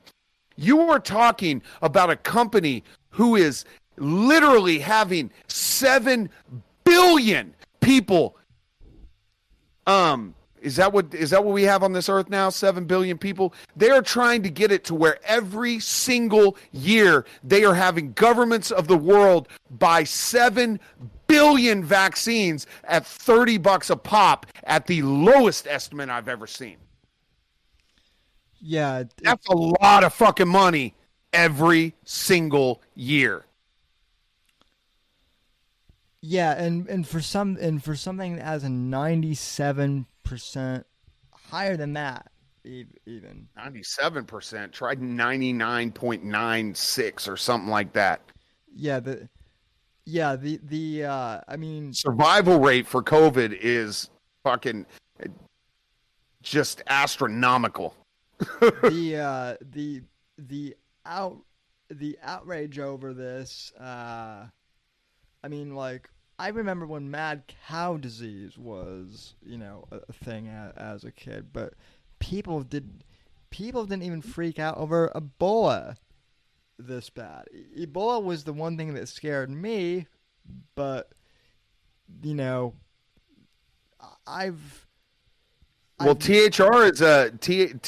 is a hospital in Texas. It's Texas Health Resources, and they had the only case of Ebola, and it was in the hospital district that I'm involved in. It was THR that had it. And yet we never had a national lockdown. Well, yeah, because it wasn't as transmissible as COVID, even though people get it and their wives don't and their kids don't, but it's so transmissible. Dude, my son gets the flu at school, and he comes home, and every single one of us go down one by one by one. By the time he gets better, I get sick. By the time I get better, the spirit animal gets sick. And it just goes all the way through the entire family. And you're telling me that that you could get COVID, but your wife and your kids don't get it? Bullshit. Bullshit. It's not as transmissible as the flu. I don't give a fuck what you tell me, because if you can hug and kiss on your kids and your wife and they don't get it, there is a fucking problem if you think it's more transmissible than the flu. Well, Semper, the flu doesn't exist anymore. Did you not get the approved memo on that? The flu? I'll ask you the same question I asked Winning TV. Have you ever been tested for the flu? No. Has anyone you know ever been tested from the flu or for the flu? No, but it's just like porn. You know when you see it, or in this case, when you feel. Well, here's the thing. Look at the infection rate for the flu on a yearly basis outside of this COVID stuff. Go back to 2018, 2017. 2019, and look at the flu infection. They have flu infections, hospitalizations, and deaths. Yet I still can't find a single fucking person who got tested for the flu. So that doesn't mean that it's not there. Obviously it's there. But most people don't go to the fucking hospital to get tested for the flu. So if they made a mandate that you had to be tested from the flu, we would have hundreds of millions of fucking positive influenza positive people every single fucking year. And by the way, if you're getting tested, then when you go into the hospital and you have an issue with your heart, they would test you for influenza. And then if you got admitted for your heart problem and you tested positive for influenza, then you would be a case that is a influenza case. You were admitted with influenza. There is a huge difference between with COVID and from COVID. Those are two completely different fucking things. And so if we were to test the way that they test COVID, and we were to record our hospitalizations the way they did with COVID, and we were to record our deaths for influenza the way they did with COVID, COVID wouldn't be a blip on that fucking radar. But you're going to tell me that COVID is more transmissible than the flu? You're full of shit. Well, the other thing, too, is the common cold is technically a coronavirus. Yes, it is. And one of the things that it's not technically a coronavirus. It is a coronavirus. Yeah, it is. And one of the things that I actually got flagged, so there are a couple of videos of mine that got flagged and taken down last year. One of them was when I read a scientific article stating that the common cold was a coronavirus. Okay? The other video that got taken down, I shit you not, was a simple parody video that I did where I had a can of Corona and a can of Guinness, and I said I prefer the Guinness virus over the coronavirus. It was a real dumb dad type joke, but yet that got taken down for misinformation. Yeah. There was, and that's what I think I got hit in with too. They made some tweak to one of their algorithms to search for certain things, and everybody started getting just slammed by this algorithm. And older shit when they were running it on the older stuff. So there was about a 2-week period where everybody was just getting popped for medical misinformation. Because like I said, what I said last night is far worse than what I said on the hill I'll die on stream that I did. And that one got popped, and this one's just fine. So I think that was a change to their algorithm that fucked everybody, because I put my appeal in for that, and the strike went off my channel, and they never addressed the appeal. because I think it was a change to an algorithm. Yeah. Now all those people that got, struck for saying that the virus came from China, turns out, those people are right. Yeah, they're right. So now, but that happens all the time.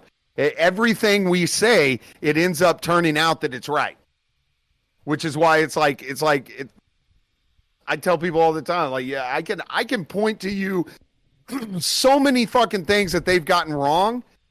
And the crazy thing is I don't have access to their data. I don't have access to their information. I don't have access to the documents that they have. I don't have access to the labs that they have.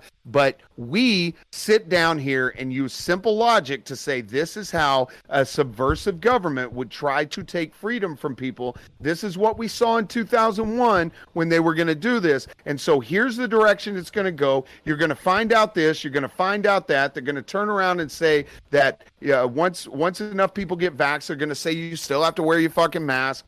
The vaccines are going to start injuring people. The vaccines are going to start causing problems like Bell's palsy and we're saying all this shit. You have no idea what medical shit is going to happen. There's long-term effects. There's short-term effects.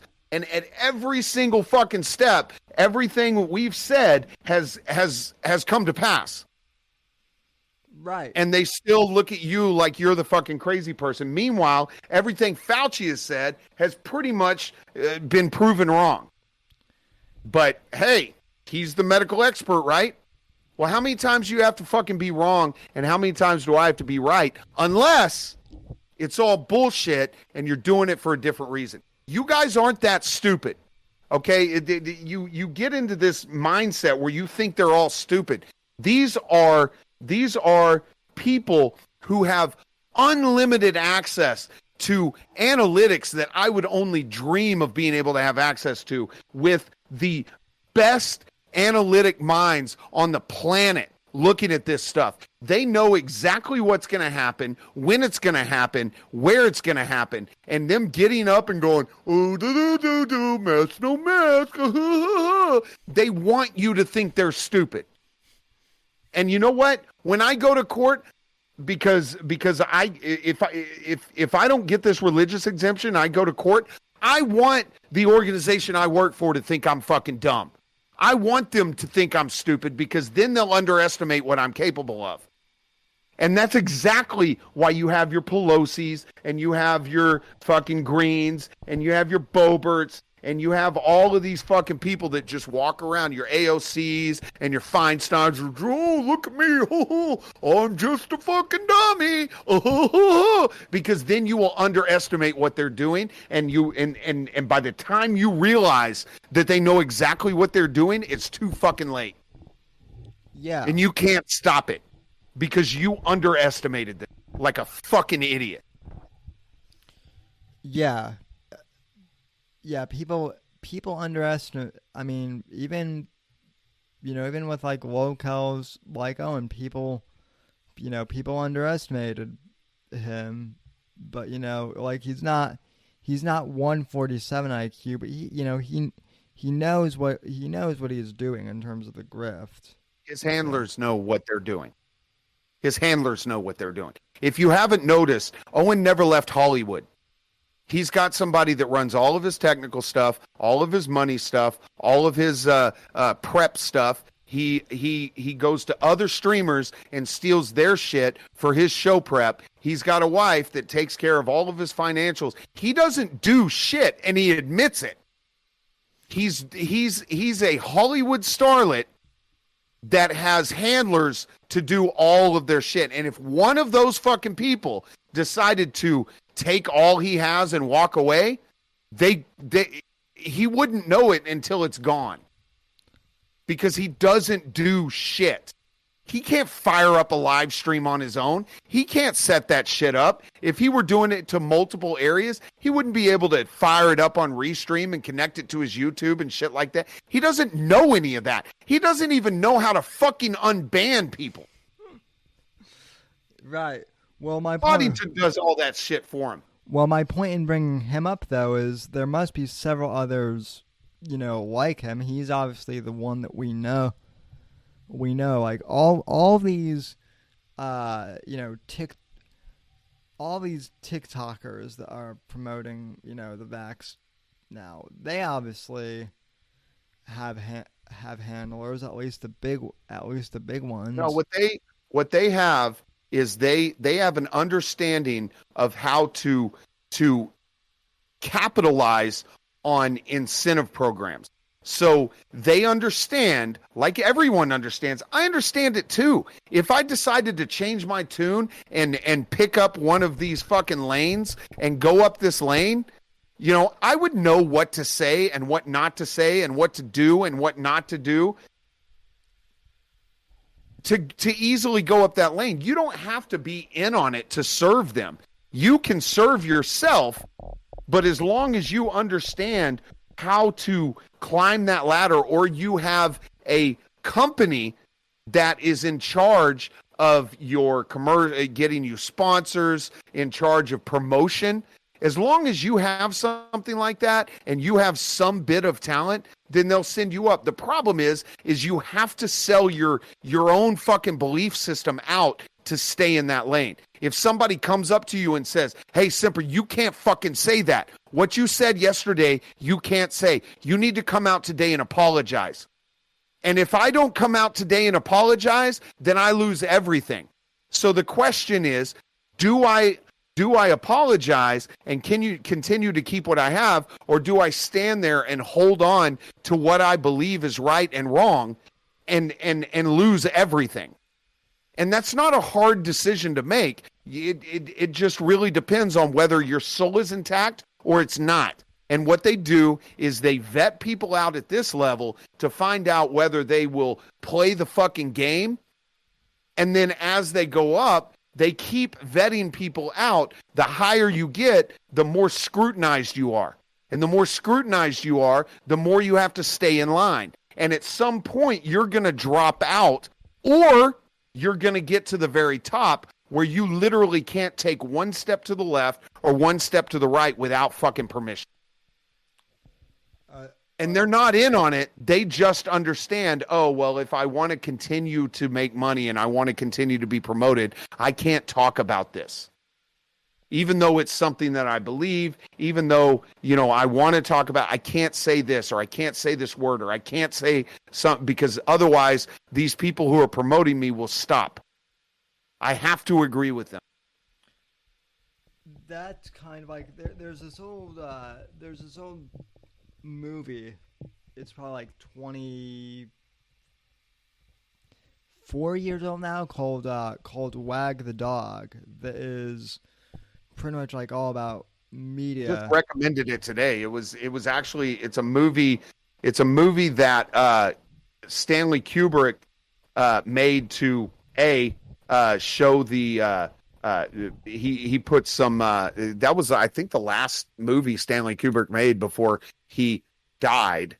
But yeah, it was a movie that was designed to show people how Kosovo and how the Gulf War happened. It's a great movie. Oh yeah, it is.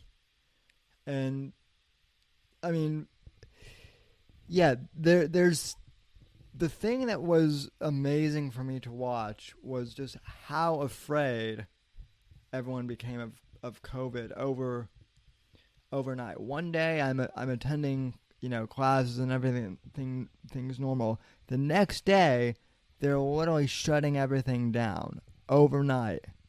Because they have 50 years of litmus tests on how to direct people's minds. Look, that's why everybody likes to take the Mandela effect and say, oh, it's time travel.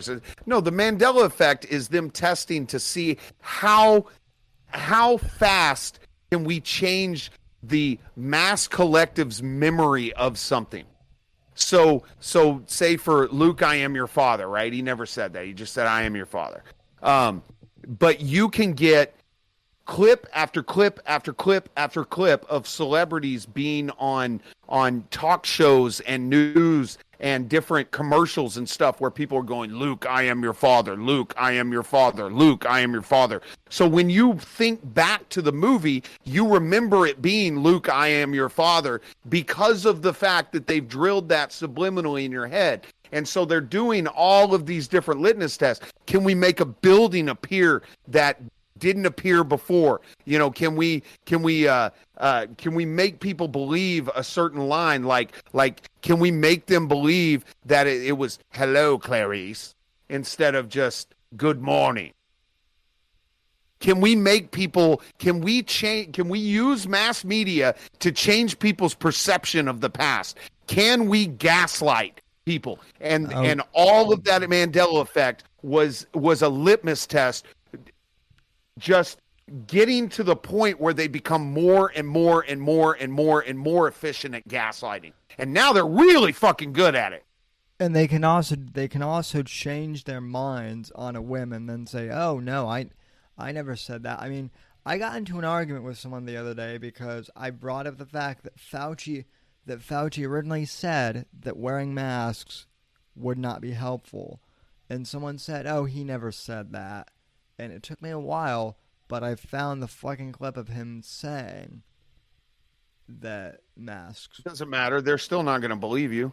And that's how it works. But that's, I honest to God, I believe that's what the Mandela effect was just basically doing different scenarios and different controlled testing to see if they could get people to remember something differently in mass. It's mass. Oh, let's get all crazy. It's mass mind control. But mind control is a bad word. So what it is it is a test to get people to remember historical events differently than what they saw with their own fucking eyes. Yeah. And then what do? You make every single piece of media and everybody who's in a fucking lane of influencers turn around and say it's time traveling. It's time traveling. Oh, they're time travelers. Oh, it's aliens.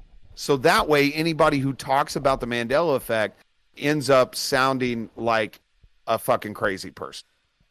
And I have to think that there are conspiracy people that are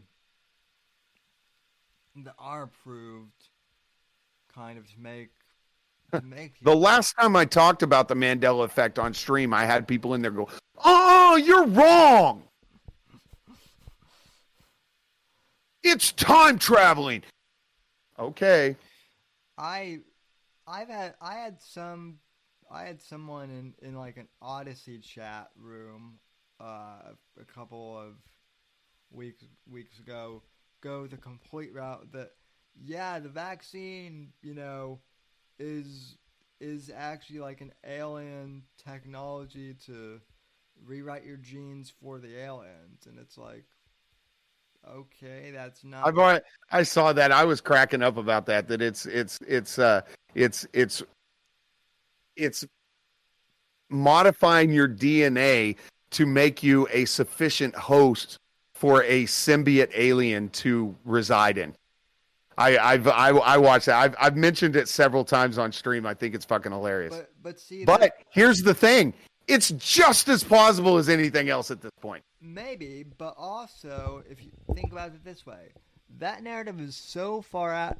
That narrative is so far out there. I personally don't believe it, but what I do believe is I think that narrative exists to say, oh, well, this is what all anti-vaxxers. Yeah, but for me, it's not off limits at this point. With everything I've seen over the last few years, it's not off limits. Oh no. It's like, I've seen crazier shit. If you'd have told me 2 years ago we'd be locking down people and force vaccinating people and fucking beating the shit out of people who want to walk out of their house, I'd have laughed at you. So no, it's not off limits at all.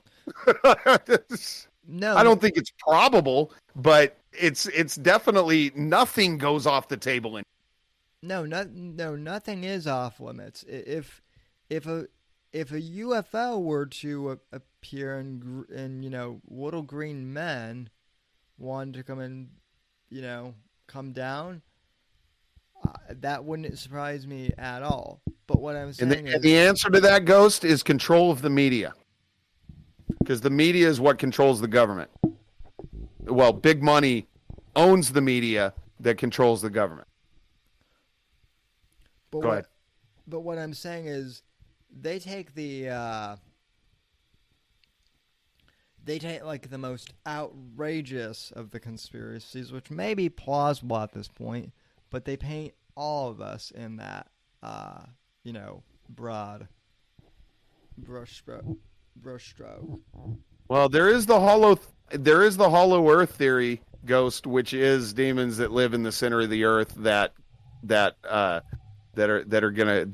can come out, and interdimensional demons. So it's just all nothing is off limits. I did that Theoretical Tuesday stuff for a long time, and even with me going and pulling the craziest conspiracy theories I can find to weave into a fictional story of how to take over the world, even with that, and I was going as balls out as I possibly could to find the most crazy, to find the craziest things I could find, I still wouldn't have. I wouldn't have even included something like that's happening now, because I would have thought it would be too unbelievable to weave into my fictional story. Yeah, it's the saying "truth is stranger than fiction" really is true now, because it really is. We're living, and right now with all this censorship stuff, censorship stuff, we're living in 1984 on steroids. I don't even think Orwell could have fathomed this. Neither could Ray Bradbury. I mean, Bradbury got pretty close with everyone being on antidepressants and, book burnings and big screen TVs, but, even then. No, it's just insane, dude.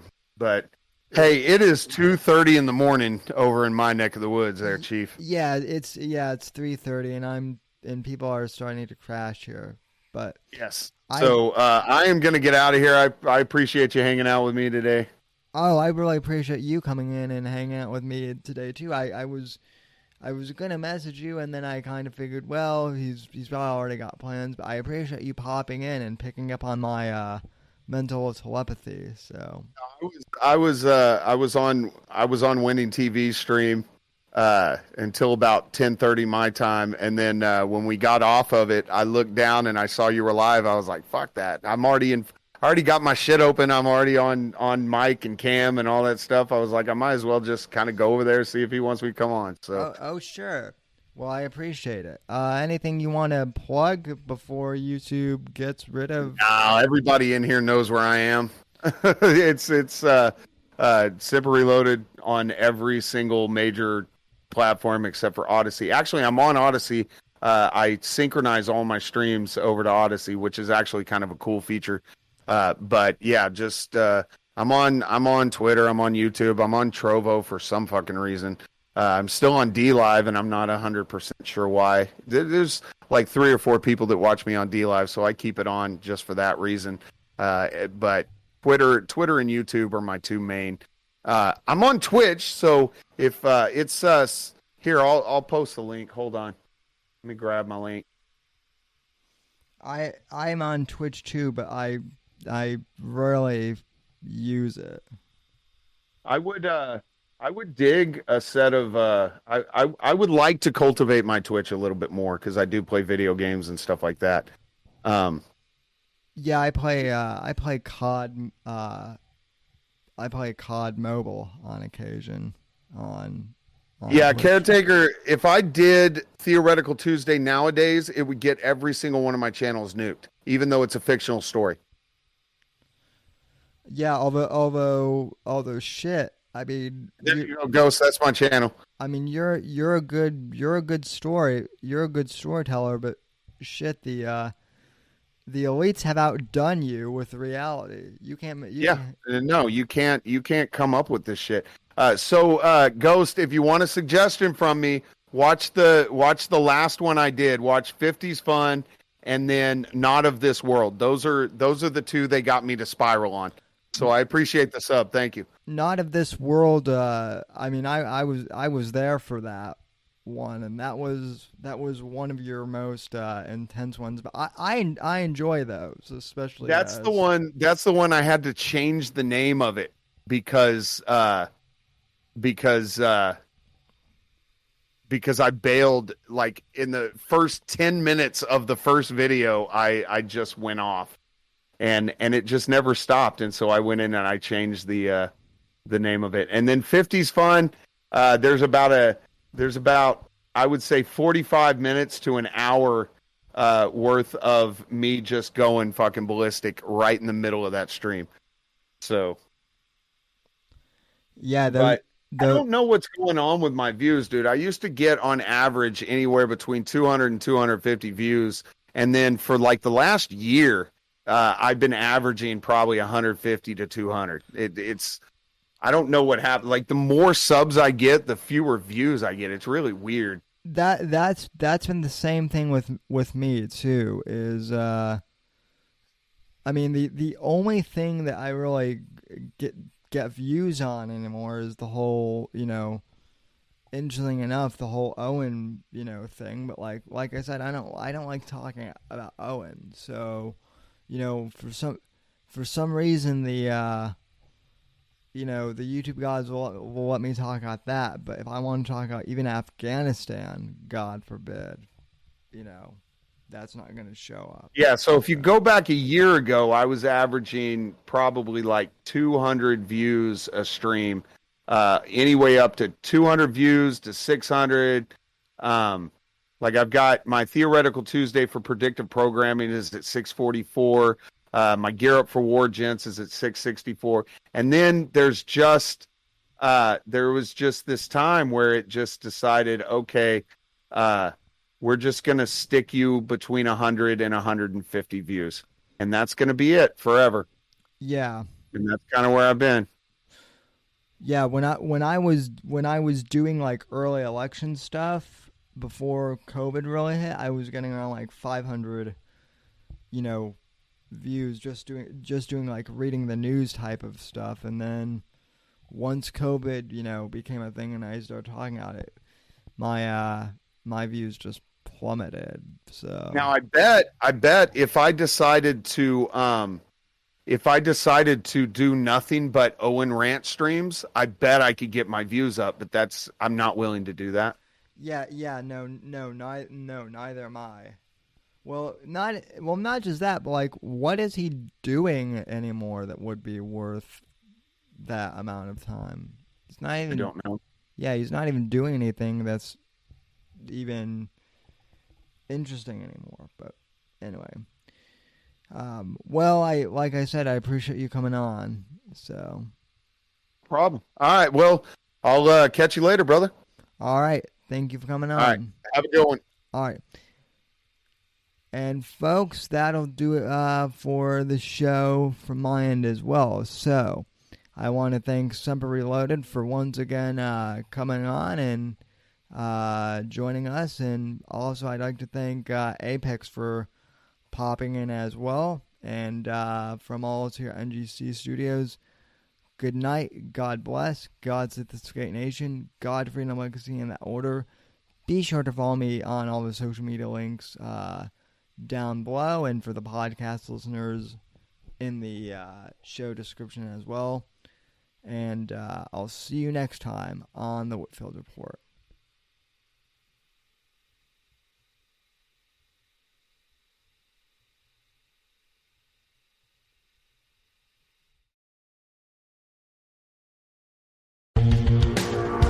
Thanks for listening to The Whitfield Report on the NGC Network. Please visit Sam's website at www.thesamwhitfield.com and support Sam on Patreon at patreon.com/Whitfield Report. Until next time, God bless. God save this great nation, and God, freedom, legacy, in that order.